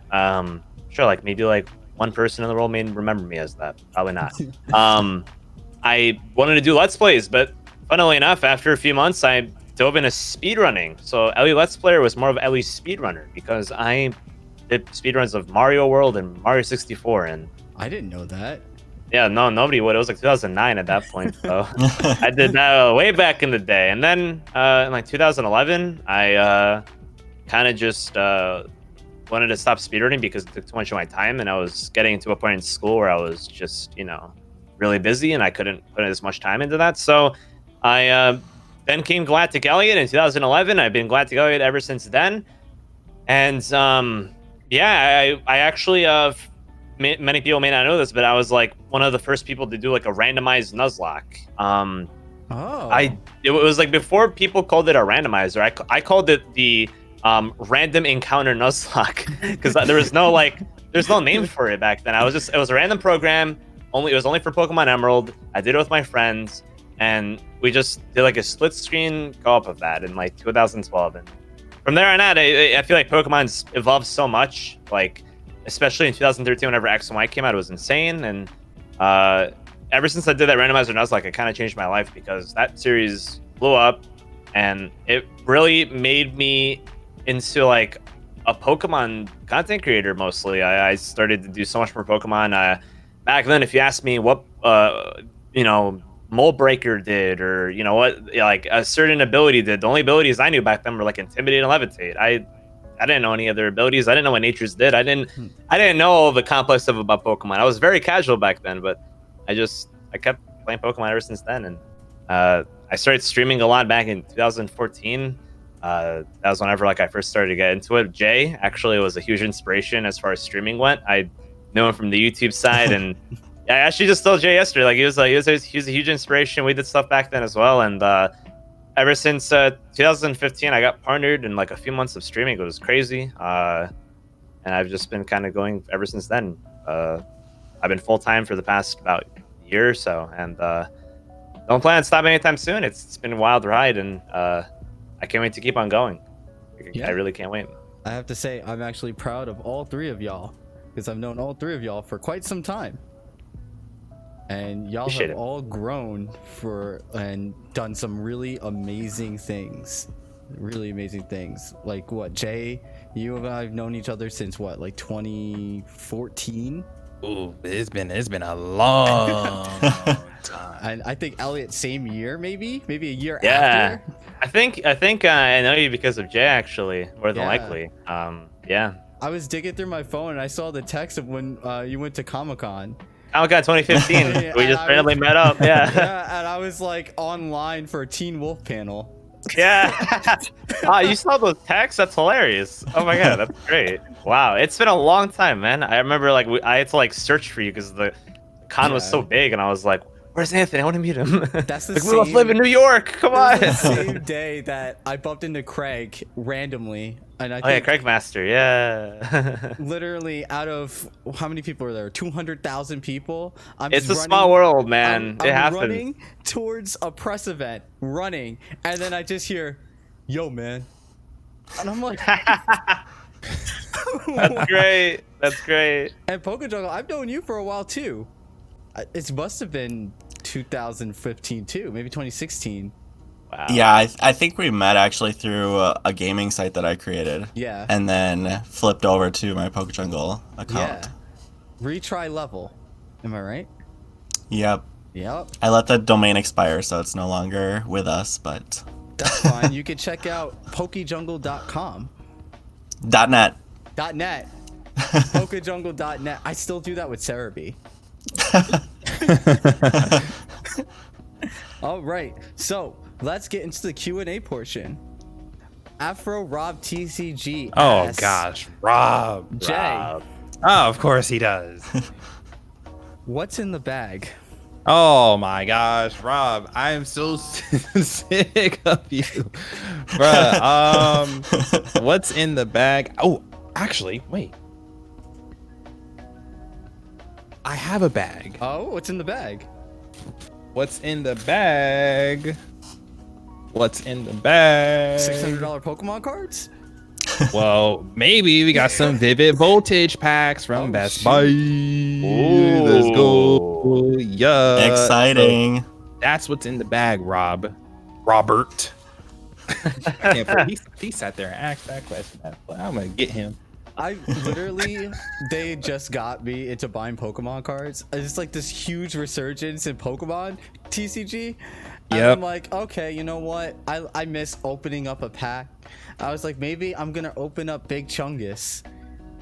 I didn't open up Big Chungus. It's great. We Oh, have man. Clairvoyant Nara asks, all three of y'all, what is the best Pokemon? We'll start with PokeJungle. This may seem obvious. I'm gonna say Sawaddle, because I think it's a perfect combination of grass and bug types. I love Sawaddle. My love from Sawaddle comes from you. No cap. Because I'm like, I'll be honest, when I first saw Sawaddle, I was like, I don't know, I'm kind of tired of these bug types. 4 times weak to fire and flying. I don't know about all that. And then you have all this cute little fan art of Sawaddle. I just retweet anything cute that I see. And I'm like, yep, solidified my love. Jay, what's the best Pokemon? Wow. Okay. You know what? I'd probably say Incineroar. Everybody hates Incineroar because, you know, they want like a four-legged final Evo. Elliot, stop shaking your head. Okay. Stop shaking. I was gonna say Oh. I don't like the four-legged part. I love it. Okay, cool. I thought you just shook your head like, man, I'm so disappointed. I approve. Okay. See, I think Incineroar is cool. He's a wrestler cat for one. Okay, he starts as Litten. Litten's a nice little pet, you know, does his own thing or whatever, blow fire, all that, you know, it's like, you know, cute and all that, right? And then you can get all the way up to Incineroar, and it's just big wrestler cat that can literally like carry you everywhere you want to go. And if anybody messes with you, you just suplex them and call it a day. Like, bruh, it's just so cool. I love Incineroar. Dope ass Pokemon. Should have been firefighting though. Nope, we are not. Nope. I'm cool with Fire Dark. We cool with Fire Dark. We cool with that. Did you like Incineroar when it was first announced? Yes. Honestly, I was like, oh my god, are we really having another firefighting type? Like at first I was like, oh, it's gonna be firefighting, and then like it was a wrestler, and it was like, you know, heal, and I was like, okay, it could be Fire Dark. I mess with Fire Dark, and then it was Fire Dark, and I was like, I called it being Fire Dark, and then I saw the design, and I'm like, they could still make it Fire Dark, and it still has like the black stripes and stuff. So like, I'm glad they kept it that way, even though firefighting fits it more, in my opinion. But still, it's such a sick Pokemon. So were you excited for it in Smash? Yes. Smash made me like it more. Actually, I love him in Smash. Yes. Just shaking your head. I love his voice. Incineroar. He sounds hilarious. I actually play Incineroar in Smash, so. Dude, we gotta play. Oh, I love Incineroar in Smash. He's so fun. Yes. Wait, you He's dropped so Kirby for Incineroar? Oh no, I didn't drop Kirby. Kirby's still like my number 1, but Incineroar is like my number 2. All right, Elliot, what is the best Pokemon? Like my favorite. So here's the thing. A lot of people associate me with Grimer. Grimer is my mascot Pokemon, if you kind of would give me a mascot Pokemon, but it's not my favorite Pokemon. It's just the Pokemon that like kind of describes me. I'm just a really derpy dude that goes with the flow, and I mean, like, Grimer's like Grimer. Like, he's great. He's having a good time. He's vibing. He's enjoying life. Like, I love him to death. He's hilarious. And then Muck, like, if you remember Muck in the anime, like Ash's Muck, he glumps him every time he sees him. You drown in pile of sludge because he's a lover. He's a hugger. I love him to death. Yeah, I love Grimer. Grimer's not my favorite. It's my mascot. My favorite Pokemon probably has to be Cynical / Typhlosion. Pretty much the Cynical line. I don't know. I think Cynical is adorable. I am upset with how much they mess with Cynical's like 3D sprite or 3D model, I should say. Taking away the fire off Typhlosion just looks really awkward. Yeah, it's but weird. I still love the Cynical line a ton. Really cute. Gen 2 Shiny Cynical is Purple Flames. I wish they didn't get rid of that because that was one of the sickest shinies ever. But still really cool. And I mean, there are like a lot of Pokemon that I love. I mean, like I can say I love Greninja, I could say I love Lapras, and so on and so forth. Like there's so many just really cool Pokemon, but Cynical I have to say is my favorite. I mean, I have a really, really big friend sitting right over here. Oh wow! Oh. Hey! A big chunky Cyndaquil. I was given this at PAX a few years ago, and moving this was a pain. I'm just gonna say, but it was definitely worth it. He's a huge and fluffy little fella. I love him. He's great. The biggest starter I have is that Chespin that's back there. Where am I? I love Chespin. That Chespin. Chespin's not even in my like top 5 or even top 10 starters. But I have this gigantic Chespin. I thought I had a gigantic Froakie and a gigantic Fennekin, but I was very incorrect. Oh, I got my Dynamax. Hey! Oh my gosh! Big fluff. I love it. I got that from my partner a few months ago, and I'm like, those Gigantamax plushies are so cute. I love all of them. So cute. They have the big Chungus one, and we're like, Chungus. I'm like, do I really need this chunk? Yes. I'll hold them all right. All right. Now we have Pro Sneasel donated $5 and said, question for Elliot. Can you owe me a boba tea for not remembering that I told you about Jaywitz being on King of the Nerds? I did remember. I just didn't remember what the show was called. If you could tell me a show, I'm not gonna remember what it's called. Like, unless it's like, you know, a well-known one. I didn't even know that was a TBS show. Okay, I'll owe you a boba tea, sure, but not for that. I'll just give it to you because boba tea's great. Yo, agreed. What's your favorite flavor? I'm not sure. Like I'm a big strawberry guy. Strawberry is just an amazing flavor, but passion fruit boba tea, amazing. Wow, I need to get boba tea again, man. Screw this pandemic. I'll get some boba tea. Oh man, it's been a while. When this is over, I'm gonna treat all y'all to boba tea. Oh, don't you worry about it. Hell yeah. Don't you worry. I mean, I'm right nearby, man. You really aren't that far. Like, well, we'll go to the city. We'll grab some boba. That's it. Yep. Maybe grab some sushi. I don't know. Like, what do you like? We'll grab something. Yep. You know what? That's it. This is the legally binding agreement. I said it. It's happening. It's happening. I'm down. I'm down. All right. Don't forget, all you have to do to ask a question is use the !charity command and donate a minimum of $1. Your $1 goes to making a ginormous change in somebody's life. To give $1. $1. And we have our wonderful guests will answer any of your questions. It's phenomenal. I mean, it's a win-win-win situation for $1, less than a McChicken. You could tell. I like that. That's sad, man. Now, Man. Badlex donated $1 and said, less of a question and more of a statement. Thank y'all for all of you just being here and taking the time to join us today. We appreciate you all a ton. Oh. I took a power nap. Boy. I was like, I'm not missing this. I took a power nap. I set my alarm for like 4:40. I was like, let's go. I'm gonna need a power nap after this too. It was fun. It was fun playing Among Us earlier. I got to meet a few people that were part of this. It was great. Alex was one of them, and every time he got thrown out for either being imposter or not being imposter. Poor guy.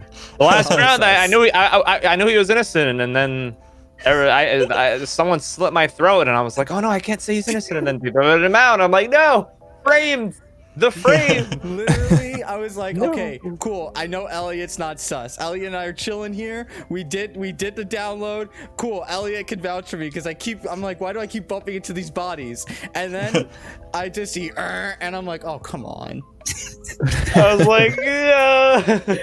Why did I have to die? I could have vouched. I was thinking like it's between 4 people, and then I couldn't say it. I just couldn't. It's very upsetting. All right, we have Black Belt Lucas donated $5. Oh boy. And said, for those of you who shiny hunt on stream, parentheses, hey Elliot and Jay, end parentheses, what's been your favorite hunts? So, PokeJungle, have you done a shiny hunt on stream? I don't really shiny hunt, no. Yeah, because I'm like, I've been there for the Dynamax adventures, and I've been there for the Mario. So I'm like, Oh, Mario. Yeah, PokeJungle was playing Super Mario Sunshine. I love Mario. I love Mario Sunshine. It was really good. I was like, wow. I'm gonna go follow. I haven't followed you. I need to follow. Bro, Sunshine made me want to like punch a hole in my monitor. Oh yeah, if you didn't play it as a kid, you hate it. That's the rule of Sunshine. The thing is like I played it, but I never got to finish it because we rented it from Blockbuster. Oh yeah. Blockbuster. Whoa. So like. It was just like I never got to finish the game, and I was like, "Oh wow, I can finally play it on like a recent gen console, and we good." And then I started playing it, and first of all, Joy-Con drift is real. Okay, don't let Nintendo lie to you and say it's not a thing. It is most certainly a thing. Mario has literally ran off of the ledge like a billion times without me doing anything. Okay. And then that game's mechanics. Like I was on the final boss and I fell through the floor. Yeah, that's about like, like there is a clip of me falling through the floor, and I was like, I want to punch a hole. As a kid, we appreciate these things more, and other times, that's awesome. I just followed you. Okay, I'm good. So to answer the question though, favorite shiny hunts. Jay, do you want to go first, or should I? Okay. So I have a few of them. So one of my favorites, first one, Ho-Oh. Oh, okay. That was like my first shiny legendary. I got it like 2000 something, 70 something resets or whatever. I was rapidly clapping. Let's see, the person that I was dating at the time was like in the background. I was screaming. I had just gotten some pizza and I was just running around. It was just a good time. It was just an amazing time. Cresselia, because I watched that. I saw that. I was in my dorm screaming, jumping up and down. Me. I slipped and fell. I died a lot. Let's see. What other one is there? Latias was pretty good. Go Gold. Oh yeah, Go Gold! Yes, Go Gold! Yeah, I remember Jay's shiny hunts, man. I remember. I think I was hunting with A Drive, and he ended up getting the Latias before me. So then I had to do some solo hunts, and I finally got it. You know, Go Gold, let's go! So Latias was a real good one. let's see. Rayquaza, because I hunted that one on Heart Gold and Soul Silver, and I managed to get it under odds. That was my 100th shiny. That was really cool. Not that was really fun. 13,000. Maybe that's where the karma came from. Poiple hurt my soul like deeply, like real deep. And then that was 1 in 4,096. Yeah, and then Regigigas, because like all of my IRL friends were in the room with me while I was streaming and hunting, and I got it, and I was like, I started screaming, and they were like, they were like, what are you doing? What's happening? I was like, I got a shiny, yeah. And they were like, yeah, woo. and it was just a great time. Those are some of my favorites. Oh, right, Elliot? It's tough to say, honestly. So, one of the biggest highlights was whenever I got my shiny Mudkip on an Alpha Sapphire, or I think it was a Mega Ruby, actually. It was like a shiny badge quest, and it took me almost 10,000 soft resets to get the shiny Mudkip. It took almost a year. I remember that one. I was like, yeah, it was 9,793 resets. I made an emote after it with a nice little sassy face. Yeah, it was. I remember that. I think I blew everyone's eardrums that was watching in that moment. Whenever I got it, it was great. I will say, shiny Grookey. I was just talking about this earlier. It was the first shiny I got in Sword and Shield. I think it was the first starter shiny that was gotten in Sword and Shield, which was like insane, and it was just a really cool highlight because like. It kind of just showed like how the shiny sparkles show whenever you hatch the egg, and like I saw it like for the first time without anybody else seeing it. It was crazy. It was crazy. And then, yeah, I mean, honestly, I got like my shiny Totodile and my Heart Gold shiny badge quest, which was really cool. I've had some really cool hunts. My longest hunt ever was a shiny Coughing in Heart Gold. It took like 17,000 like encounters. It was crazy. 17,000. Yeah, it was. It is 1 in 8,000 192 odds. It's the hardest odds you can possibly have, but still over double odds, which is crazy. So yeah, I've had some crazy hunts. I can't really think of too many of them off the top of my head at this point, but yeah. I can't even imagine fighting the same Pokemon 13,000, let alone 17,000 Oh yeah, times. oh yeah. Mario 55 in the chat. He remembers the Latios. I got a shiny Latios, and the shiny for Latios is like a green minty color. So I literally brushed my teeth on stream to give me luck. And then whenever I kept on saying minty fresh, come on. And I literally brushed my teeth. And then the next day I hunted for it. I got the shiny, and I named it minty fresh. It was nuts. It was crazy. Wow. And I was really, I did a lot of cool things on stream back then. I got to follow my footprints. Wow. And those were fun days. The new place too?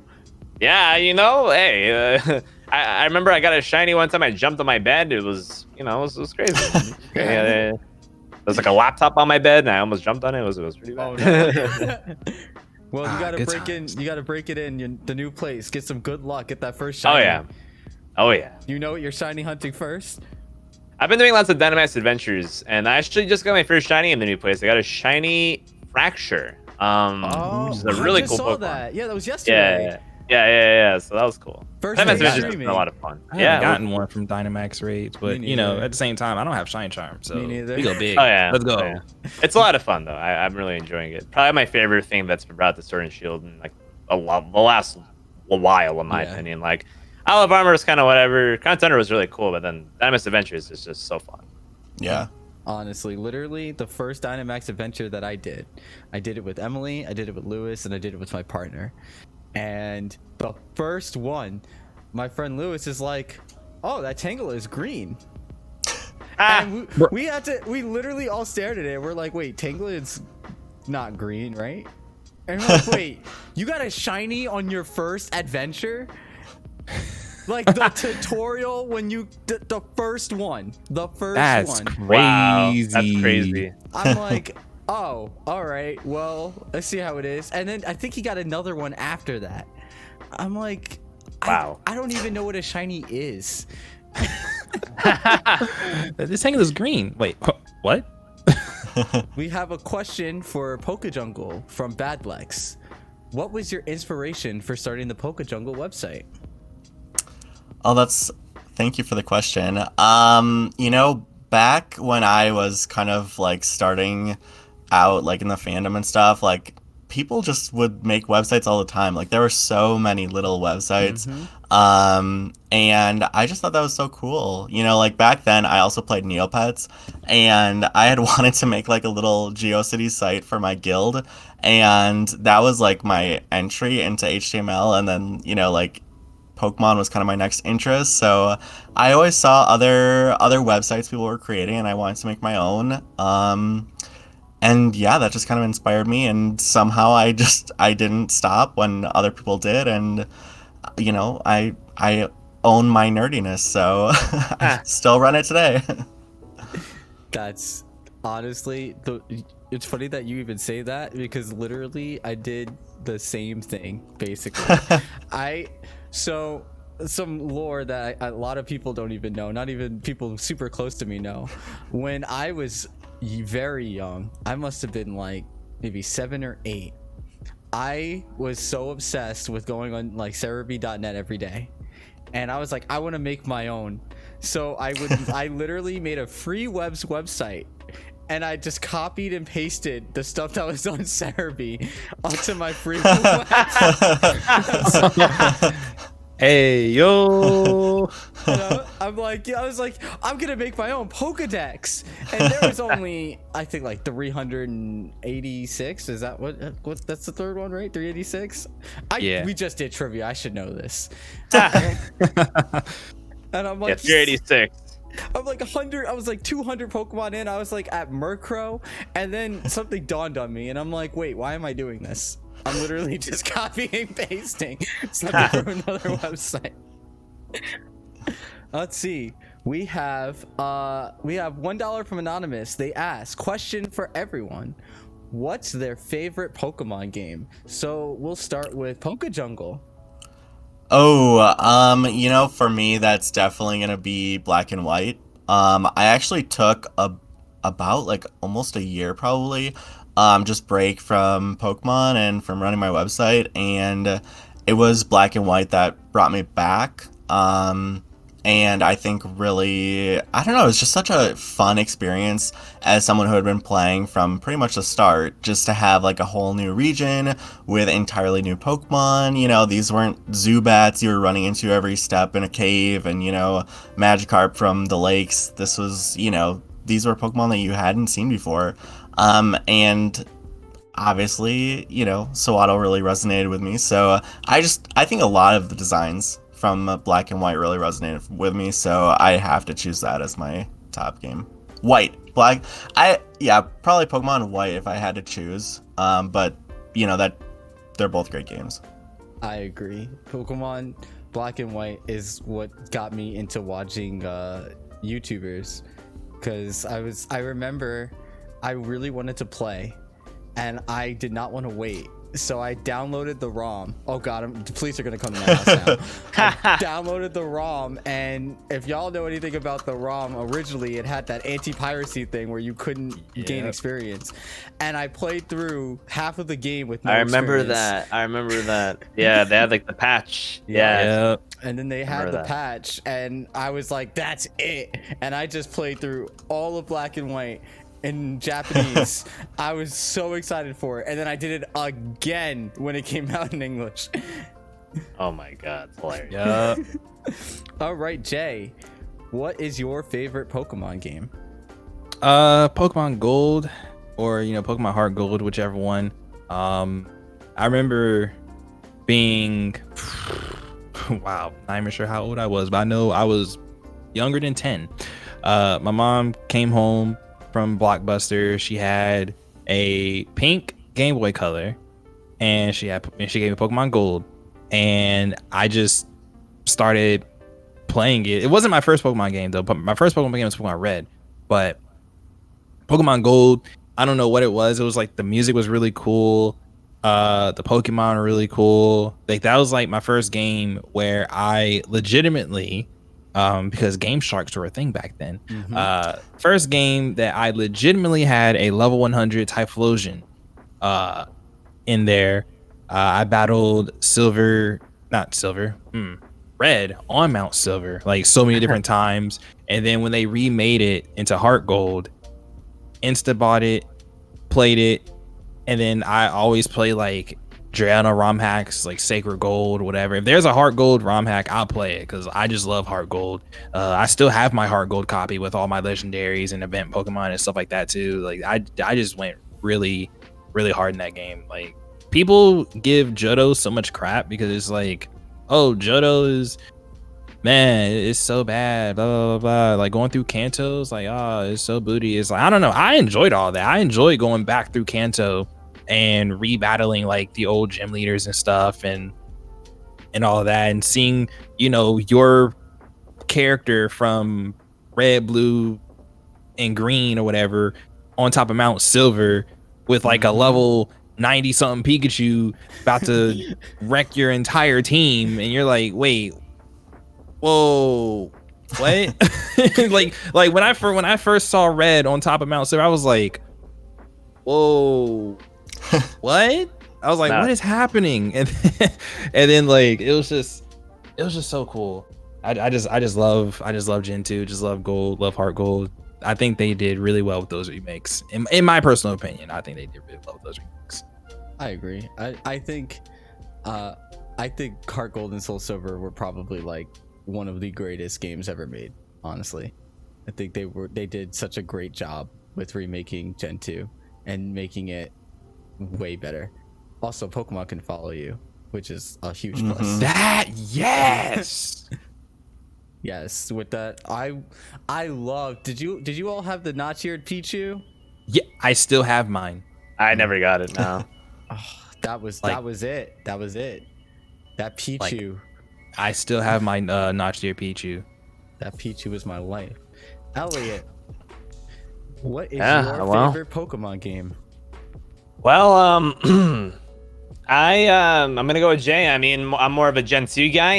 Pokemon Crystal is my favorite. I love Pokemon Crystal. I can literally play it, like all of it, and then go back in like a minute and play through it again and have the same experience that I had before. And it's just the game that like, call me a nerd for nostalgia. I don't care. I am all for nostalgia.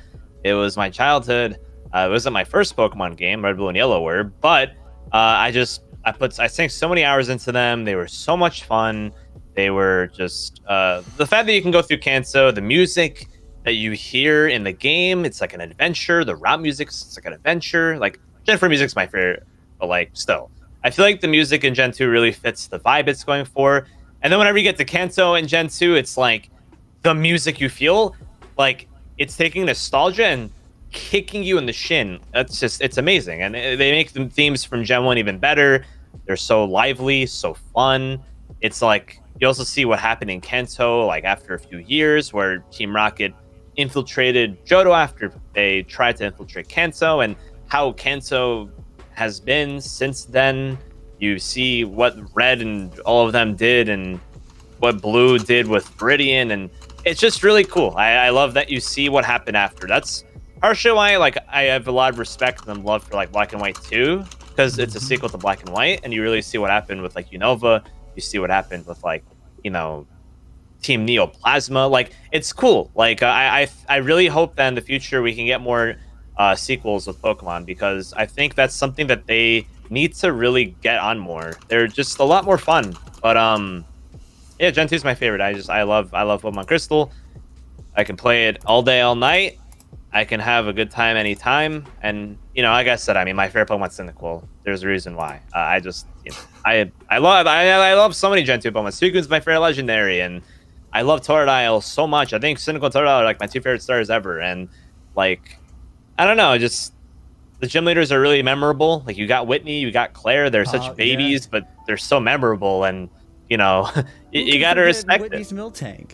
Exactly. Whitney's Miltank's Nightmare Fuel, and you know, one thing I hope one thing that I wish they did in Heart Gold Soul Silver is I wish they gave more Gen 2 Pokemon to the gym leaders. Maybe throw in like an extra Gen 2 Pokemon. I think that's one thing that people really harp on Gen 2. They're like, Gen 2 Pokemon, like the Gen 2 gym leaders only have Kanto Pokemon. What the heck? Like, why didn't they give like Morty and Mischievous? And why didn't they give like, you know, some of the other types to their gym leaders? And I agree with those things whenever they bash Johto. So yeah, if they ever go back and remake Gen 2 again, they should really fix that, because they should have done that in Heart Gold Soul Silver, in my opinion. I think that was something that they could have really improved on. But I love Gen 2. I love Johto. I love Heart Gold Soul Silver. I love all of it. It's amazing. No, yeah. Honestly, I didn't even remember. I haven't even played Heart Gold Soul Silver in forever. We were supposed to. My friends and I were doing a Nuzlocke race for funsies, and then I was like, yeah, and then I moved, and then renovations, and I'm like, oh well, I guess free time doesn't exist anymore, huh? So pretty much. Before I get into the next question, don't forget that you just have to use the !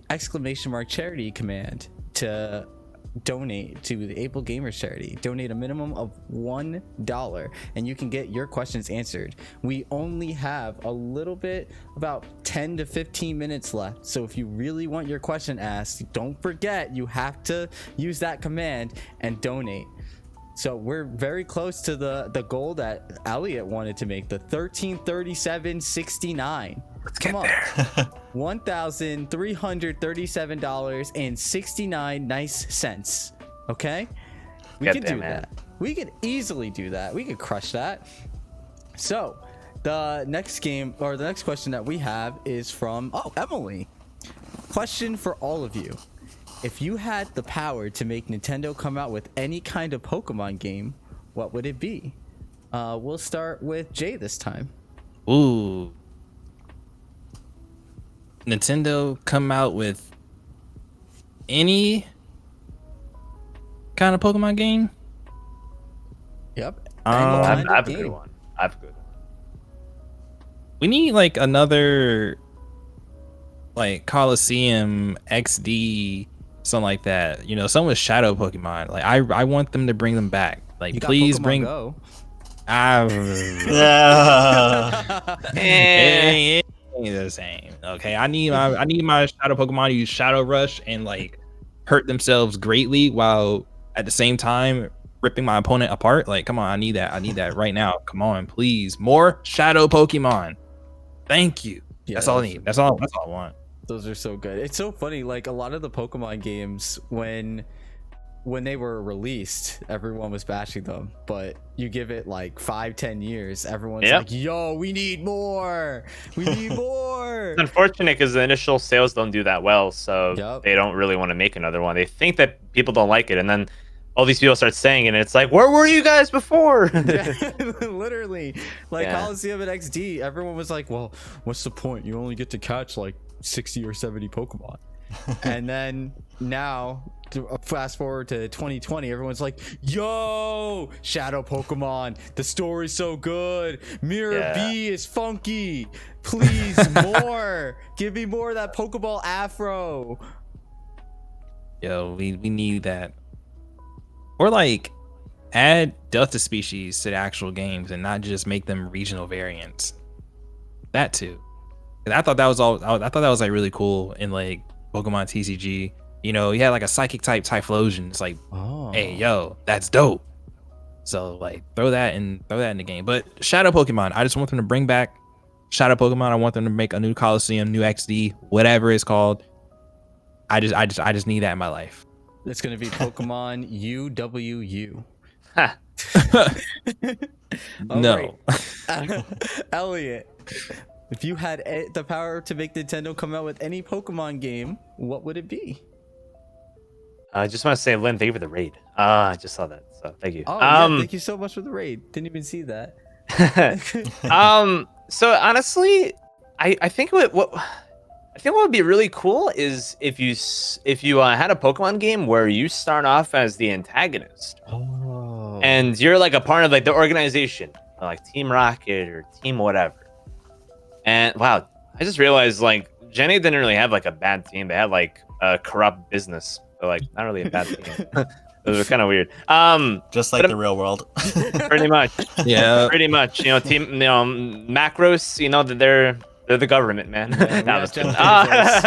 But you know, you start off on the bad team and you like continuously just have like the protagonist trying to like come in, infiltrate and whatnot, and you're like trying to be the best. Like you are like the guy that's gonna take over for like the top person in the antagonist team. Like you know, they can make it to like the boss is like really old and he wants to like give off like you know, the team to someone else to take over, and you're the guy, you're the strongest guy online, and you're constantly trying to fend off these people trying to take you down. But over time you end up like seeing like what's wrong with the like organization, and kind of like an end situation where like they took you in whenever you're young and tried to make it seem like they're right and the other people are wrong. And like how cool would it be to be kind of like an end, and then you end up being the good guy in the end and you take down the organization that you were working for. Like I don't know,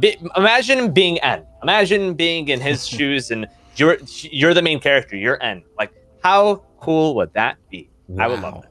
Wow. So like would you start You Oh, gave go ahead. that to the Pokemon for free. Sorry. Literally, Yeah, like for I'm free. saying. Okay, would you Game start out? freak. Would you start out as like a grunt, and as you battle the protagonist and defeat him and whatever, and get plans moving, you move up in the ranks. So you go from like that'd be cool, grunt yeah. to admin, and then admin to like or you know commander or something like that. Whatever. Yeah, you end and up then- being, and then they end up being like the like assistant. Like they take down like the boss, and then you're just like, wait a minute, and then you like take them out, and then the boss is like, whoa, you're really good. No wonder you're my assistant. And then he starts saying, listen, I'm starting to get a little old, and this, that. I want you to take over. And then you start seeing all these things like the protagonists, and you're just like, oh God, wait, maybe I shouldn't be a bad guy. And You see I the don't know. error of your ways. Exactly. Like And I think kinda that'd be so cool.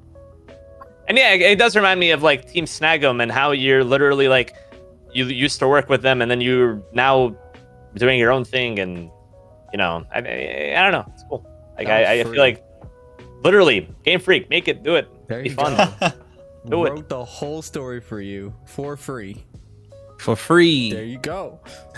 And he's gonna give you money to play the There you game. go. Oh no, Elliot! Oh no, down bad. Poke Jungle. If you had the power to make any game, what would it be? I think prior to this year, I would have definitely said a MOBA, because I am a casual League of Legends player. I love playing MOBAs, and obviously that's happening now. So where is Pokemon Unite?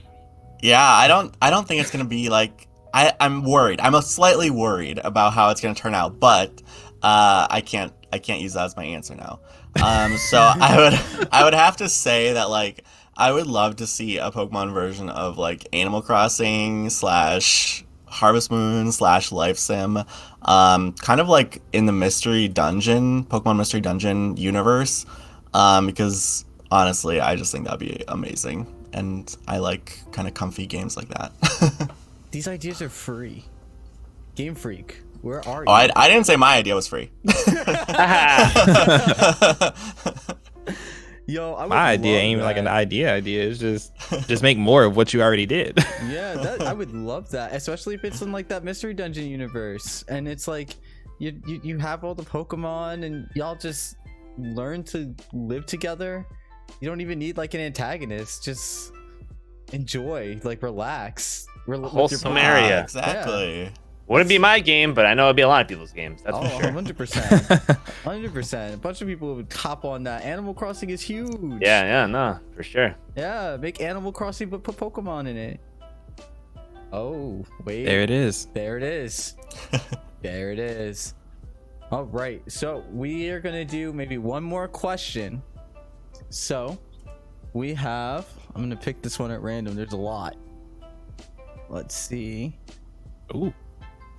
We're going to do. That's a killing. Anonymous asked, what is the best Pokemon Go team? And why is it Valor? Jungle. Ooh. Um, Ooh. I would throw a rock at your team. So you know what? I'm gonna have to say that I am a huge Team Instinct person. Let's go. So wait, we all are Team Instinct. Let's go. Really? Yo, No way. we are the smallest team, but all of us are. Wait, maybe Anthony isn't. But, you know. Oh, that's right. Did you guys see on election day, everywhere was red and blue? We had no states. Yeah, what the It was heck? ridiculous. Man, we're the disrespect. Y'all gotta come out. You gotta fight more gyms. Y'all too busy dabbing. Look, there's a pandemic, bruh. You're not lying. You're not wrong. That's really funny though. That's wow. Hey. Wow. Yeah, no wonder I'm getting along with you guys so well. There you go. That's it. I didn't realize all three of y'all would be on the same team. That's perfect. Okay, so I can sneak in one more question. So let's. What about you, Anthony? Oh, I'm Team Valor. Easy. See, of course. I'm Team Valor. No wonder. Easy. Not kidding.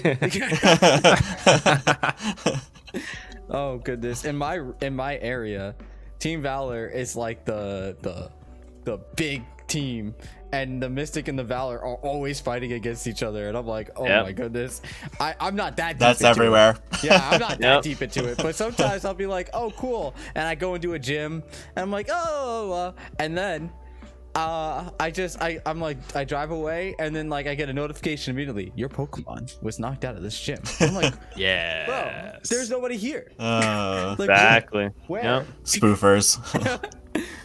All right, let's sneak in this last question. Melancholy Matoy asks, speaking of the Sword and Shield DLC, no spoilers, can we talk about how Peony's battle theme just slaps so hard? I guess yeah, it's pretty good. I will say, one thing that Pokemon gets down to a T, always kills it, is music. I feel like I don't think there's any bad music in any generation in Pokemon. I thought you were gonna say the daddies. Oh, I mean, you know, he is a father. Yeah, Peony is a dad. Yes, you know, he is. We need more dads in Pokemon. Yeah, we need more daddies in Pokemon. We need more mothers. What you talking about, bruh? Melanie, we're talking about mothers. Melanie Where are our fathers? always has a mom though. Okay, but let's talk about Melanie though. Melanie, you know, she's great. She's great. I do like Melanie. Yeah, let me stop talking, okay? Yeah, that's for your other Twitter, man. What are you doing, man? Get back on Twitter, bro. All right. And that is going to be it for tonight. So I want to say a very big thank you to our wonderful guests for coming out tonight and helping us raise money and killing the goal. Look at this. What? That way. Look at this. $1,050.69. Woo! We raised awesome job. $1,000. Amazing. In a little under 5 hours. You all have made an enormous difference to a lot of people's lives. So I want to say thank you all so much. We do want to try and smash this goal. Elliot said it. Elliot spoke it into existence. It is law. It is law. $1,337.69. Nice. Chat, you gotta do it. We have to do it. It's law. Elliot said it's like it's for charity, but also for the meme. Like two amazing things. You gotta bring them together. You gotta do it. Exclamation charity. Yeah. Exclamation point charity. Let's go. Do it. Thank you all, and thank you to everyone who donated to ask questions. We greatly appreciate you all. We will be back after this commercial break. I know y'all are sick and tired of seeing the commercial, but it's fine because we need the time to set up. So thanks for having me, guys. Really appreciate it. So yeah, thank you so much. Yeah. All right, and video games are becoming part of our daily life, and you might not even know it. Video gaming is an $11 billion industry, and it's only getting bigger. I don't know if the industry is aware of the amount of disabled players that are out there. There's 33 million people with disabilities that play games. Gamers are everywhere. It's a big secret, but trust me, we're out there. I think the real important thing that gaming brings is that social interaction. You really want gamers with and without disabilities together forming these communities because that helps break down barriers of perception about people with disabilities. Back when I was in grade school, a friend of mine introduced me to my first Atari.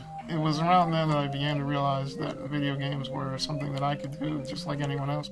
I'm real passionate about the ability to paint yourself and present yourself in a way that you want to be seen.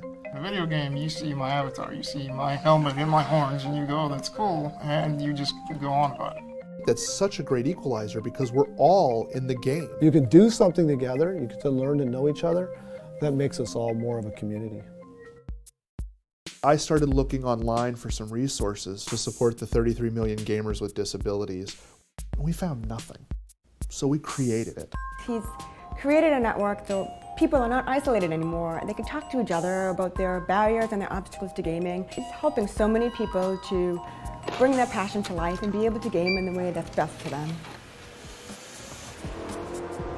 It becomes this real community of gamers with disabilities helping gamers with disabilities. Come on, you were to be in one race. Right in the beginning, you wrecked me. That's it. You were the person that I was thinking about when we were going through this and designed this device. That I sat there and helped figure out with you where the button should go. Yeah. A droid is the most friendly device that I've found so far. If you really love a game, and if you want to be good at it, you can be good at it. Sometimes it takes some, thinking outside of the box, but it can be done. So able gamers, you rule. Just pointing it out. You know, there are 54 million Americans with disabilities, and many of them want to do a lot of things that they can't do, and some of them take it upon themselves to create things that will help them and end up helping the wider community. I think one of the most powerful things Able Gamers is able to do is reach out to big companies, big content producers, and explain to them why they should be caring about people with disabilities. And we don't give the sad story because we don't think the sad story is what we as an organization want to present. We want to talk about us as a market. As a game designer, somebody who's engaged in pop culture and creating pop cultural artifacts, I think we definitely do want to have a larger audience. And if it's possible to include disabled players as part of that, sure, absolutely. What the Able Gamers Foundation is really trying to do is change a culture. We want every developer to heed our call and add accessibility to the nth degree. I want the Able Gamers Foundation to teach you how to make your content accessible, and then I'm going to work very hard to make it part of your culture, so that the game that you're working on today is accessible. But you're sitting in a boardroom as an executive producer for the next title going, well, what about accessibility? What about accessibility? That's a win. Stop, come back here. Oh, no. Come back here. No. Oh, come on, so close. For me, it's just a matter of being able to do something I couldn't otherwise do. Oh. Fail. Those kind of door-opening experiences, particularly when you can share it with a friend, are priceless. You win.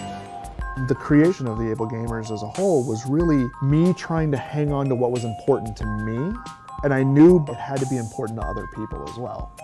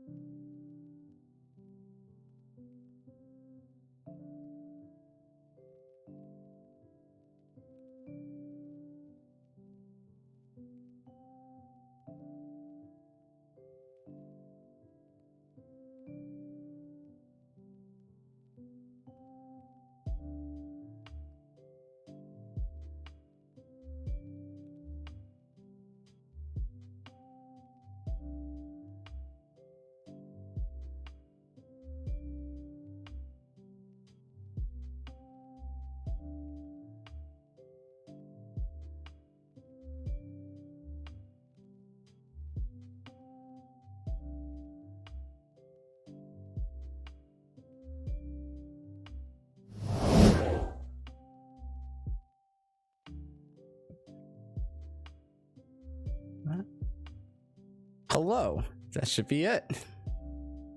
Are we live? We're live. Awesome. Yes.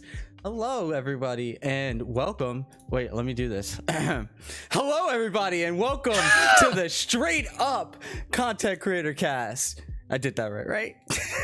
Close enough, dude. I do it different like every show, man. There's not really a... Yes, I'm your host, Anthony of UzerFriendly, and today I'm flipping the script. That's right. You see that? On Neat's video, it's normally Neat on the left and the person on the right, but guess what? I'm the one interviewing Neat today. That's right. Yeah. So, Neat, why don't you tell us a little bit about yourself and your content creation journey? I didn't know there'd be a test. Oh, God. So my name is Neat. I go by Neat on the Rocks. My actual name is Noah. I am the content creator's content creator. I really enjoy making content that helps people to better themselves in pursuing their own passions, usually through content. I think that a lot of people these days are living for their evenings, living for their weekends, living for their time off, instead of living for what they do with their life. And I think that's a travesty. And so I'm here to encourage and inspire and educate more people in the methods of pursuing their passions as what they do rather than what they do on the weekends. Yeah, that's a big goal. And I agree with you. 100%. 100%. I watched, you did one of the Straight Up casts with Schubler, right? Yep. And my buddy Isaiah. Yep. And you were like, why? Like, why aren't you just doing what you want to do? And Schubler's like, I don't know. And you're like, you're just scared. You're just scared. Just do it. Let's just do it. Jump in there. And I'm like, but you're not wrong. Yeah. You're not wrong. Right? Like, you have the talent, right? You have the talent. You might not think that you have the time, but if you make the time, you have the time. And then you can make yourself happy and also have a living at the same time. That's right. Yeah. So how did you get into doing content creation? So I started my first YouTube channel when I was like 13. And I absolutely loved it. Back then I was probably even more passionate about it than I am now. Like I could just hit record on my webcam and just talk about whatever and post it as a YouTube video and not even care. I'm trying to re-find that passion again. But over the years, I've tried YouTube and I've bounced off of it like literally 9 times. I tried Twitch and I bounced off it a couple times before finally realizing like, man, I want to do content. Like I want to make stuff for a living. I don't want to, work for somebody. I don't want to work in an office. That's not what I want to do with the rest of my life. That's not what I see myself doing in 10 years, 30 years, 45 years from now. I see myself making people happy, doing something entertaining or educational or helping people in some way. And so I said, well, where can I get started? And I was like, well, Twitch streaming looks like fun. And then I was like, yeah, YouTube was way too hard. I don't want to do YouTube. Let's go to Twitch. And I get into Twitch and I find out it's like, oh, well, the best way to grow on Twitch is to make YouTube content. I'm like, son of a bitch. So now I'm back at the YouTube game. So we're just vibing, figuring out social media and everything. So that's my specialty. And we'll get into that. That is, yeah. Yeah. Yeah. I mean, I found you through Bad Lex. And many do, actually. It's nice. Bad Lex is like, you know what? You need to talk to my friend Neat on the Rocks. And I'm like, maybe. And then like I started watching you and you have this passion, right? You have this passion, this drive, and this energy that nobody knows where it comes from. Cocaine. Yeah. Makes sense. Because I'm like, comes from gratitude, man. That's the meme. We're like, where does Neat get this energy from to just be Neat? There's I don't know if you follow Gary Vee at all. A lot of us in this space are big fans of Gary Vee, but he's just a dude who makes, I mean, he talks about putting out, his goal is like 64 pieces of content a day between social media and all this, and just absolutely going crazy with it. Obviously, he's a big inspiration of mine, but a lot of people talk about how he has just crazy, endless energy. And there's a YouTube video kind of poking fun at him where he's like, where somebody's playing as him, and he says, "People just ask me where I get all this energy, and I tell them gratitude." And it's just hilarious. And so the meme is gratitude. It's because I'm so gracious for all the energy people put into me and give to me, you know, with, you know, asking me to be on their shows and things like that, you know, that it just lights a fire in me that's just like, man, but I want to do for them, you know? Yeah. So you do. And I mean, I use your videos to level up our content. Unfortunately, my camera died, so I have this webcam on right now, but you know what? We make it work. We make it work. Yeah. Neat is the one that taught me about 3-point lighting, which I don't have on right now. That's okay. Yeah, 3-point lighting. Okay. Right? And I'm like, okay, yeah. Like honestly, Bad Lex was like, you know, you really should watch Neat. Neat knows a lot of stuff. Neat is very interactive. And I was like, you know what? Maybe. And I don't remember what it was specifically, but I kind of landed on your Twitter account. Yeah. And I was like, all right, you know what? I like this kid. You know, he's got good politics. He stands up for what's right. So that's right. That's the check marks. I'm like, cool, follow. And then I popped into a couple of your streams, and I saw the one stream with Sam Woodhull that you did. And I was in that stream with, it was probably me on my iPad and a bunch of other people around me. And the entire time I'm like, that's it. That's right. Yeah. That's right. Right? Y'all were talking about stuff that, in me being in school for marketing for 7 years, right? Y'all were talking about all of that stuff in that 4 hours. And I'm like, people are getting this for free. Yep. I spent $13,000 for this. And all that information you gave out for free. Mm-hmm. And one of the other things that I really, really loved was Sam Woodhull had made a Twitter post about what do y'all call it? Content branching, right? Yes. Content branching. Yes. Content branching. Yes. There is a legitimate marketing word for that.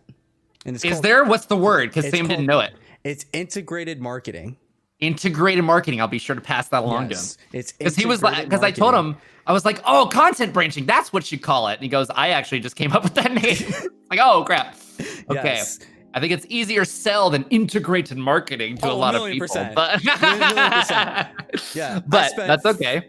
$2,000 on a class of just integrated marketing, and y'all said it in the stream, and then he made that Twitter post. Mm-hmm. Yep. And I'm gonna be making a sister video about it pretty soon. Oh, just showing people how to do it. Easy. It's big. It's so important. It's the most important part of, not, I shouldn't say being a content creator, but just of marketing your product in general, is making sure that all of your messages are having the same message, right? Where you're making sure that all of the people are landing on the right page that you want, right? So when you're making these content, like everyone says, and you mentioned it already, make content on YouTube and then stream on Twitch, right? Mm-hmm. That's the layout, right? Mm-hmm. And the reason that works so well is because you have YouTube as your main landing page where all these people can come and they find you. And because they're landing on your YouTube channel, and if you're doing the right stuff and people are getting suggested more videos that you're creating and they're getting deeper into it, they're going to want to know more. And then you just mention, you're like, oh yeah, Tuesdays, Thursdays, Fridays, I stream on twitch.tv every day. I'm going to answer all your questions. And what does that me, the viewer, want to do? I'm like, yeah, you know what? That's exactly where I want to go. And you're creating loyalty, you're creating brand loyalty, and you're getting people to go onto more of your landing pages, and answering their questions, talking to them, which is something a lot of brands kill for. They kill for it. 1,000%. Kill for it. They spend 1,000%. millions of dollars for that. Millions. And y'all just were like, okay, here you go. This is it. This is the playbook. This is the playbook. Go for it. 1,000%. Brands are sleeping on streaming right now. Yep. Because streaming isn't mainstream yet, or isn't huge yet like it's going to be. But there is absolutely nothing that can replace the one-on-one contact that a stream does. I think streamer marketing is going to be is practically the future of marketing as far as I'm concerned. Maybe not totally and completely, but getting somebody as a direct it's millions of times more effective than a billboard or a YouTube ad or anything similar. Where just somebody directly connecting on a personal level, it's unlike anything that's ever been done in advertising yet. Yeah, 1,000,000%. Because with that, like, all stuff that you learn over 6, 7 years, 8 years of going for your degree in marketing, right? Like, the thing that every marketer asks is, what is in my customer's head? Right? What's in my prospect's head? They literally teach classes on the entire life cycle of someone going to a store and buying a product, right? Entire life cycle of why do they go to the store? What store do they go to? And why they choose that store? And then why pick up your product over any other product? And then what do they do with the product after they purchased it? And with content creation, it's a little bit different. But you get to, if you put yourself into that perspective of, my product is my content, right? That's your layout. That's your plan. That's the plan that you guys have been making. You're like, okay, my product is my content. So how do they get there? Oh, you know what? I'm going to help people. I'm going to help people get into content creation. And then they go and they search it, and then they find you. And they're like, you know what? Neat has a lot of really good things to say, right? I'm coming from me. This is all me too, because this is exactly how it went. He's like, you know what? Neat's got a lot of great things to say. Hit subscribe. And Neat says, and the channel, you know, I stream every Tuesday and Saturday, right? Tuesday, Thursday, Sunday. Sunday. Sundays are now on YouTube, but Tuesday, Thursday on Twitch. Yes. So Tuesday, Thursday, Sunday. And I'm like, you know what? I'm a pop in. So I pop in. I'm mostly in the Tuesday streams. So, because we raid you all the time. So, yeah. So, you know, I pop in and I'm like, you know what? This person has a lot of really great things to say. So then I join the Discord. And then I see your community. And that was the final nail in the coffin. That's right. Best community on the internet, man. The final nail in the coffin. I'm going to argue you there because UzerFriendly has an amazing community. Everyone always does, but everyone always does. Honestly, it was the final nail in the coffin for me, because not only are you helping people with your content, and you're very vocal, and you very much take it in, and you're like, hey, have you tried doing this? Maybe you try doing that. You're in the trenches, right? I'm in the trenches. That's right. In the trenches. I talked about this in your stream on Sunday, on your YouTube stream. You're in the trenches, and you're like, hey, like, have you tried doing this, that, and the other thing? Oh, maybe you should try doing this, that, and the other thing. And I'm like, oh my goodness. Could you imagine? Like 5 years ago, someone trying to get into YouTube and having a Neat on the rocks right there, just being like, hey, how do I export this properly? And Neat's like, first off, you got to use DaVinci Pro. Yeah. I'm like, oh, like, wow. So thank you. You're welcome. It's my pleasure. For what you do, because you really do some really great work.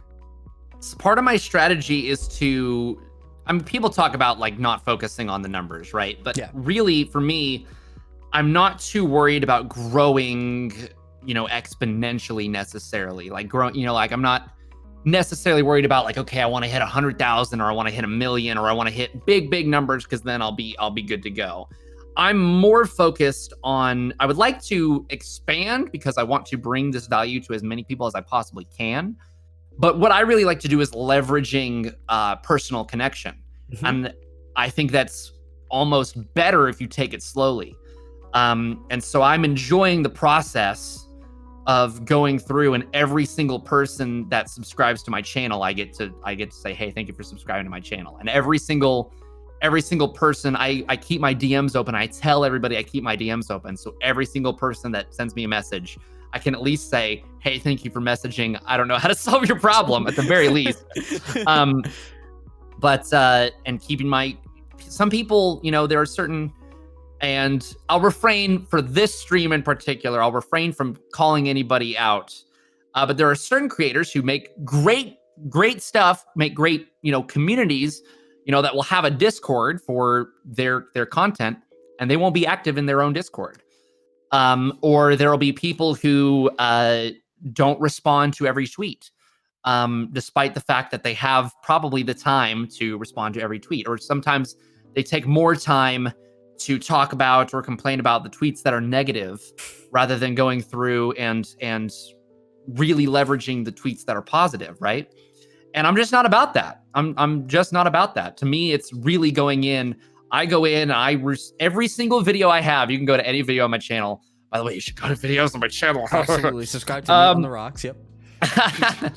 Every single video on my channel, you'll see every single comment has a reply from me. Every single one has a reply from me, because every single time somebody takes time, because time is our most valuable resource. You know, money, you can always make more money. You could win the lottery if you really, if you know, the chances are really in your favor. Money could just fall out of the sky. You know, money is actually a made up concept. that people have just gotten together and agreed exists. Time is real.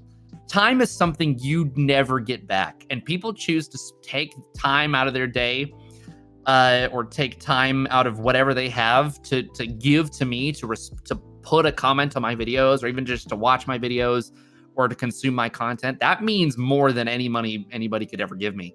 And so I really, really want to show people the gratitude, right? Gratitude. Yep. The gratitude, right? That I have for people giving me that, for giving me their most valuable resource. And so taking the time just to give back when people give me their time, you know, when somebody says, hey, this was awesome, I say, thank you, you're awesome. Like, you know, you're breathtaking type of deal. So that's what I live for, man. That's what I absolutely live for.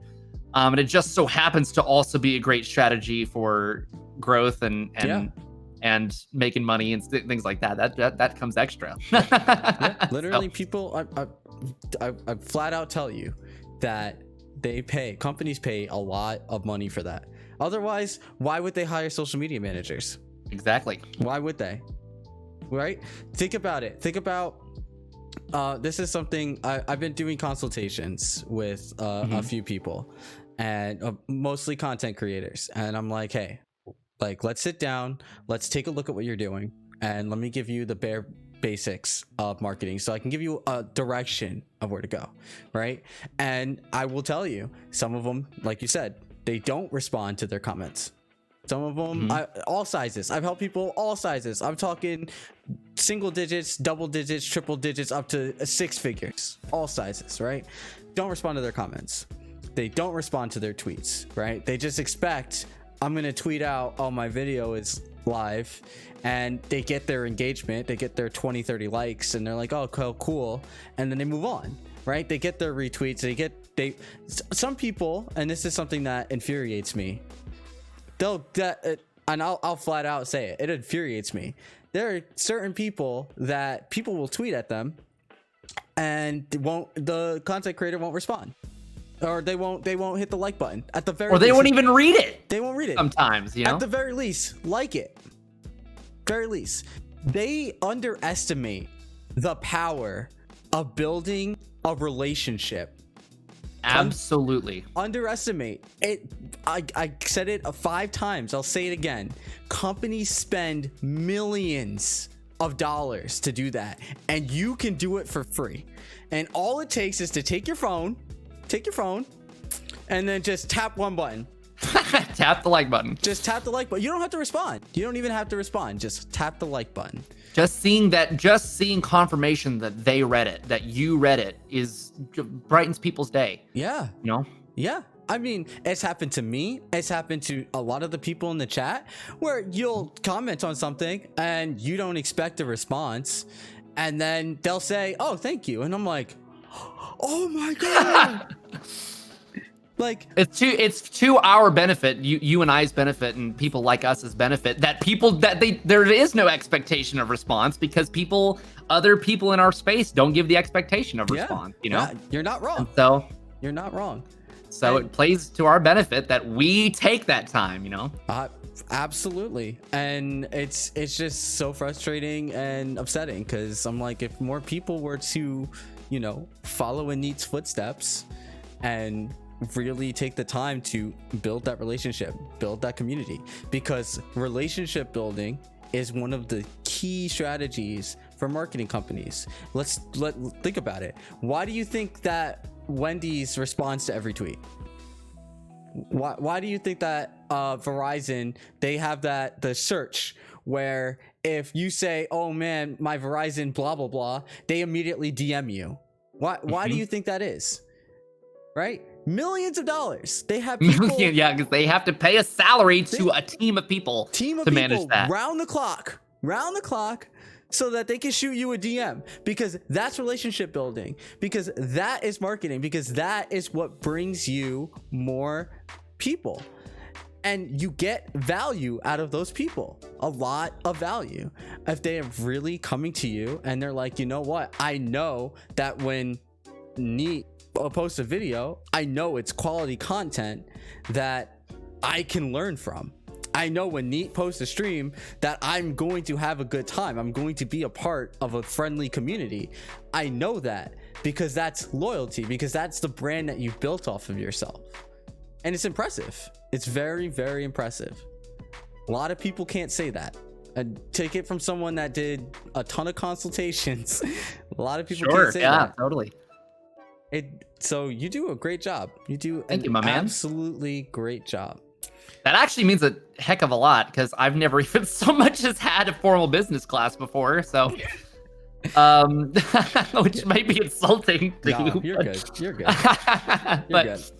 Yeah, I saw the one stream you were like, "Oh, why go to school for business?" And I'm like, excuse you. It's so tough these days, you know. School is for a very specific.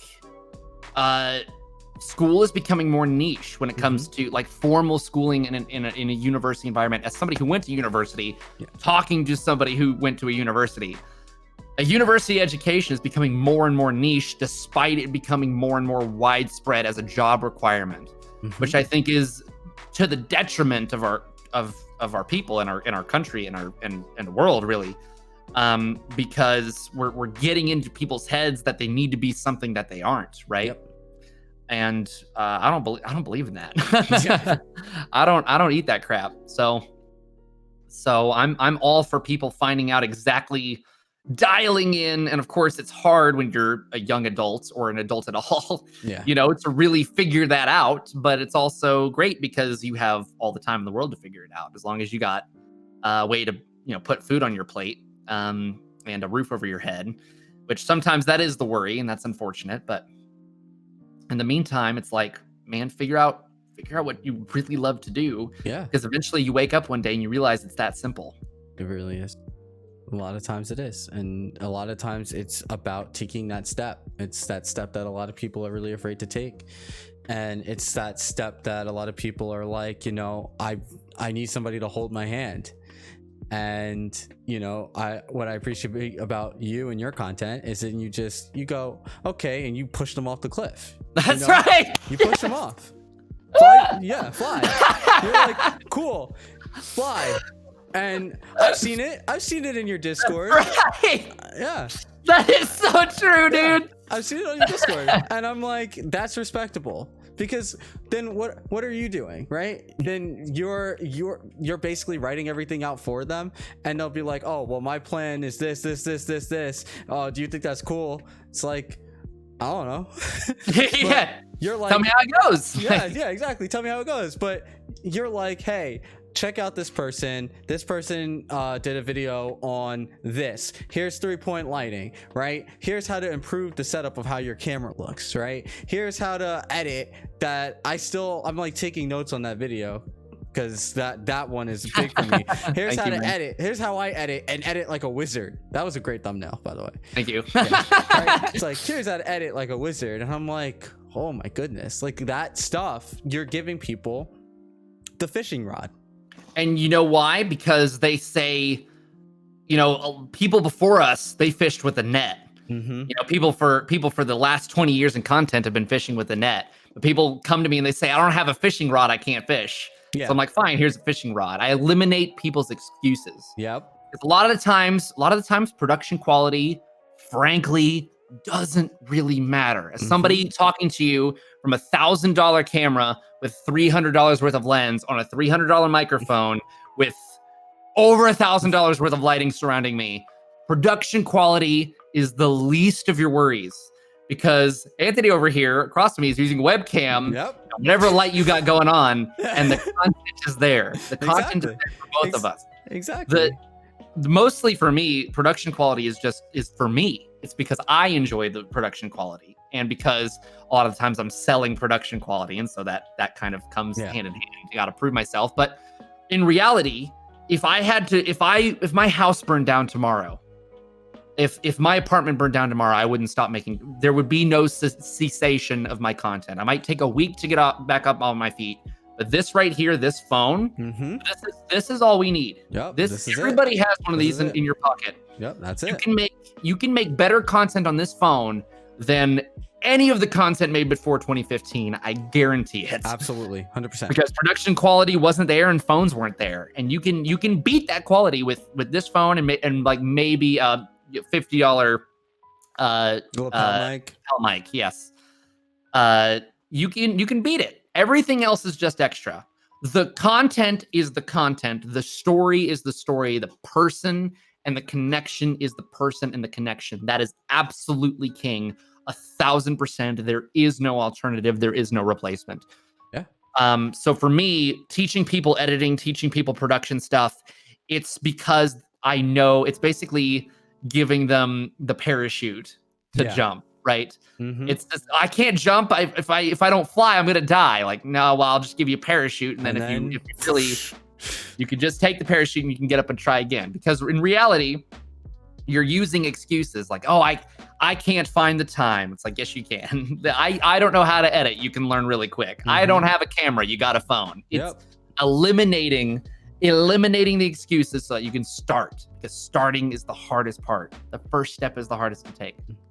Yeah, I mean, think about it. Like a lot of people that have gone viral and are famous and doing more things, not even just in content creation, just in general, recorded from their phone. They literally recorded a TikTok.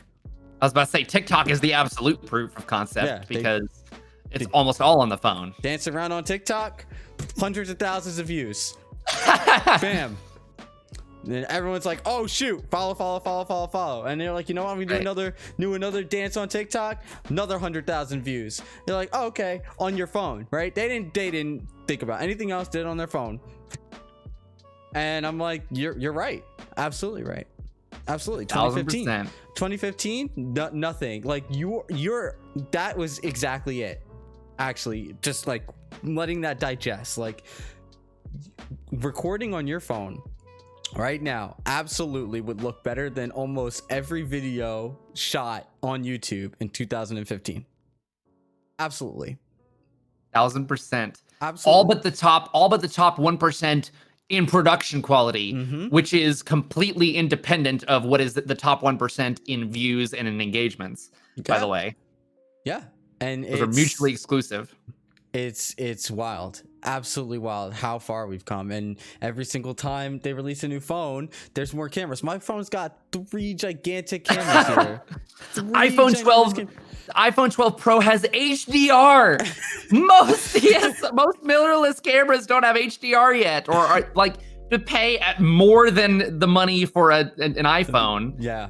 For an HDR camera. It's nuts. But YouTube doesn't even have HDR support yet. Phone cameras are outpacing what YouTube is maximally capable of. Yeah. Yeah, my phone shoots in 4K. The iPhone also shoots in 4K. I'm like, wow, my camera doesn't shoot in 4K. Your phone screen isn't even 4K. Yeah. Can't even watch it back in its full resolution. Yeah. Production is outpacing what you can view. Yeah, and Lord Dunch even said it just now. Don't forget all the technology software behind the mobile technology as well. Yeah, like the Google Pixel, they have that whole thing where it has its own like HDR where it just analyzes everything and does all the color correction and everything for you. And I'm like, that's right. Like, what? Back in my day. And I've been in this scene for a while, right? It's been about 6 years now, right? And I've seen the rise and fall of a lot of people. And I think about it, I'm like, I've like a lot of these people, I feel like you said, and they have the idea, they just don't have, they just didn't want to take that jump. They didn't want to take that jump.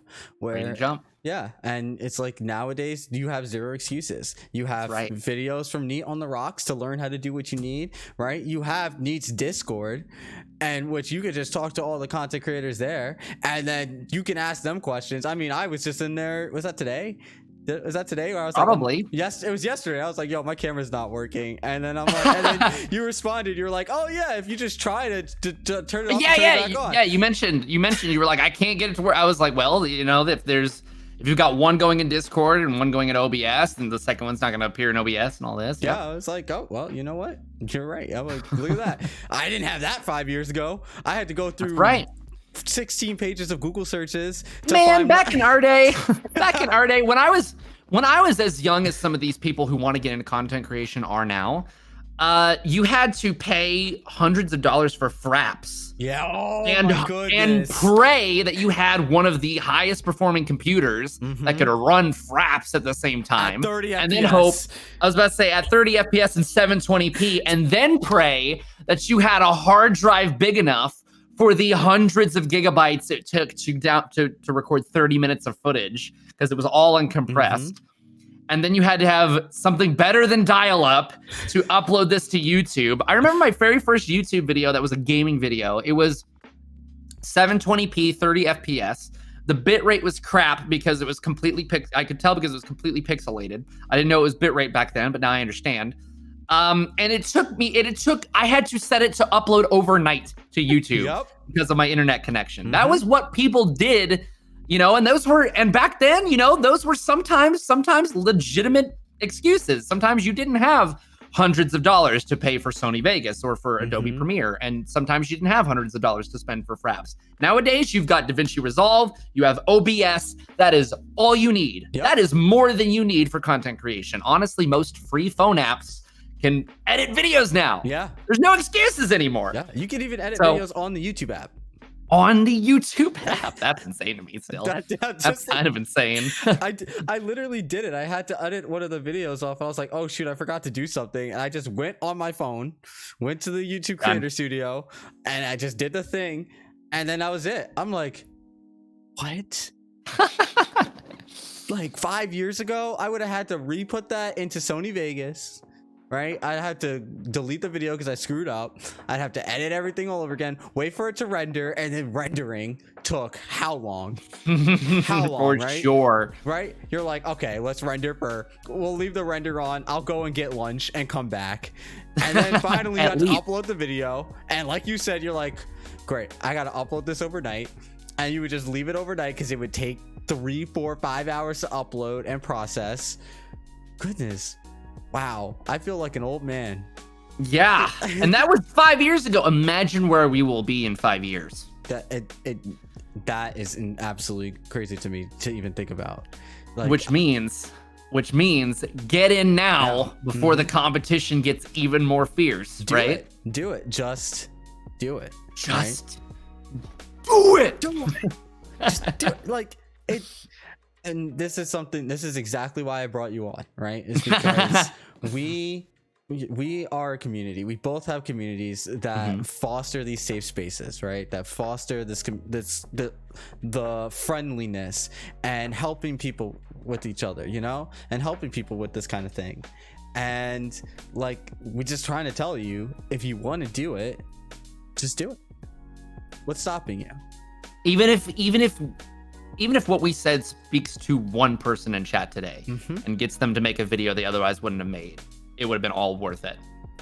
All been worth it. Absolutely agree. One person, because that one person, that might change their life. That might make them infinitely happier.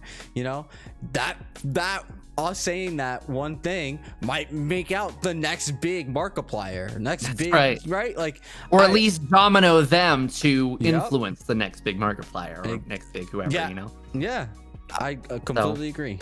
I've seen so many. There's a story. Go ahead. There's a story where I used to play Magic the Gathering. Okay. Used to play. I want to hear the story of why you quit. Money, time. That's fair. Yeah. So back in high school. Two good Pink Floyd songs, by the way. Go on. Sorry. So, high school, a little bit of middle school, we used to play Magic the Gathering. I used to play all the time, right? And a buddy of mine, Anthony, used to play, and it was Anthony and Anthony, right? Top players, Anthony and Anthony, right? It got confusing. They came up with the nickname Black Thunder. I was Black Thunder. Okay. All right. Black Thunder making it into the top 4 again. Black Thunder making it to the top, right? We used to play all the time, and Anthony came up to me one day and was like, "Hey, I'm starting a YouTube channel. Any boost would be great," because he knew that I helped run a Pokemon fan site. I was like, you know what? That's fine. So I was like, I'm gonna support you all the way. Posted every single video that he created for like months. I was like, hey, y'all like Pokemon, check out this Magic the Gathering YouTube channel. Right? Months. One day, you know, he kept doing his thing, didn't really talk too much, whatever. And one day I go to PAX East. Okay. Go to PAX East, and PAX had they have their own panel each year, right? And they have this giant stage in which they get their like the top creators and stuff to go on, okay? And they have like kind of a podcast kind of thing, talk show, whatever you have it. I'm walking past and I look at this person. I'm like, wait, do I know you? And they're like, wait, are you Black Thunder? I was like, yeah. The one and only. Yeah, the one and only. And they're like, we used to play Magic the Gathering together. I'm like, oh, cool. What are you doing here? And they're like, oh, I'm helping Anthony get all set up. I'm like, wait, get set up? And my friend Anthony is the Manosaurus, who is the top Magic the Gathering content creator. Number one. Period. Nice. No idea. Had no idea. He goes by TMS Wedge now. No idea. Just found him going up to a panel for PAX East. Wow. And it goes to show, just do it. Just do it.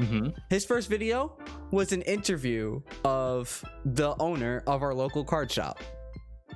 Wow. First video. That's amazing. It probably isn't even up anymore.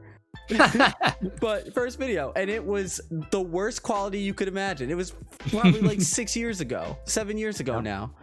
Worst quality. It's probably 720p. Like, and now, like we keep saying, you take your phone, you can make 4K videos. You can make 4K interviews with $50, maybe $100 worth of lapel mics. Yep. There was no microphones in that interview either. No. So all you hear is shh, and you And hear room noise. Yeah, all that noise, and then you hear yeah, so we started the card shop. Good. Everybody starts somewhere, man. Yeah, start somewhere. Harris Heller had brown hair in his first video. Could you imagine? Like, goodness gracious. But yeah, I've been doing these consultations, okay, with a bunch of different content creators, right? And again, like I said, every single one of them, I'm like, hey, listen, if you want to level up your content, talk to Neat. Yo, talk to my Neat. man. So I'm sure you saw all those random people following you that you're like, who the heck? Pokemon? Like what? A podcast? Like a news podcast? I'm like, just trust me. I'm like, trust me. Follow Neat, follow Sam, follow and subscribe to Alpha Gaming. Just watch these, get started, check out Nutty, get started. Yeah. They're giving you the tools, they're giving you the fishing rod, and then you take it. And you take the fishing rod, and then you make yourself happy. Make yourself happy. And then you teach a man to fish. Fish for a lifetime. Fish for That's a life. right. So, I just wanted to talk to you a little bit about social media. Good. Yes. I like talking social media. I want to talk to you about a little bit about social media and social media marketing. Tell me, what is your take on content creators and social media? And we'll work from there. Like, what do I think content creators should be doing, or what do I think about content? What do I think they should be doing? I think number one, you should probably make an account on as many platforms as you can stand to make, and try them all and see which ones you like. I personally really, really enjoy Twitter over all the rest. I'm still figuring out TikTok. I think there's a place for LinkedIn with my content, and I think LinkedIn is very viable right now, despite what many people are saying. Normally, so here's the thing as well: if people are if you look at a platform and you see and you Google it and you see a huge user base, but nobody in your space is talking about that platform, or nobody's posting to that platform, that's where the opportunity is. LinkedIn. So that for me tells me that LinkedIn is probably a bigger opportunity than TikTok. We just haven't figured it out yet. So I'm going to try to crack that Da Vinci Code. In the meantime though, just do really post what you love and post a lot of it, and really get engaged with whatever circles surround that thing you're really engaged with. So obviously I really like content creation. I follow a bunch of streamers, a bunch of YouTubers, and pretty much anybody who follows me, I follow them back. A lot of people really care about maintaining their follower ratio. I think it's baloney. It's a myth. I think it's a baloney. I don't think anybody really really looks at your content, enjoys what you're posting, and then goes, man, I wonder how many people this person follows compared to who's following them. Yeah, it's a myth. Doesn't happen. Literally never happens. I think I'm following literally more than twice as many people as are following me. But that gives me opportunities to post on other people's content, to share other people's content, to share it around. And a lot of people have messaged me and said, hey man, you following me back made my day. And I'm like, you're gassing me up. That's baloney. But I appreciate that they say that. And so if I have the potential to make somebody's day by following them back just because they really like my stuff, then I'm gonna take that opportunity, because making somebody's day is overwhelmingly the first huge step into making somebody a true fan, right? That we talk about 1,000 true fans and such. And really decide where you want your strategy to lie. Obviously, I really like making your first 1,000 fans, your 1,000 true fans, just absolutely going head first and putting everything into every single person that follows you as much as you can stand. But otherwise, figure out whether you want that or you want to leverage large numbers. And for me, I have like a 3-step approach, and it's basically post a hell of a lot of whatever you love, just constantly posting, just sharing your passion with everybody. Second is replying to every single comment that you get. Every single time somebody engages with you, you engage with them back. And third is doing that ad infinitum until the end of time. Is just absolutely having the patience to wait to plant these seeds and watch them grow. Because so many people are looking for things to start just rolling in. You know, like, oh, hey, I posted, I didn't get any followers, I give up. Or I did this stream, nobody showed up, I give up. Or I posted this YouTube video, I put a lot of work into it, it didn't get any views, I give up. Number one, if you're posting correctly, especially to YouTube, content is evergreen. You never know when a YouTube video is going to go viral. I've had videos. I had a channel. I defuncted a channel when I was a teenager. I don't tell this story very often because I wasn't very proud of the videos I made, but I made a particular video on that channel and I gave up on the channel. And then months and months, probably years later, I searched up that channel and one of the videos had like over 20,000 views or something on it. And I was like, oh my God, no! That video was so terrible. I guarantee that was before YouTube leveraged watch time and watch percentage into the algorithm. But still, just the crazy number of views I could have capitalized on if I had made a good video with that. And now I got to figure all that out again and start from zero. So, but that's the way it crumbles. But it could be so. To sum it up, you asked my social media strategy. I've kind of been going all over the place. It's really follow a lot of people, do awesome stuff, post incessantly about what you're passionate about, integrate your marketing or content branch, and take your stuff from Twitch and YouTube. You know, we discourage in our circles, we discourage stuff like, oh, you know, don't post super low effort content, right? Don't go into YouTube posting just Twitch compilations because you likely won't see a whole lot of engagement or success. But maybe you just find the best platform for that. Maybe a lot of Twitch highlights do really, really well on Instagram and do really, really well on TikTok.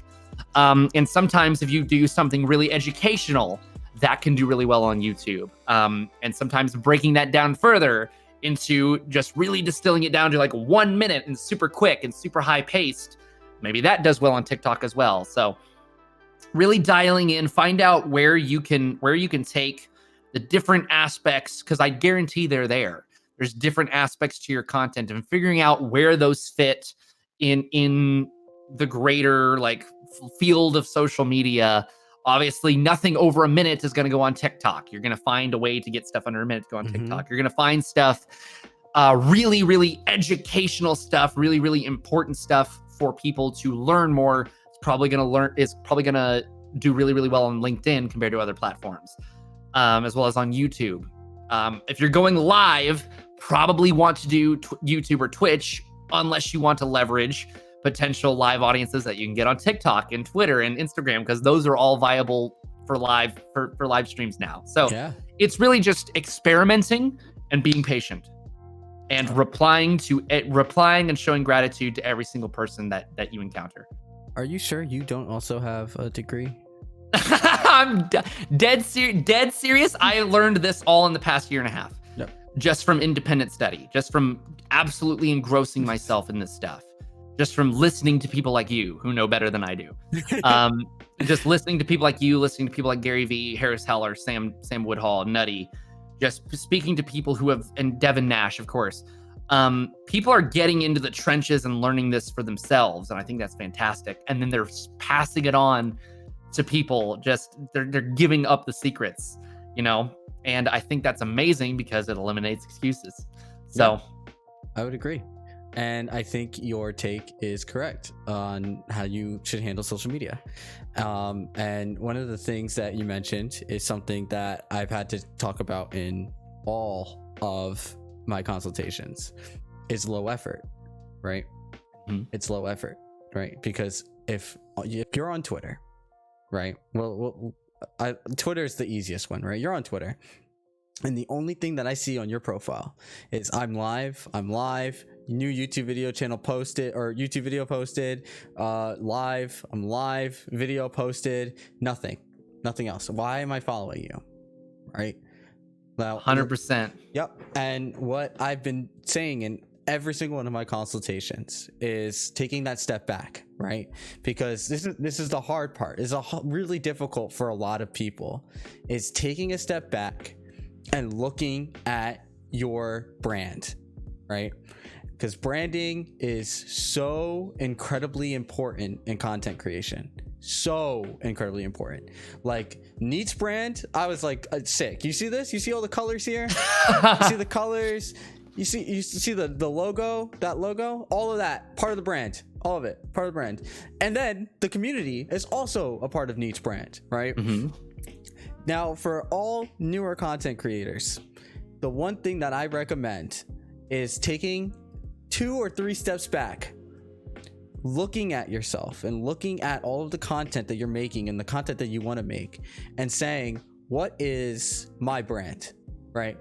Branding can be anything. Branding can be, like I said, Neat has a bunch of cool colors. Well, this way. Neat has a bunch of cool colors here, right? That's a part of Neat's brand. You know, Neat has this retro, what's the word for it? Kind of synth wave or retro wave aesthetic. Yeah, Yes. that retro wave aesthetic. Neon. That neon, that's also the same colors in the background. That's all part of the brand, right? All of that integrates into integrated marketing, right? Focus on part of what your brand is, and branding can be a lot of things. It could be your friendliness, right? It can be your opinions on certain things. And Devin Nash even said it. I've only started listening to Devin Nash now because you guys keep talking about it on the Discord, right? Like, oh, did you see he's one of the Nash's best. video? I'm like, no. Right? He's one of the best. He gets it. Yeah. He gets it.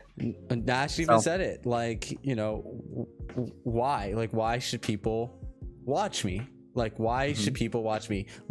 Be the best. What do I give somebody that nobody else does, right? Why is it that someone should click on my video over somebody else's, right? Why is it that somebody should follow me on Twitter? What do they gain out of that, right? And that is a very important aspect for content creators to recognize, because a lot of them don't. That's right. 90% of them don't. That's right. Like, even, and here's the thing too, right? By gaining something could be anything. It could be gaining knowledge. It can be gaining happiness, even just memes. Yep, even just laughter. Yeah. I know that if I follow this account, I'm going to get some really funny memes, right? I follow an account called Naoto Dancing to Everything. And it's Persona 4 character, chibi form, doing this. And I follow them. Why?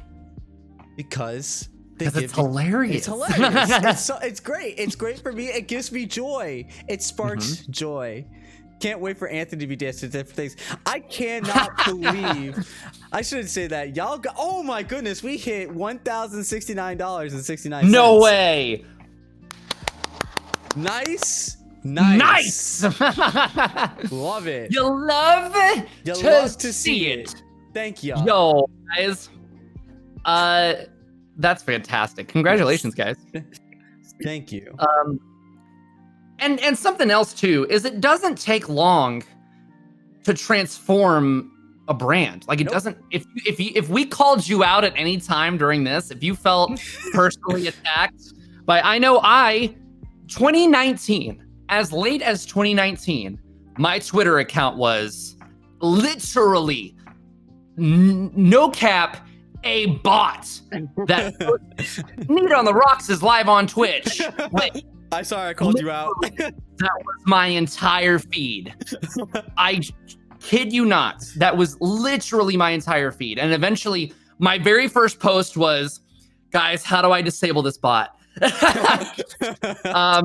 And then I don't have that account anymore for reasons. But on my new account, I said, this is great. I get to start fresh. I get an entirely clean feed. Not only have I surpassed on my new account in just since July, not only have I surpassed the following on my old account, I've doubled it, and I'm about to triple it. So just by not being a bot, just by Gary Vee said it best. It covers exactly what you were talking about. He says, so many people come to me for consulting or come to me with questions, and they say, how do I get 1,000 followers? How do I do this? How do I make money through content? How do I get a passive income? And he says, stop asking those questions. You're asking the wrong questions. It's never how do I? It's how do I provide value? It's how do I give? How do I make people's lives better? How do I bring appreciation to the people who are providing for me and are consuming my content already? It's how does one give value is king.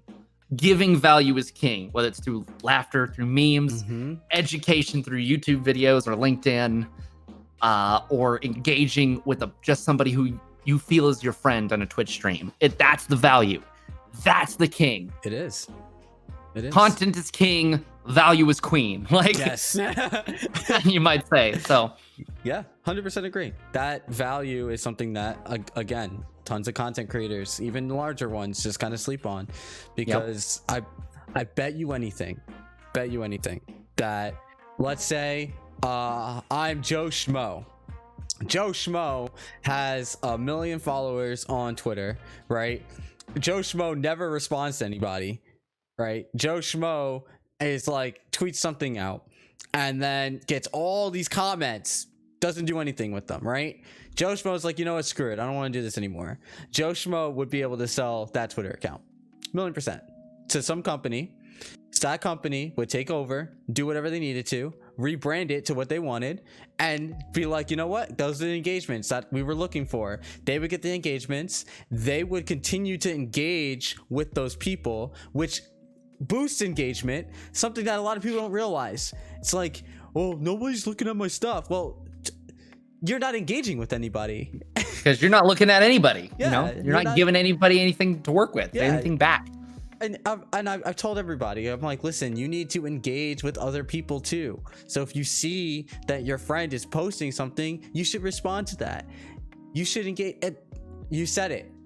What is it? All tides rise ships. Rising tide raises all ships. That's it. There it is. That's it. Yeah. Promoting your friend but serves to benefit you. Yes. Even if you're in the game just to benefit yourself, which you shouldn't be. I agree. Even if you were in just to benefit yourself, benefiting others is the way to do that the best. Like, it just is. Yeah, building a community, engaging with your followers, building that loyalty, building that brand. And when you're building a brand of loyalty around being like a safe space, like you and I are, being friendly and really in the trenches, helping people, that's important. That's so important. That's the value that you and I provide, right? It's just so important. And taking it back a little bit into social media, that is the value that you should also strive to provide. Maybe not on the same level that you and I do it, but helping somebody do something, right? Giving them that little shove.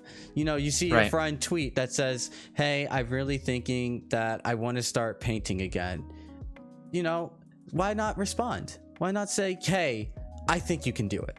You should do it. Go for it. Or even, I'll buy your first painting. That's my favorite. Oh, I love that. Yeah, I'll buy your first painting. Me, I'm like, you know what? I got you. What you need? You need a paintbrush? You need a canvas? What you need? What paint you need? I got you. That's We're gonna do this. We're gonna do this together. We're gonna make it. And this is part of why I have faith in humanity, in all honesty. Like, to go big picture with it, go a little abstract, is I legitimately think going out and making the world a better place makes the world a better place and is infectious and is contagious. And I think that it benefits not only everybody, but benefits you. And so I think the meta is being a good person. And I think when it is the meta, it's going to be the thing that attracts the most people, Yeah. And so I think everybody, even the people who are successful while being scummy, would be immensely more successful even still if they weren't scummy, or at least would be happier with themselves. At least they would sleep better at night, So there literally is nothing to lose when it comes to being a good person, Yeah. You've got absolutely nothing to lose. it is so much harder to be a bad person than it is to be a good person. And support your friends, you know? Support your friends. If your friends are doing something, absolutely jump in there with them. You might not have to be on Neaton's eye level where you're like, I'm gonna buy your painting and I'm gonna buy you every equipment that you need. We're gonna do this, right? But even just a retweet, sometimes, you know, a retweet, a response. Hey, we got this. Let's do this. Like, all of that matters, all of it, and it means a lot to a lot of people. It does, right? Like you commented and you were like, "Yo, all this stuff that ad, whoever made that, great job." I was like, I did that. It was really good. It was really good attention to detail. I was like, I did that. I was like, that made me feel good. That was even a week ago. That made me feel really good. Yeah. Right? That's all it takes. It's just because it made me feel good that you took the time to, you know, because you said, oh, Neat's got a really strong brand, and so you went through. You put a song that had saxophone in it. You reorganized with what you didn't do for the other people. You went through. And you made it have a neon background and a sunset. And I'm like, hey! I had like the Leonardo DiCaprio meme of like... Yeah, but again, we can't stress it enough. Support your friends, support people around you, engage with people around you. That is what helps you, and that's what builds your brand. And building loyalty and building a community is much more valuable than just uploading videos and hoping that they're going to get hundreds of thousands of views.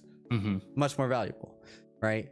I would rather, and this is something that has really solidified within the past few months, because the community that we've built has been phenomenal. So all of y'all that are in chat right now, that are in the UZF Discord, I want to say thank y'all, all of y'all, because you have all built this community, like this really great safe space in which I'll wake up and I look in the Discord and I'm like, wow, this is great. I like everyone's just having a good time, and then like we have a ranting channel and someone's not having a good day, and then you just see a slew of people coming in with love.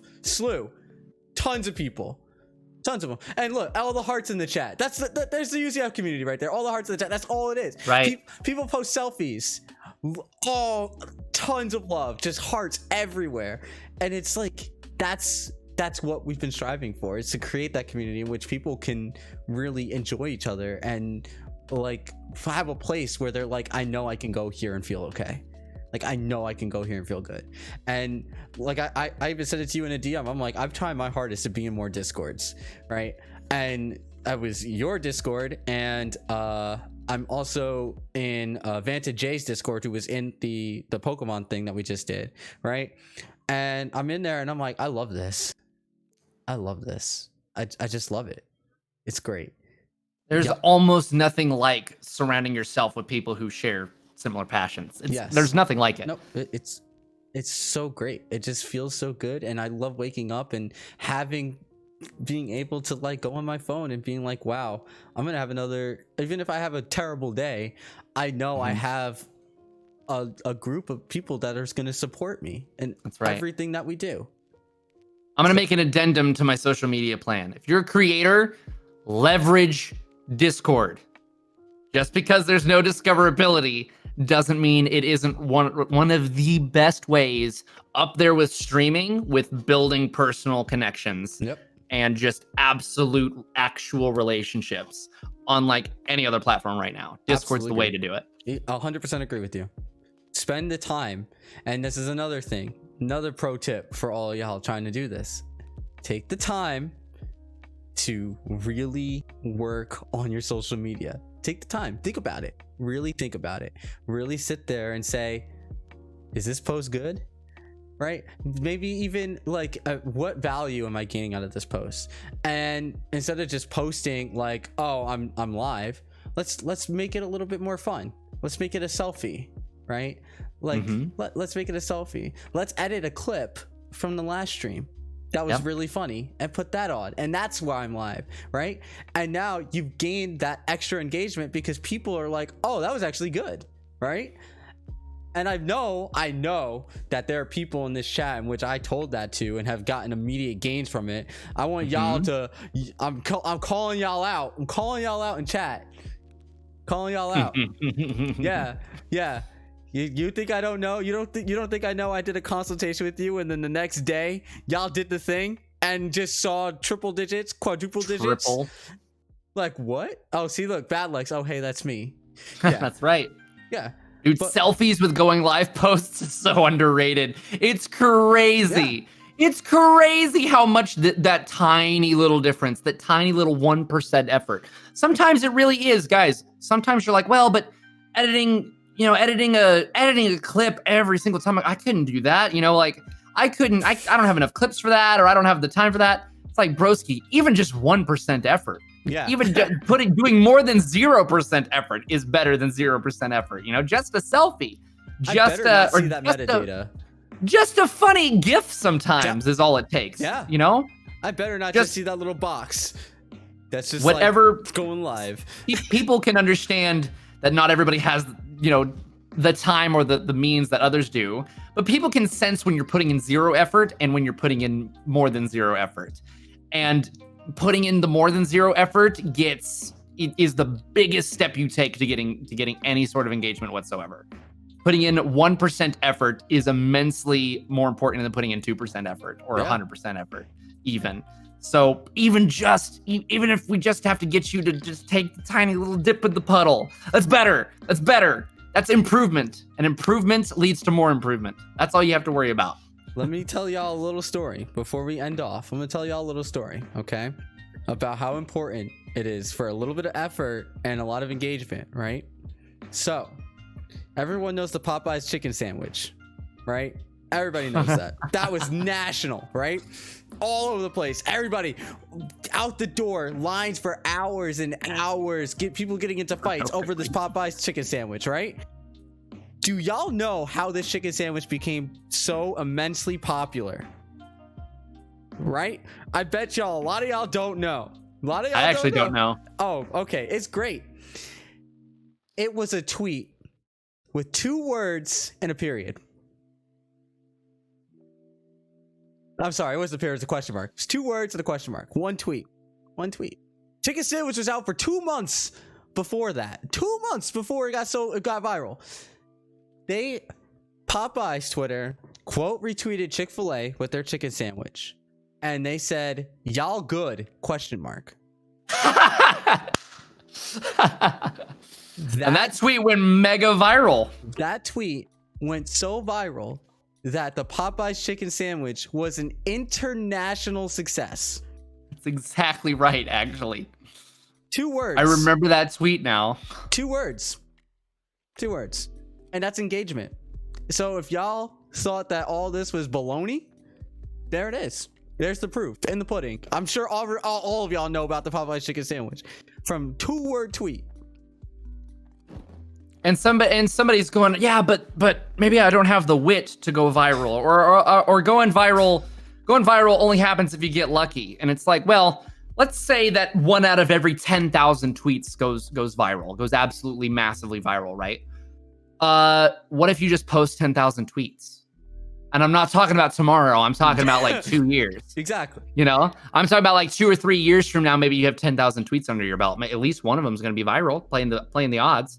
Luck is one of those excuses, right? Mm-hmm. If you have the patience to set it out, everybody gets lucky because the opportunity is going to come by once you're prepared for it. And I don't say that to blow smoke up people's butts.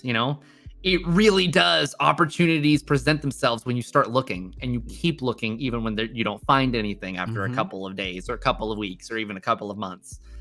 Exactly. I didn't post my first tweet and get asked to be on a podcast about social media, right? I've been figuring out for a year and a half, like, okay, well, what's the strategy then? And apparently that's worth 7 years of classes. Yeah, it is. And once you've really gone into the trenches, and again, another thing that a lot of people don't do, study people. Study what other people do. I literally just talked about a Popeye chicken sandwich tweet. 2 words. Yum. I bet you could probably do that again and it would still go viral. Yeah. Bet you anything. You could do the same exact thing with something else and it would probably go viral. The tweets that I see with hundreds of thousands of likes and retweets, I click on it, I'm like, what? This has been done before. Like, it's the same thing that I've already seen, and it's fine. And that's absolutely fine. You're playing the game. It's what's right. You're playing the game. But on that note, thank you so much for coming out tonight. It's been my pleasure. We greatly appreciate it. We killed this goal.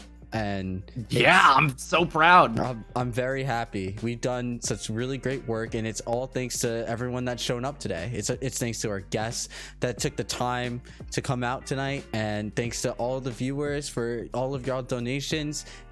You killed it. You did amazing. So thank you so much, Neat, for coming out tonight. We're gonna play the ad one last time. And then it's going to be the 3 of us hosting, me and GK and Emily, and then we're going to call it a night. So thanks so much for letting me be a part of it. Oh yeah, absolutely. Thanks so much for coming out. It's been great. Dude, it's been awesome. I'm so glad I got to talk to you about all this stuff. I'll have you on for reals some other time. How's that sound? Ooh, okay. We'll talk more about it. Yeah, we kind of we'll hammer it. We'll hammer it home twice as hard. Oh yeah, because people need to hear it more than once sometimes. I have an entire the presentation's like 10 slides, and it goes through. It's very specific marketing strategies. Very awesome. Specific.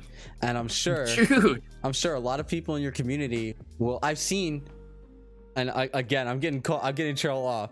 I saw one person in your Discord say, "Hey, I really wish somebody made a video on like how to make things on Instagram like IGN." And I was like, here's an essay. Here's an essay, and that just scrapes the surface, right? And it's like, yeah, we can absolutely talk about that. Now you have my gears turning. What if we did? Do you know who Marvelist is? I don't. So there's a new friend of mine who I met through. He's a mod for the Alpha Gaming Discord because of his marketing expertise and because he's a friend of Harris's. And he is a marketing consultant, much like yourself. I'm thinking maybe the 3 of us do a podcast. We do the first episode with 2 guests, and we talk marketing. The 3 of us. I'd be down. Like. That would be kind of cool. I'd love to learn from them. Absolutely. So again, be a sponge, everybody. Be a sponge. And then I get to pretend like I have a right to be at the table with you too. But yeah, that's gonna happen. So we're gonna bring it over to the ad, and then we're gonna say our goodbyes. So thank you so much, Neat.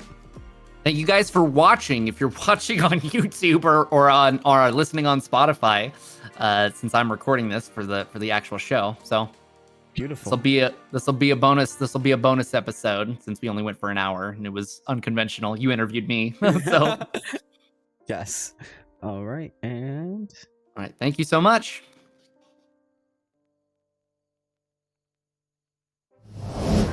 Video games are becoming part of our daily life, and you might not even know it. Video gaming is an $11 billion industry, and it's only getting bigger. I don't know if the industry is aware of the amount of disabled players that are out there. There are 33 million people with disabilities that play games. Gamers are everywhere.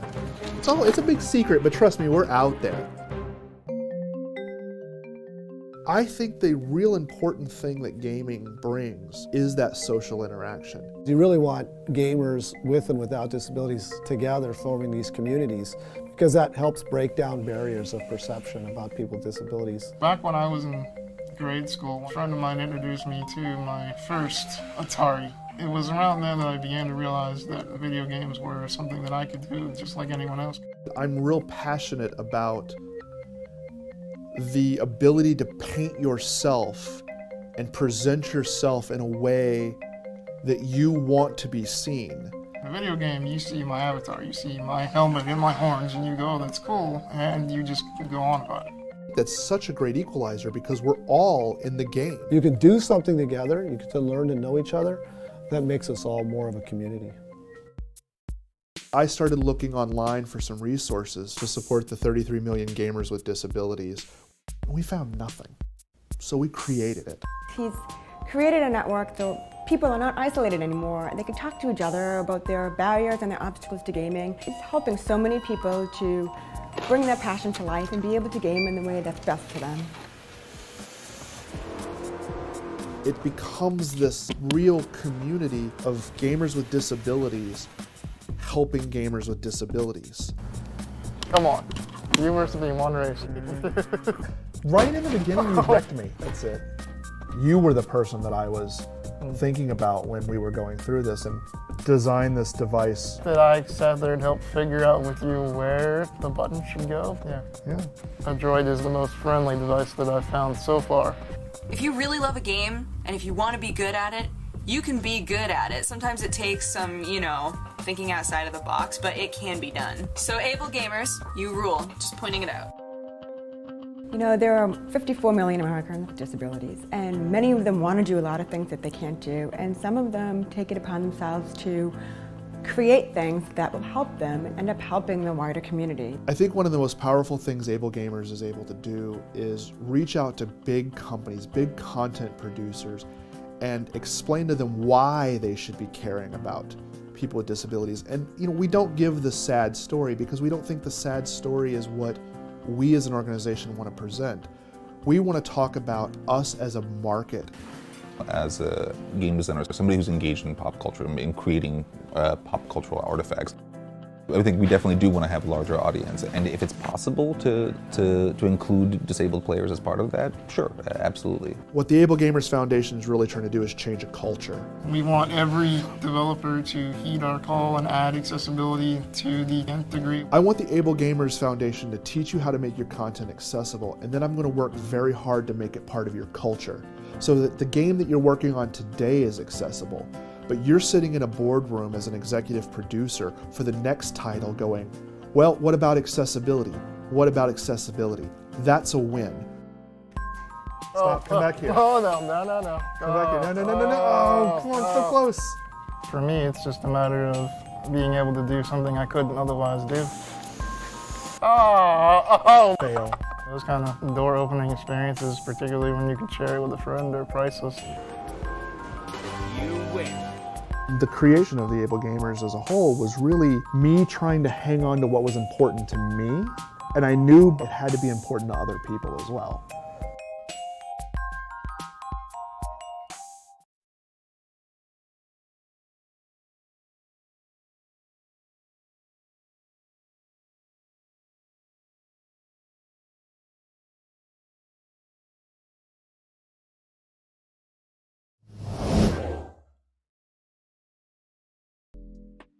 Hello. Hi. Hey. Hello, everybody. And I have my two wonderful guests, Emily and GK. Hi.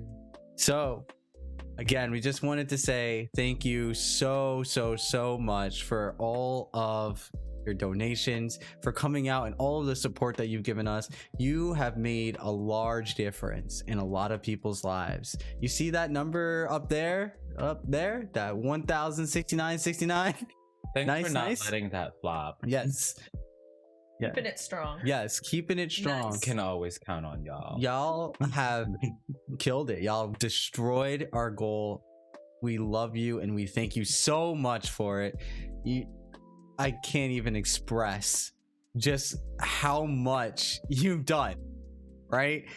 It might seem like just $1,000, but think about all of the people with disabilities that are now going to be able to actually enjoy playing video games again, right? They, especially during this time, like GK and Emily had stated before. Yeah, during this time where we're all trapped. COVID has definitely increased the state of social isolation. Absolutely. And also accessibility to resources for any kind of enjoyment in life right now. So, and you're really trying to get it where you can get it. Absolutely. And most of that's at home. Yeah. And now all these people will be able to enjoy and play video games and enjoy it with all the rest of us. So again, thank you all so much. Cannot say it enough. Y'all, I can't believe you did it, but I now have to get dressed up to do 3 anime dances. 3 anime dances that are going to be posted on our Twitter account. So make sure to ! Twitter to see them. He's got a lot of practicing to do. Yeah, because he only kind of knows it. Oh no. Wow, I got called out on stream. So make sure y'all to see the dances, use the ! Twitter command to follow us on Twitter. I will be dressed up, Emily will be dressed up, and we're gonna do the Haruhi Suzumiya dance, The Hare Hare Yukai, yep. the Lucky Star dance, Motake Sailor Fuku, and the Chica dance. the Chica dance. Talk for like the long Yeah, it's all gonna happen, all thanks to y'all. So again, thank you. If you're not a part of our community safe space, we highly recommend that you join. Use the !Discord command so that y'all can get an invite to our Discord channel. Please come and join us. It is amazing. It's a very active Discord in which everyone is there, and we just talked about it. Neat and I just talked about it. Everyone's there for some positive energy, and we all just enjoy and appreciate geek culture together, and we need that positive energy. We definitely need it now more than ever. Absolutely. So thank y'all so much. Have a great night. We shall see you on Tuesday night at 9 p.m. Eastern for another episode of Geek Talk, the talk show where we talk about everything geek. So have a great night, y'all. Good night. Bye. Bye.